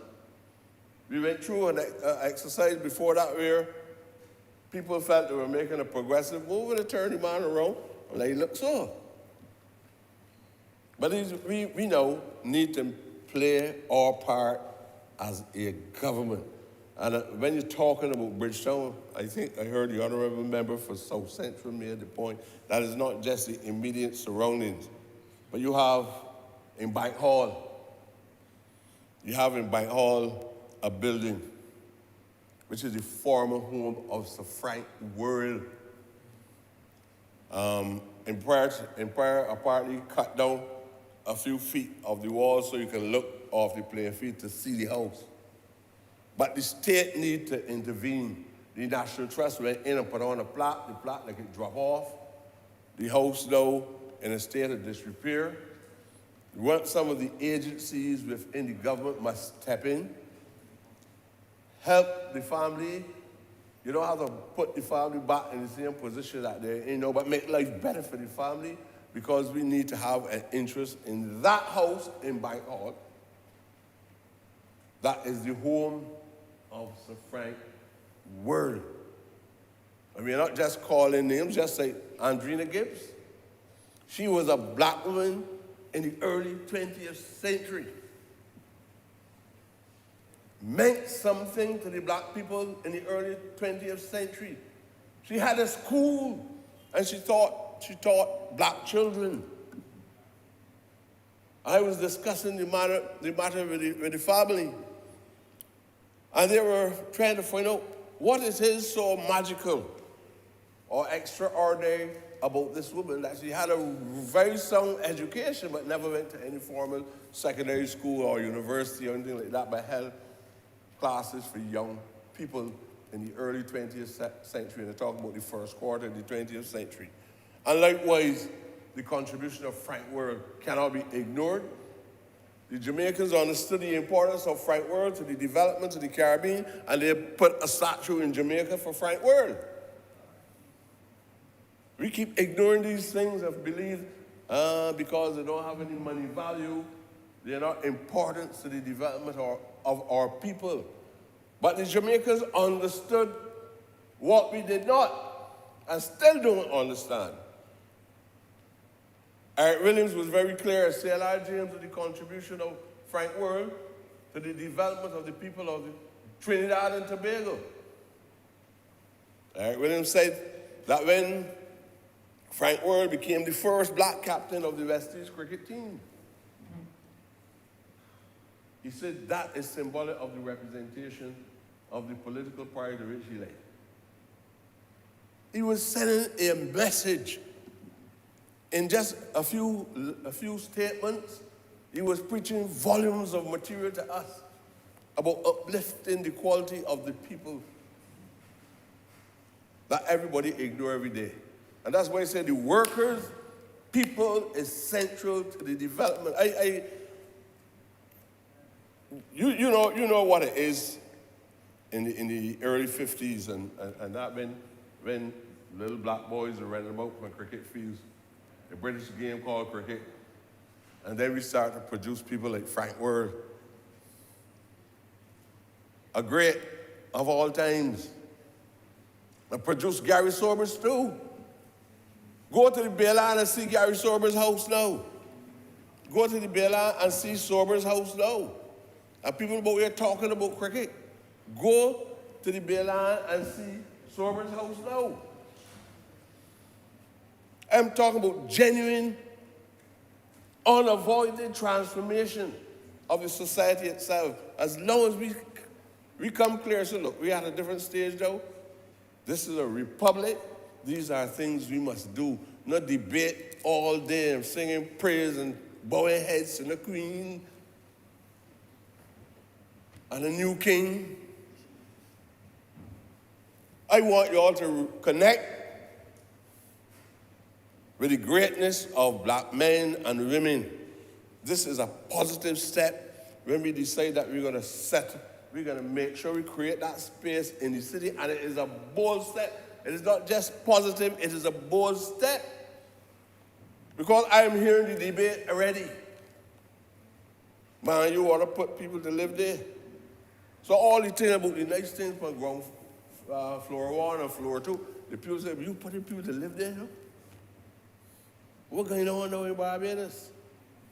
And the so-called intelligentsia is the people who will distort everything and confuse the society. These people do all sorts of foolishness about a pool. We call it a pool that is playing, all the grounds and everything. People ain't got no way to live. A landless people. And the government is trying to make sure that it reach out and help the most vulnerable in the society, landless people.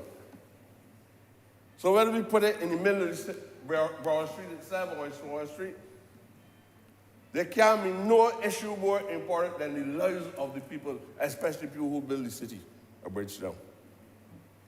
There's too much absence. There's too much absence of our presence in the city of Bridgetown and many other locations across Barbados. That's why you will hear me from time to time shift the urban debate up to St. George for drops. I sleep and sometimes spend sleepless nights because I don't believe that this man should be owning any land in Barbados at this time. So it's not only about urban, it's not only a piecemeal exercise in the urban community, it's national development as well. Land ownership is one of the most fundamental questions in the streets, you know. Not just the few applications you see at UDC or at NHC. And I'm very passionate about black people not owning land in a country that have been held captives, cultivate the same land, had to ask for permission to stop on the land, even after emancipation, and up to 100+ years. You call it that, because it was so manumission and all different kind of terms it was using very early. And nearly 100 years or so after, we were still fighting about land in the 1930s. And all like now, we're still fighting about land. I have calls on my phone from people, I don't know where I'm going to sleep tonight. And you got people who own, in fact, there are people in this country who had land. I don't even know where the land is. Because I live out in England. All the lives of the children got land in Barbados. And black people running about here asking, do you know anybody got a room for rent? We're talking about development. We've got to be very serious, and this is about radical transformation. This isn't about no gradualism. And you're telling people, we're going to do this thing, and, it can bring me back, sir. We'll not engage you in this now, since you have granted me permission to go as infinite as I have. But you're going to bring me back to this talk about this $10,000 units in 5 years, you know. And the debate I had in here recently on trying to even get 16 units. When you're talking about national development, it's going to be, because I started to get doubts. And so when people begin to get worried about national development, and you build 16 houses in my constituency, and I got to be fighting to get some, and you still building 10,000, you know, I want 10,000 for who? And then they get one by who? So this debate is going to stretch very wide, but I'm not, but that is one debate in itself, especially since you have certain limits that you allow in terms of time. That the standing orders allow, sir. Thank you, sir. Now you preside over the whole thing. That is correct. Yeah. But I personally believe that this is a great effort. I believe that we need to be able to identify some of the areas around the city that need greater development, not just the construction of housing, but also for aesthetical purposes. I saw the honourable member for the city unofficially showed me some aesthetics that look like something like Dubai. When I see all different arrangements, the vegetation and the things that a dream which he has for the city, it means that the agencies of the state must also allow him to come and make a presentation. So this is how I feel. I am sure that other former members before him had an opportunity to share dialogue with the agencies that were responsible for the development of Bridgetown, all around the boardwalk and all that. Other person, the representative of the people of the city, this one must have those same privileges of saying whether he want the boardwalk to left from the city and pass Old Town, and whether he want to pass Town, and how it should be done. He should be given, sir, the same opportunity to be able to make a presentation. I don't see anything wrong with that. I'm not saying that it should have been done. I'm saying that is a precedent that I would love to see, especially giving the representative of the city the right to go before the board, the BTIA, or before the NCC, for example, because a lot of it is about not just physical structures in the sense, it's about the vegetation and artistic kind of work for the city of Bridgetown. I saw it, sir. And although I do not romanticize much, I saw it, I was very impressed, and I believe it is something that can help to give greater shape and to bring beauty and vegetation into the city itself, right? I also believe that we must find a kind of physical network of how we're gonna link Hero Square, Independence Square, and the Freedom Park at Golden Square. And those are things I don't know if you're gonna do it by using red bricks or anything like that, and we can travel. I believe, sir, that we should even see a transformation of the physical development between what is happening at National Hero Square and Parliament. I know Parliament got this one gate open, sir, and you probably will have a great say over that. But then the other one got on chains. I get frightened when I see that much chains around me. But that Parliament gate over there always closed. But we should look at a way, even if it calls for the diversion of traffic through High Street, up Robert Street, and at certain hours of the day. And then when you go through High Street and then up Robert Street, it's the same thing. Sometimes when you go through down Mar Hill Street and come back at the same corner, the engineer should be able to say, look, this is how we're going to do it, and this whole area should be relatively free for people during the course of the day to walk around. And even as a park, you have proper seating facilities. The models that you showed and you shared with me just now, things that could be applied to in that entire area to create greater beauty in the city itself. But all I am asking is that whatever we do, put people at the center of the efforts. I am not so interested in the preservation of buildings that all we did is to contribute labor to the building, but nobody has a symbol of our presence in history. Not even the fine artists. I don't know when last I see the paintings of the national heroes. Even during November, whatever month, you don't see the paintings of national heroes nowhere on any building. You don't even have a picture out of the Advocate or the Nation stuck anywhere in Bridgetown of the heroes. And that's not the way how they did not treat the British royal family in that manner. But sometimes people got these things all in the houses, along with the picture of Jesus Christ. The Jews got the whole little thing out there. All I ask is that in the development process, I don't even know who sits on the board for the BTIA. Because I tend to believe that these people got a view of how development must go inside the BTIA. I just feel that they have a view. And the Ministry of Culture probably should be playing a more central role, and even architects should be playing more of a central role in the planning and in the construct, especially if you're going to reclaim certain historic memories in the city of Bridgetown. It can't be only about if you're building it, or if you take the responsibility for building, like, oh, you build Golden Square, all right. But after you build Golden Square, what it is that make you believe that you come up with an idea and nobody else can question the idea? Why should somebody working in the Ministry of Culture gotta ask the BTIA if they could use Golden Square? That don't make sense to me.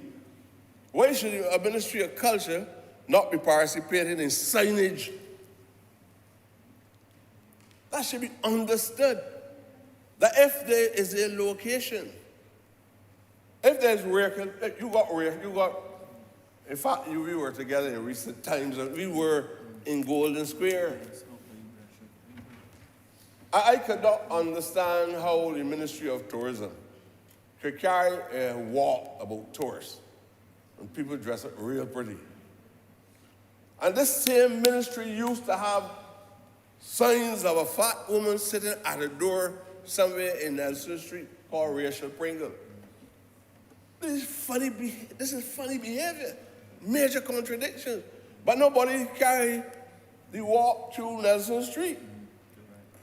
So the honorable member for the city did not get any benefits, not just promotion, but no political benefits came to him. Nobody that was involved out there in the square bought any beers from Nelson Street. They didn't go there. I tried to encourage them to one of my places that I frequent, sir. You were very well. You frequent? Oh, yeah. What is it that you frequent, sir? You are. You're welcome. We have had some good times over there, sir. The Prime Minister was present with us too. So there's not any place that is unwholesome, right? But I'm saying that we cannot, well, everybody accept this is an old trade, and whatever happens out there, let the trade continue, right? I'm supportive of the trade continuing, right? But I'm saying that tourism itself, I don't know exactly where that location is. It is called one of the first hotels that we have had in Barbados. You have an industry which is very dependent on tourism. Nobody don't know where the building is. Is where? Canary Lane? Yeah. Well, Canary Lane. Well, the honorable member for the city will take me to Canary. You want to go this evening, sir? Yeah. We need to know that where that building was. And if it's so significant to the hotel industry, that is a building that should be identified. Even the same BTIA should be able to put some money in the improvement if it needs improving, or if they come to the conclusion that it needs to remain the same form that it's in. And if you have any activities about tourism and promotion of what is Food and Rum? The Food and Rum Festival, you can't want no more food and rum across Nelson Street, no? Food, rum, and anything else in life. You get it out there.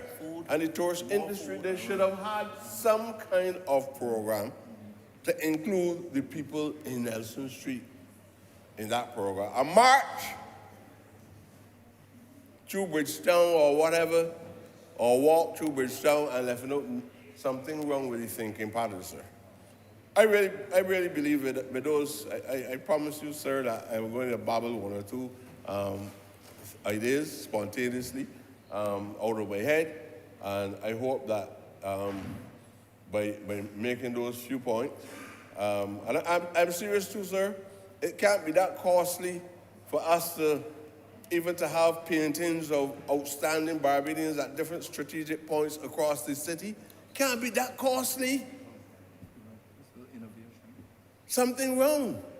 And furthermore, that the ones that we had before, we cannot even see at no time.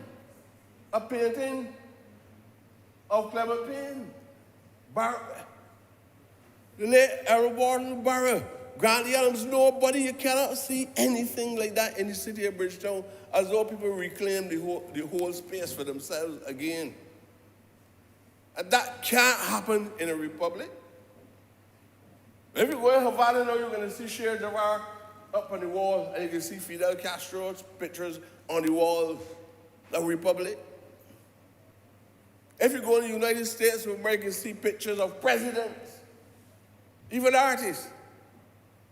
Nothing in the city of Bridgetown. That's why it is a dead city. It is almost tantamount to one of the other battlegrounds. Nothing is happening in Bridgetown. And I think that we need to take immediate steps. The agencies that are responsible need to take immediate steps to bring back some life to the city of Bridgetown. And those national heroes that we know should be featured at strategic points.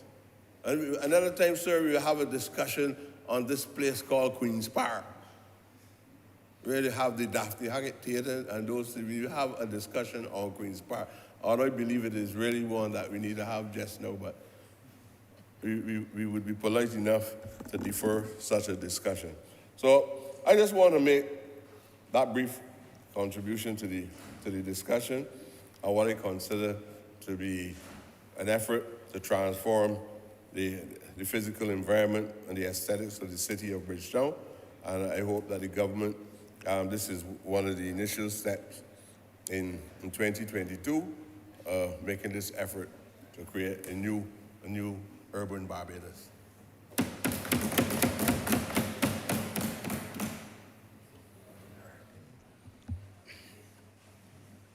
Honourable Sir Michael West. Thank you, Mr. Speaker. As I rise in support of this resolution, I am cognizant of our role in these turbulent times.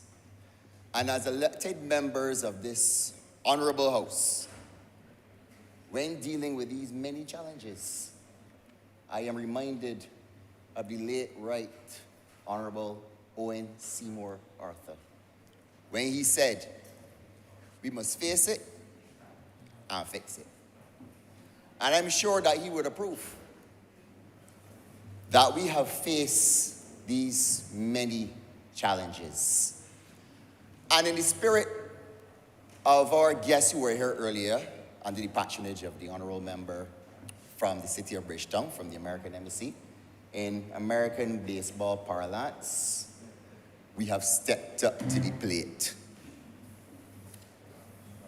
So, sir, whether it is NIS reform, which we're not concerned with whose fault it was, because government is continuous.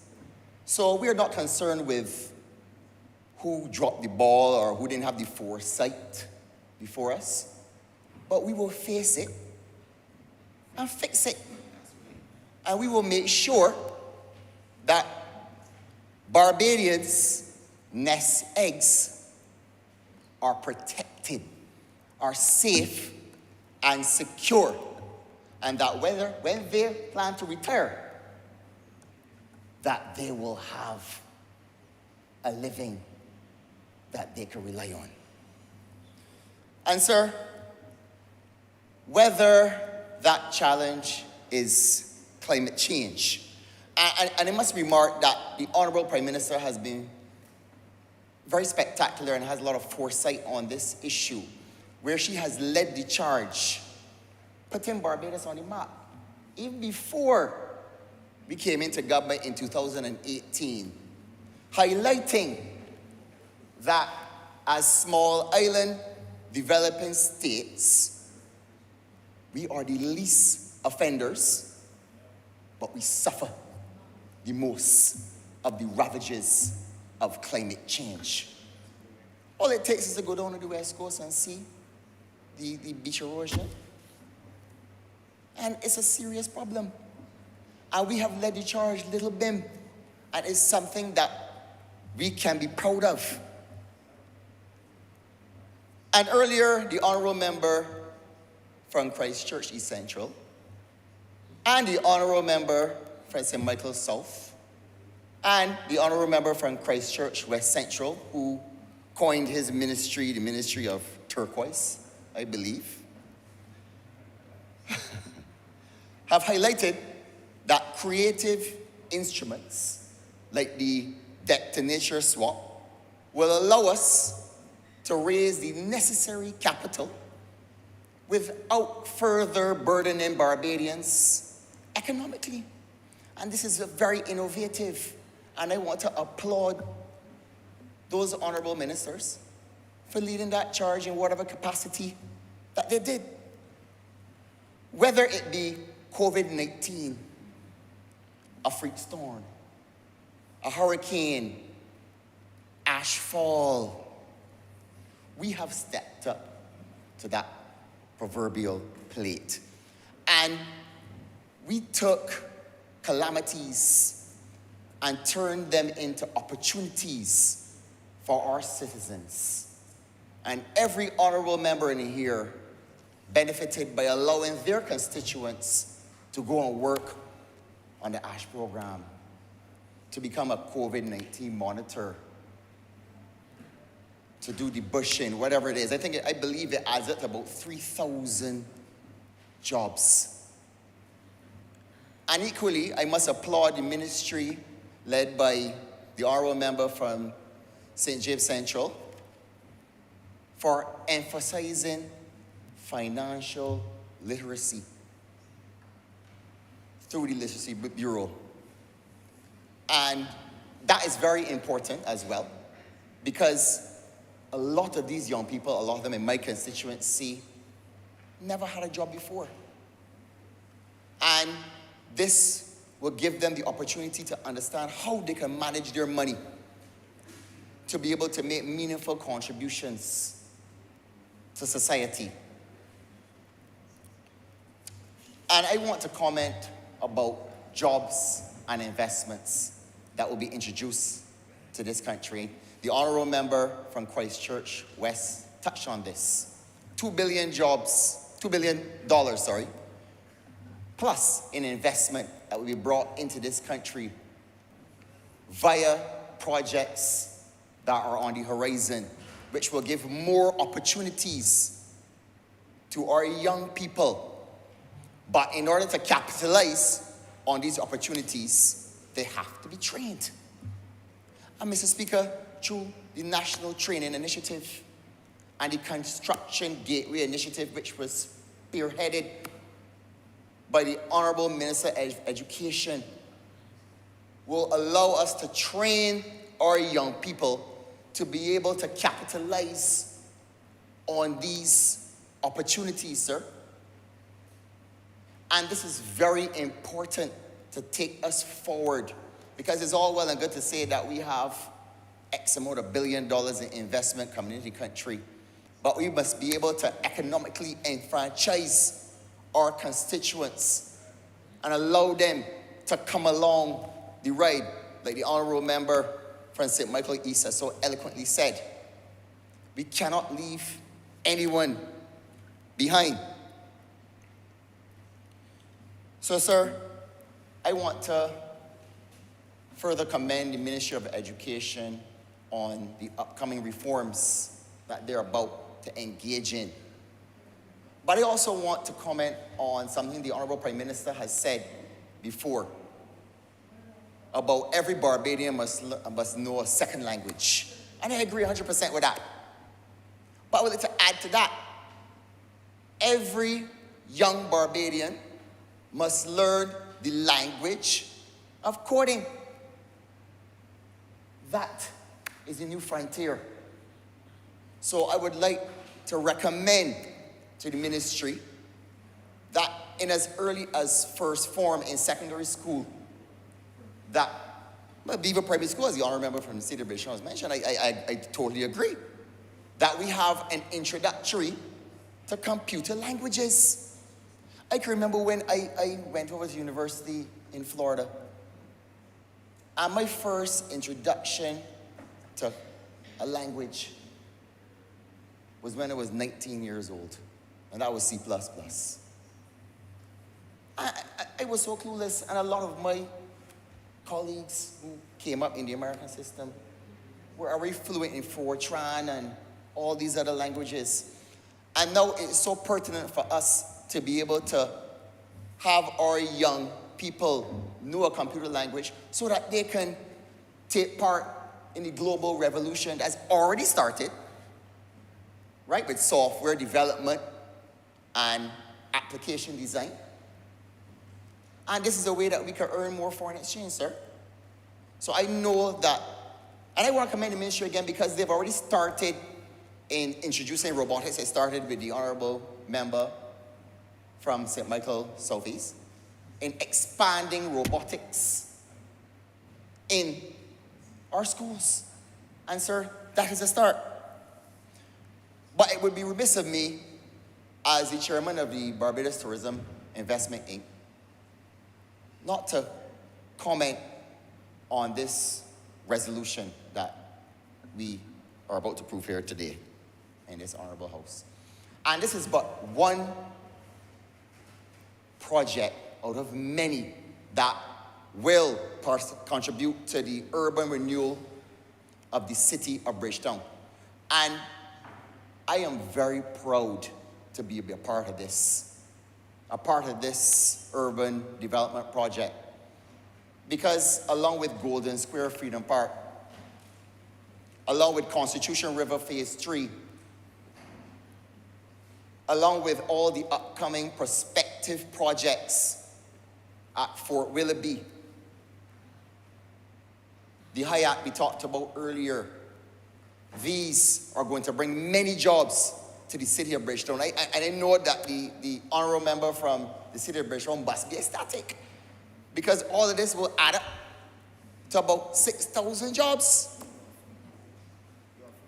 And this will not only be shared by constituents in the city of Bridgetown, but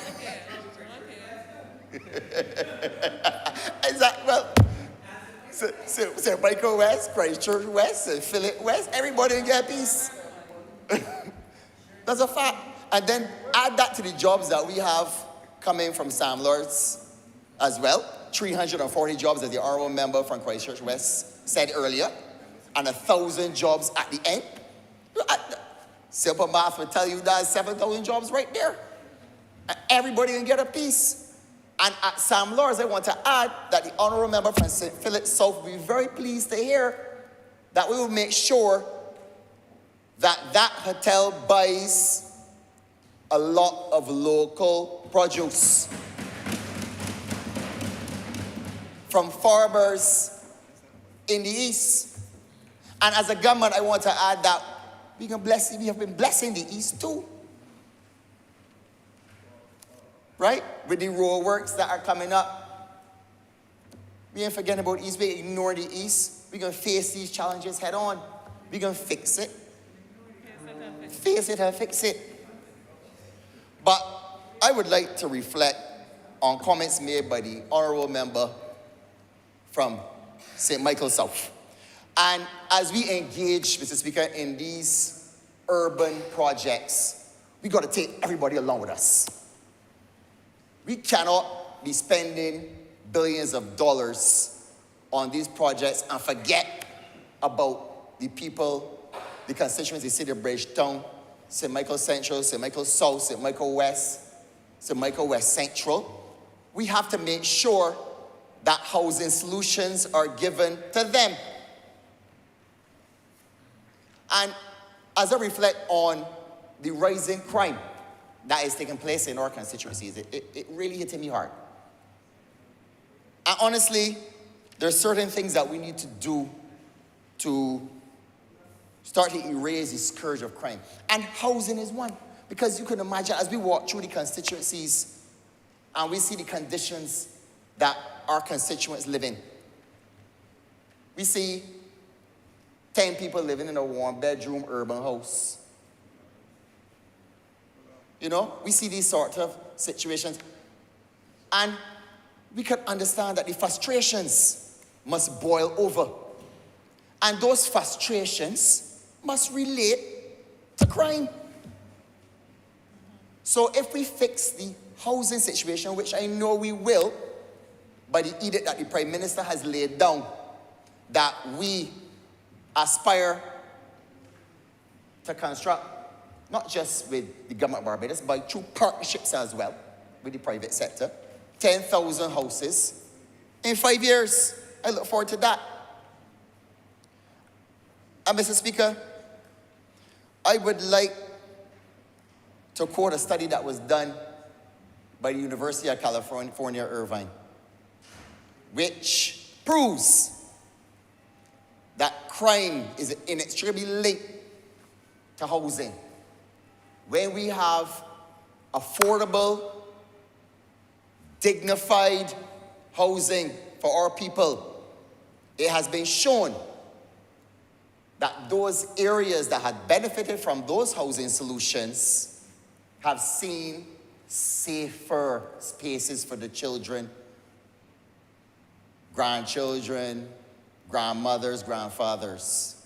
In addition to that, as the Honourable Prime Minister has said time and time again, that you stop people from renting, you get them a piece of the rock, what are they going to do? They can leverage those assets to be able to make further investments into the economy.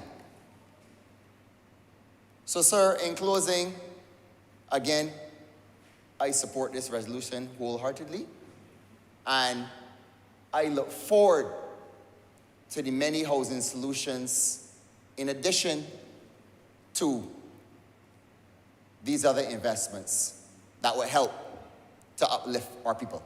I thank you. Honourable Member for St. Michael West Central. Thank you, Mr. Speaker. I will not delay the House unduly, but I believe that I would not have wanted this opportunity to pass me without complimenting the work of the Barbados Tourism Investment Inc. Indeed, the Barbados Tourism Investment Inc.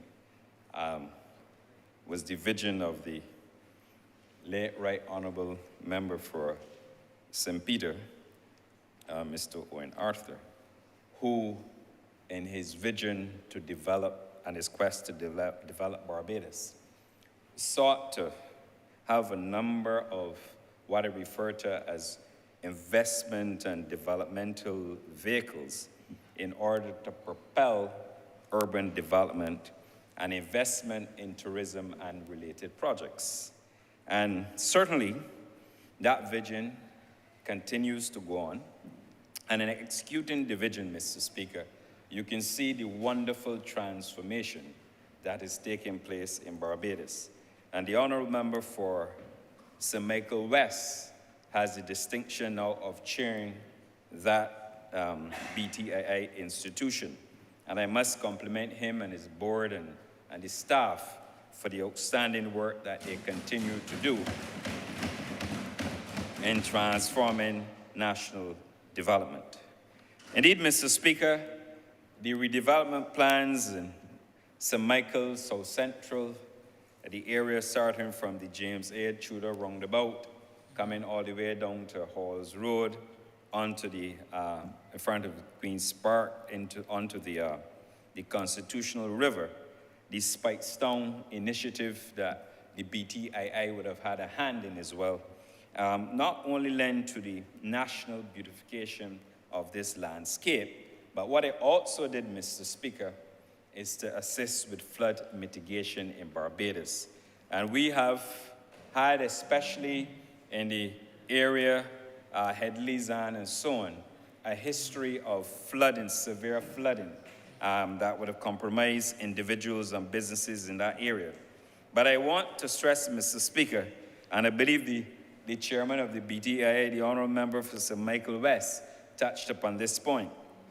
And it has to do, sir, that I hope that in the fullest of time, that resources would also be allocated to other areas in St. Michael, such as St. Michael West Central, that oftentimes suffer from severe flooding in certain areas and where there is significant scope for investment. Because as we all know, Mr. Speaker, that if you have water coming downstream, it will impact not only your constituency of St. Michael Central, it would impact over my St. Michael West Central constituents and also the other areas, especially when they come ravishing through down to St. Michael West and St. Michael Northwest. So that I believe that as we build out the investment portfolio of the BTII, due consideration has to be given to other areas within Barbados, and I make a special plea on behalf of the residents of St. Michael West Central, for which the honourable member for St. Michael West is familiar.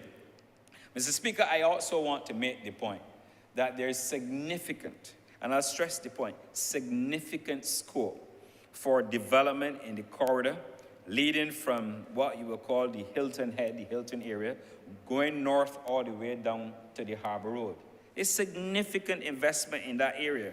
There are several vacant lots. There are some buildings that could do with significant enhancement, significant refurbishment, but also properties that I do not believe are utilizing the full economic potential of the properties that they have built idle or those that are in dire need of refurbishment. And I believe that the time has come where we have to look at not only the Harbour Road, but the Princess Alice Highway. That is a prime area for additional development. We have a situation where you have the Bridgetown port. There are several cruise passengers, who when they come to Barbados, they oftentimes will take the journey either by foot or by vehicle, Mr. Speaker. And that area, that stretch of area where there exist vacant lots and our buildings are in dire need of refurbishment, could be refurbished to take advantage of additional economic activity as we continue to build out employment for people in Barbados and opportunities for the tourists when they visit Barbados to spend some money on island to boost our tourism earnings. And we have to reach that point right as soon as possible to ensure that we have the appropriate commercial activity. Blending in with the fish market, for example. I see no good reason why we can't have some additional, you might call them restaurants or food stalls, to allow people to sample our local flying fish and other delicacies that are absolutely needed and necessary, be it when they're walking back to the cruise ship or when they're traveling from the cruise ship. And you can even incorporate, Mr. Speaker, tours into the Bridgetown fish market. Mr. Speaker, I recall many years ago, maybe almost 20 years ago, I had the opportunity to visit Seattle on vacation. And in Seattle, they have something called Pike's Fish Market. And if you saw what the vendors and the other professionals in the fish market would do with fish, the experience alone was a tourist attraction. And in Barbados, We have some of the finest fish vendors that you can probably ever have across the world. We have clean, very sanitary facilities in the Bridgetown market and other markets across Barbados.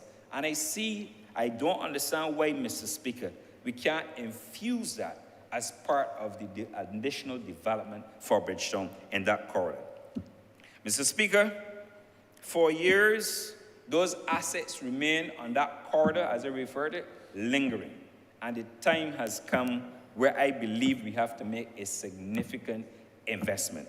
But I will leave it to the chairman and the board because I believe they have other plans. But we have to come back to the point where we have to make the best use of our economic land and land spaces.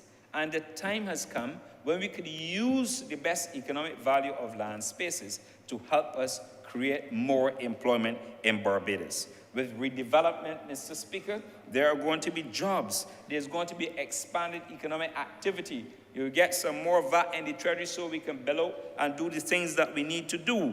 And I want, Mr. Speaker, to encourage the property owners on that corridor, that stretch, to start thinking about opportunities where they can expand and develop rather than leaving assets to linger at the rate in which they're lingering, Mr. Speaker. Mr. Speaker, I also believe that the time has come where we have to look at what we will refer to as the old or the former immigration building. And that is a wonderful view, Mr. Speaker. I mean, it's an unobstructed view. In some places, Mr. Speaker, when you go, you might say that you're going into a resort. If you go down to San Diego or some other places on what you call the west coast of America, you will see some wonderful hotel sites there. You will see some wonderful dining opportunities, Mr. Speaker. And that site, you could do what you want to do with it. Whatever activity, whatever investment is necessary.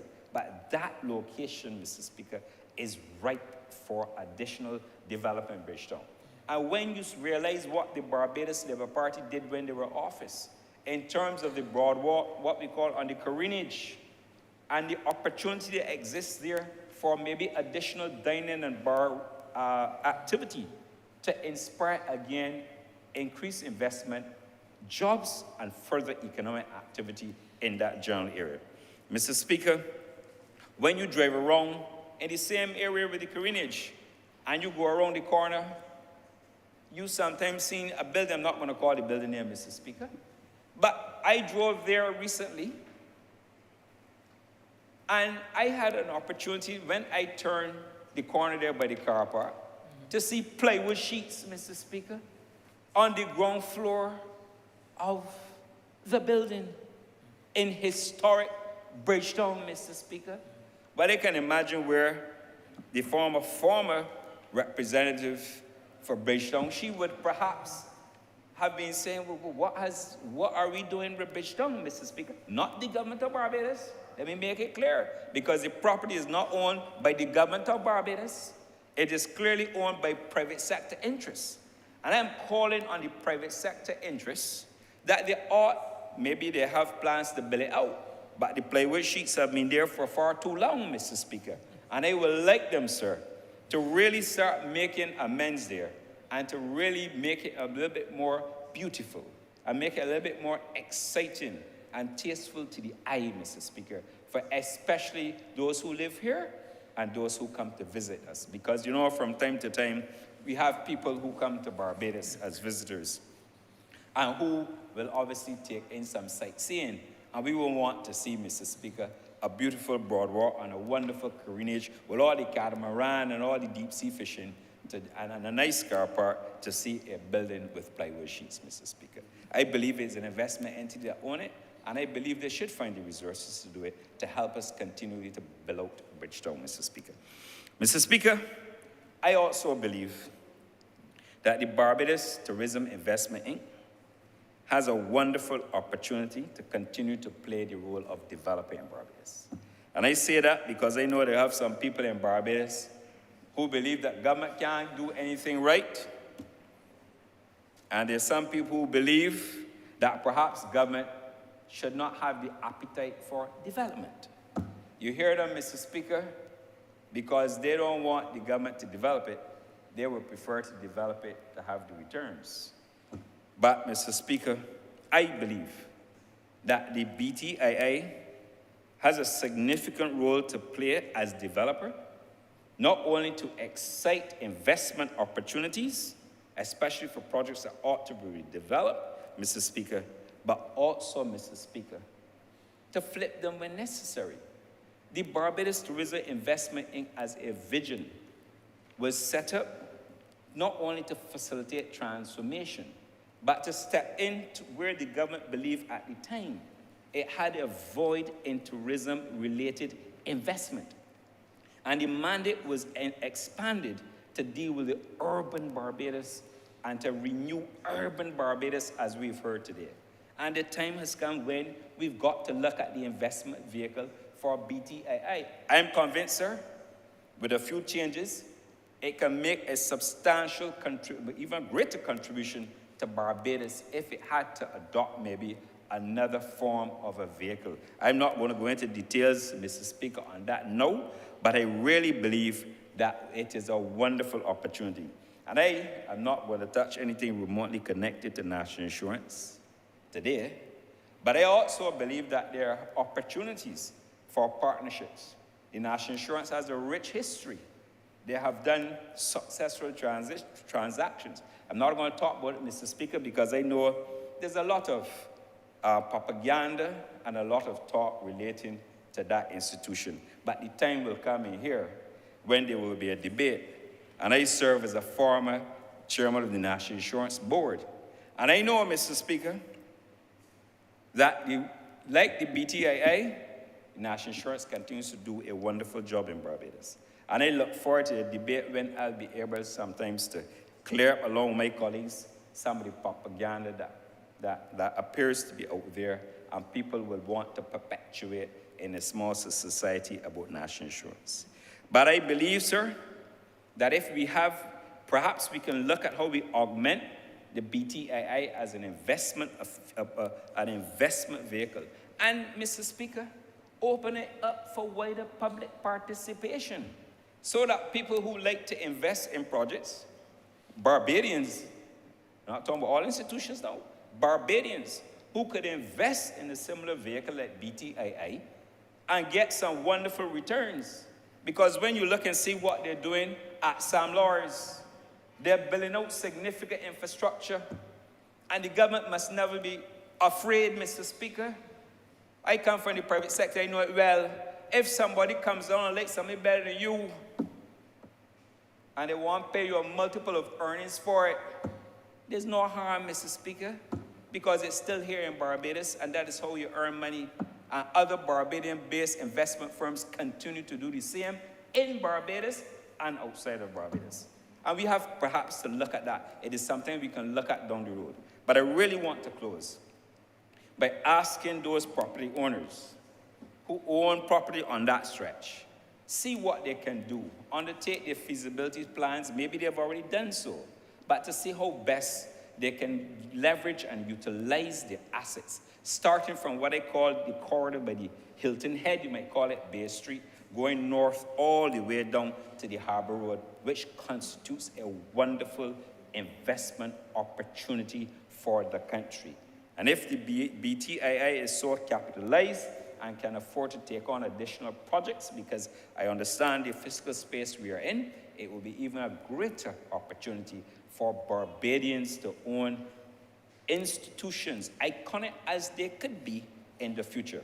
So, Mr. Speaker, I intended not to speak this long, but I felt I had to join the debate because the residents of St. Michael West Central would have wanted me to join this debate, not only to represent their interests and to ask for any future assistance that potentially could come their way, but also they would have wanted me to speak on this topic because if it could create additional employment opportunities, those residents and constituents in St. Michael West Central will also have an opportunity to have a job in new enterprises and grow like anybody else, Mr. Speaker, and own a piece of this rock as well. And with that, Mr. Speaker, I'm obliged. Honourable Member for Christchurch West. Thank you very much, Mr. Speaker. First, let me thank all honourable members that spoke in the debate. I honestly didn't think that such a simple resolution would have garnished so many people to want to contribute. But it shows how important our capital city is. It might be in the city of Bridgetown, but it belongs to all of Barbados. And I think that's the important point. And all of us have constituents that want to benefit from housing. All of us have constituents that come here to transact business. All of us have a vested interest in our capital city. And that's the important point that comes over. And I also want to remind honourable members that this is not a one-off. This is part of a program that the Ministry of Housing, when I first was at the Ministry of Housing, we started. Because we didn't start with the Treasury building. You know, we started a rejuvenation program. That rejuvenation program included the registration building, which is moving along quite nicely. The courts next door to the registration building, which is moving along quite nicely. The gatehouse, which is completed and occupied. The warehouse next to the gatehouse at the Old Barbados Water Authority, which is about to go to tender. The 3-story Barbados Water Authority building, which is also about to go to tender and be rejuvenated. Reef Road, which is behind Pelican, which is now being assessed for tenders. The Baco building in Magazine Lane, which is going to be finished in another 2 months. The planning department at the Garrison, which has started and will finish in 6 months' time. And the welfare department, which is finished. And Glenderry as well, which we also vested. So we have been on a very persistent and consistent program to rejuvenate all of these buildings that were disused and are being put back into productive use. And this is but one. But this is one in the center of Bridgetown.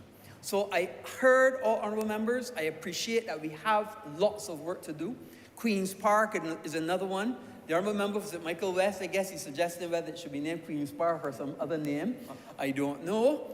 But we are looking to make that a cultural center for Bridgetown as well, where we have artists in residence, where we have people doing paintings, people that can come and play music, learn how to play music, all sorts of things right there in what is currently called Queen's Park. So this is part of, we see it coming in pieces, but it is a part of a complete vision that the Prime Minister and the BTII and the people at Planning and Development have to be able to rejuvenate all the buildings, bring the city back, and bring Barbados into the 21st century as a strong and proud nation that we are as a people. And that is the whole basis of this. And that is why money spent on the people of Barbados is always money well spent. And those 2 words, Mr. Speaker, I would ask that this resolution do not pass. The question is that this resolution do not pass. All those honourable members in favour, please say aye. Those against, please say no. We think the ayes have it. This resolution now stands passed.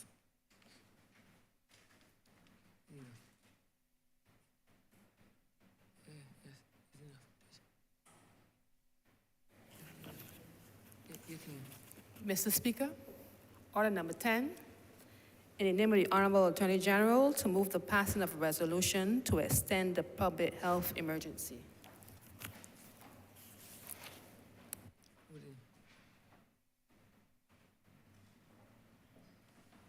Honourable Member for St. Michael West Central.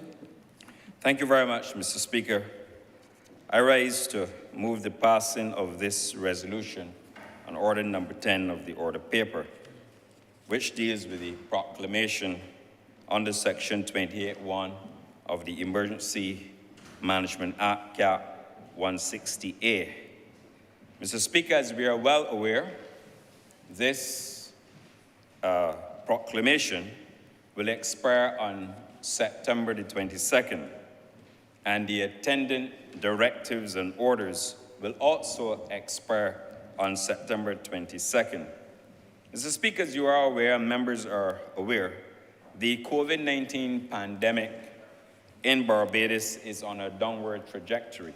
Indeed, we've moved from a positivity rate of 41% going back to July, where up to yesterday we only had a 15% positivity rate. Overall, the positivity rate has been declining. If you compare this week to the previous week, we would have declined by some 43%. Now, over the last few months, a number of changes were made to the directives. Those changes included no testing at our ports of entry for incoming unvaccinated travelers. We also reduced the period of isolation from 10 days to 7, and we also removed the 3 feet physical distancing mandate in the last directive that we published. Now, the Ministry of Health and Wellness, Mr. Speaker, continues to our commitment to reviewing not only local information, regional information, and international evidence as we make the appropriate recommendations in respect of how to relax restrictions while at the same time paying attention to public health evidence, and that is absolutely critical. I really want to commend Barbadians for staying the course with us, for their patience, Mr. Speaker, for their understanding, for their empathy during what we describe as uncertain times in respect of this COVID-19 pandemic. It's been a very long and difficult road for families, for businesses, and even government, Mr. Speaker. But I would like to ask the Barbadian population for their continued support in the interests of their health, Mr. Speaker, and in advancing our economic fortunes. Mr. Speaker, the Ministry of Health and Wellness continues to be very concerned with the death toll, particularly those 70 years and older. We are seeing, obviously, the numbers on a daily basis when the numbers are published. And the death rate in that particular target group, Mr. Speaker, remains a source of concern. I might also want to add condolences to the families as well of those deceased persons. It is always a difficult thing when you lose a relative, but particularly those in the 70-year category, that group, and 70-year plus, we recognize that there has been obviously concern there. Now, it is the responsibility of every citizen to help each citizen go through this process. And obviously, as we have been saying, personal behavior goes a long way in us managing the COVID pandemic. Mr. Speaker, as I indicated, the proclamation of the Emergency Management Act will expire on December 22nd. As I indicated, the COVID-19 pandemic has improved over the last 4 weeks. The metrics used to monitor pandemic, those metrics are trending downward, but we must be careful, Mr. Speaker, not to erode any of the gains that we've made thus far. We have, as members will know, the emergence of new variants. We confirmed some time ago that we have the BA5 variant in Barbados, and thanks to the CARFA and sending information down to the lab as often as we do, we get a report on the variants and obviously certain detections, because we have to continue to maintain our surveillance systems in order to ensure we continue to manage what we have before us in COVID. We in the Ministry of Health and Wellness are committed to the gradual relaxation of all protocols, and we are committed to that. But after, Mr. Speaker, internal and external consultations and on the advice of the Chief Medical Officer, as we know, the Chief Medical Officer is the public health specialist, the public health expert, and the support of the Emergency Operations Committee, the CMO has recommended that we continue with the proclamation and the attendant directives, as well as the orders, for another 3 months. His advice was given, his advice was taken, and we're going to do so for the first 3 months, for the first 3 months in this first instance, commencing September the 23rd, and that is what the resolution, Mr. Speaker, sets out to do, where it says that the proclamation was extended and has not been revoked, and that we are proposing that the proclamation is extended until the 21st day of December 2022, notwithstanding that we will have a period defined as contained in the resolution at paragraph 2 for a period not exceeding 6 months as the House of Assembly may determine by a resolution. Mr. Speaker, as I indicated, the Chief Medical Officer is the public health expert. He has made certain recommendations, and therefore, in keeping with his advice, we are proposing that this extension be facilitated. Now, obviously, in facilitating the extension of the Emergency Management Act, there are certain things, obviously, that will be facilitated.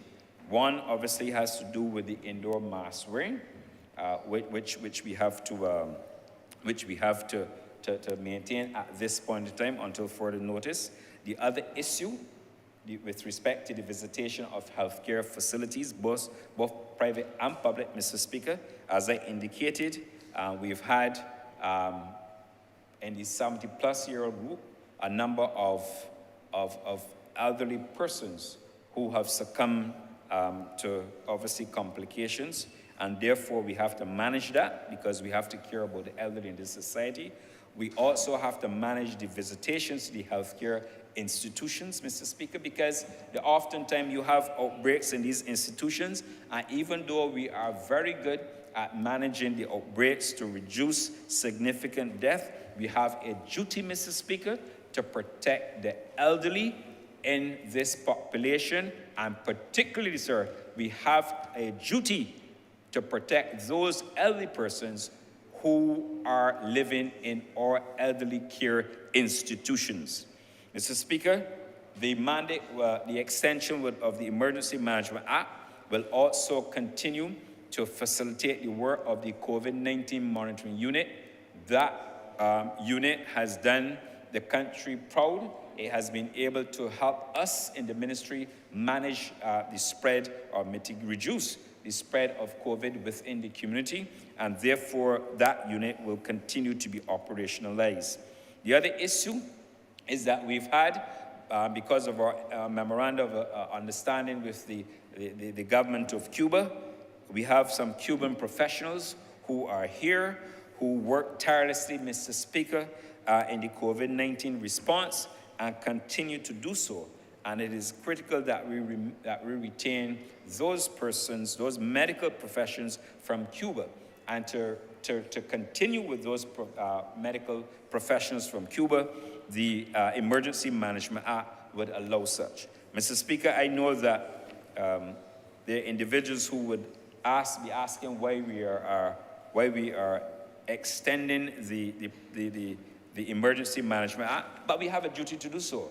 And I believe that I would have addressed the issue, especially the care for the elderly, the COVID monitoring unit, Mr. Speaker, and also those who are here. Mr. Speaker, I continue to give this honorable chamber the assurance that as we review the evidence, like I said, we have to benchmark it not only locally, we have to look at what's happening in the region and what is happening internationally. I give the House the assurance that appropriate changes will be made, recommendations are made by the Emergency Operations Committee. The CMO will sit down, assess the facts, and therefore make a further determination. Now, Mr. Speaker, there are several people who speak on COVID. They don't have a public health background, and it is one thing for a person without a public health background to be challenging people in public health. But I can tell you that this country is a blessed country. It's blessed with excellent human resources, and those persons who are trained in public health have helped us to steady the ship during COVID, and they've also helped us to steady this ship outside of COVID whenever we are faced with emerging public health emergencies. Mr. Speaker, you know, the world has changed. The world has changed. And today it could be COVID, tomorrow it could be something else. And we are faced with emerging health emergencies, and we have to manage them. And the fact that we have trained public health specialists who can make the appropriate recommendations and advice to the ministry, to the minister, and obviously to those who matter in the decision-making train. I remain confident in their abilities to advise us. And Mr. Speaker, I have no doubt that we will continue to be very well served by those professionals. Mr. Speaker, I believe I would have answered or set out to anticipate questions that the public may have had. Obviously, I remain available to answer any further questions, Mr. Speaker, on this particular matter, but we really have to ensure that all the gains that we have made thus far, that we don't throw them away. And that is the basis, sir, for the proposed extension of the Emergency Management Act. And therefore, Mr. Speaker, not to detain the chamber unduly, I will beg, therefore, Mr. Speaker, that this resolution do not pass, Mr. Speaker. Honourable members, you are aware this resolution can only be passed by a majority. Therefore, a vote has to be put to all honourable members present.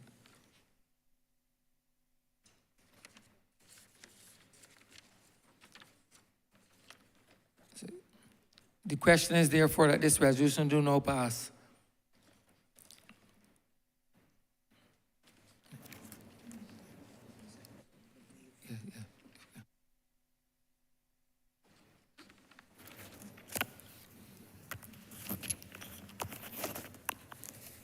Ms. Bradshaw? Mr. Ford? Dr. Duguid? Aye. Ms. Husbands? Aye. Mr. Abrams? Aye. Mr. Weir? Aye. Mr. Griffith? Aye. Mr. Jordan? Aye. Mr. Humphrey? Aye. Mr. Strawn? Aye. Mr. Godinejo? Aye. Mr. Rowe? Aye. Ms. Cavill? Yes. Ms. McCarney? Aye. Mr. Ishmael? Aye. Mr. Lane? Aye. Mr. Prescott? Aye. Mr. Hinkson? Ms. Ford? Mr. Phillips? Aye. Ms. Moore? Aye. Mr. Gibbs? Aye.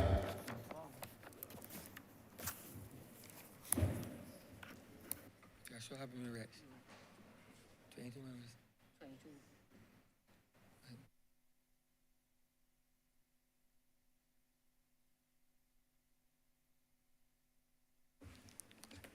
22 members voted aye, no one voted against, no abstentions.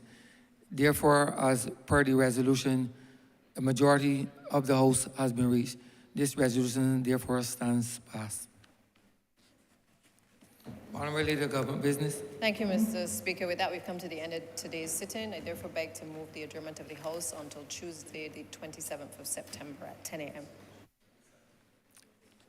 The question is that this honourable chamber stands adjourned until Tuesday, the 27th day of September, 2022 at 10 a.m. in the forenoon.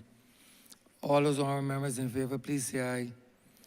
Those against, please say no. Meeting the ayes have it. This honourable chamber stands adjourned until Tuesday, the 27th day of September, 2022 at 10 a.m. in the forenoon.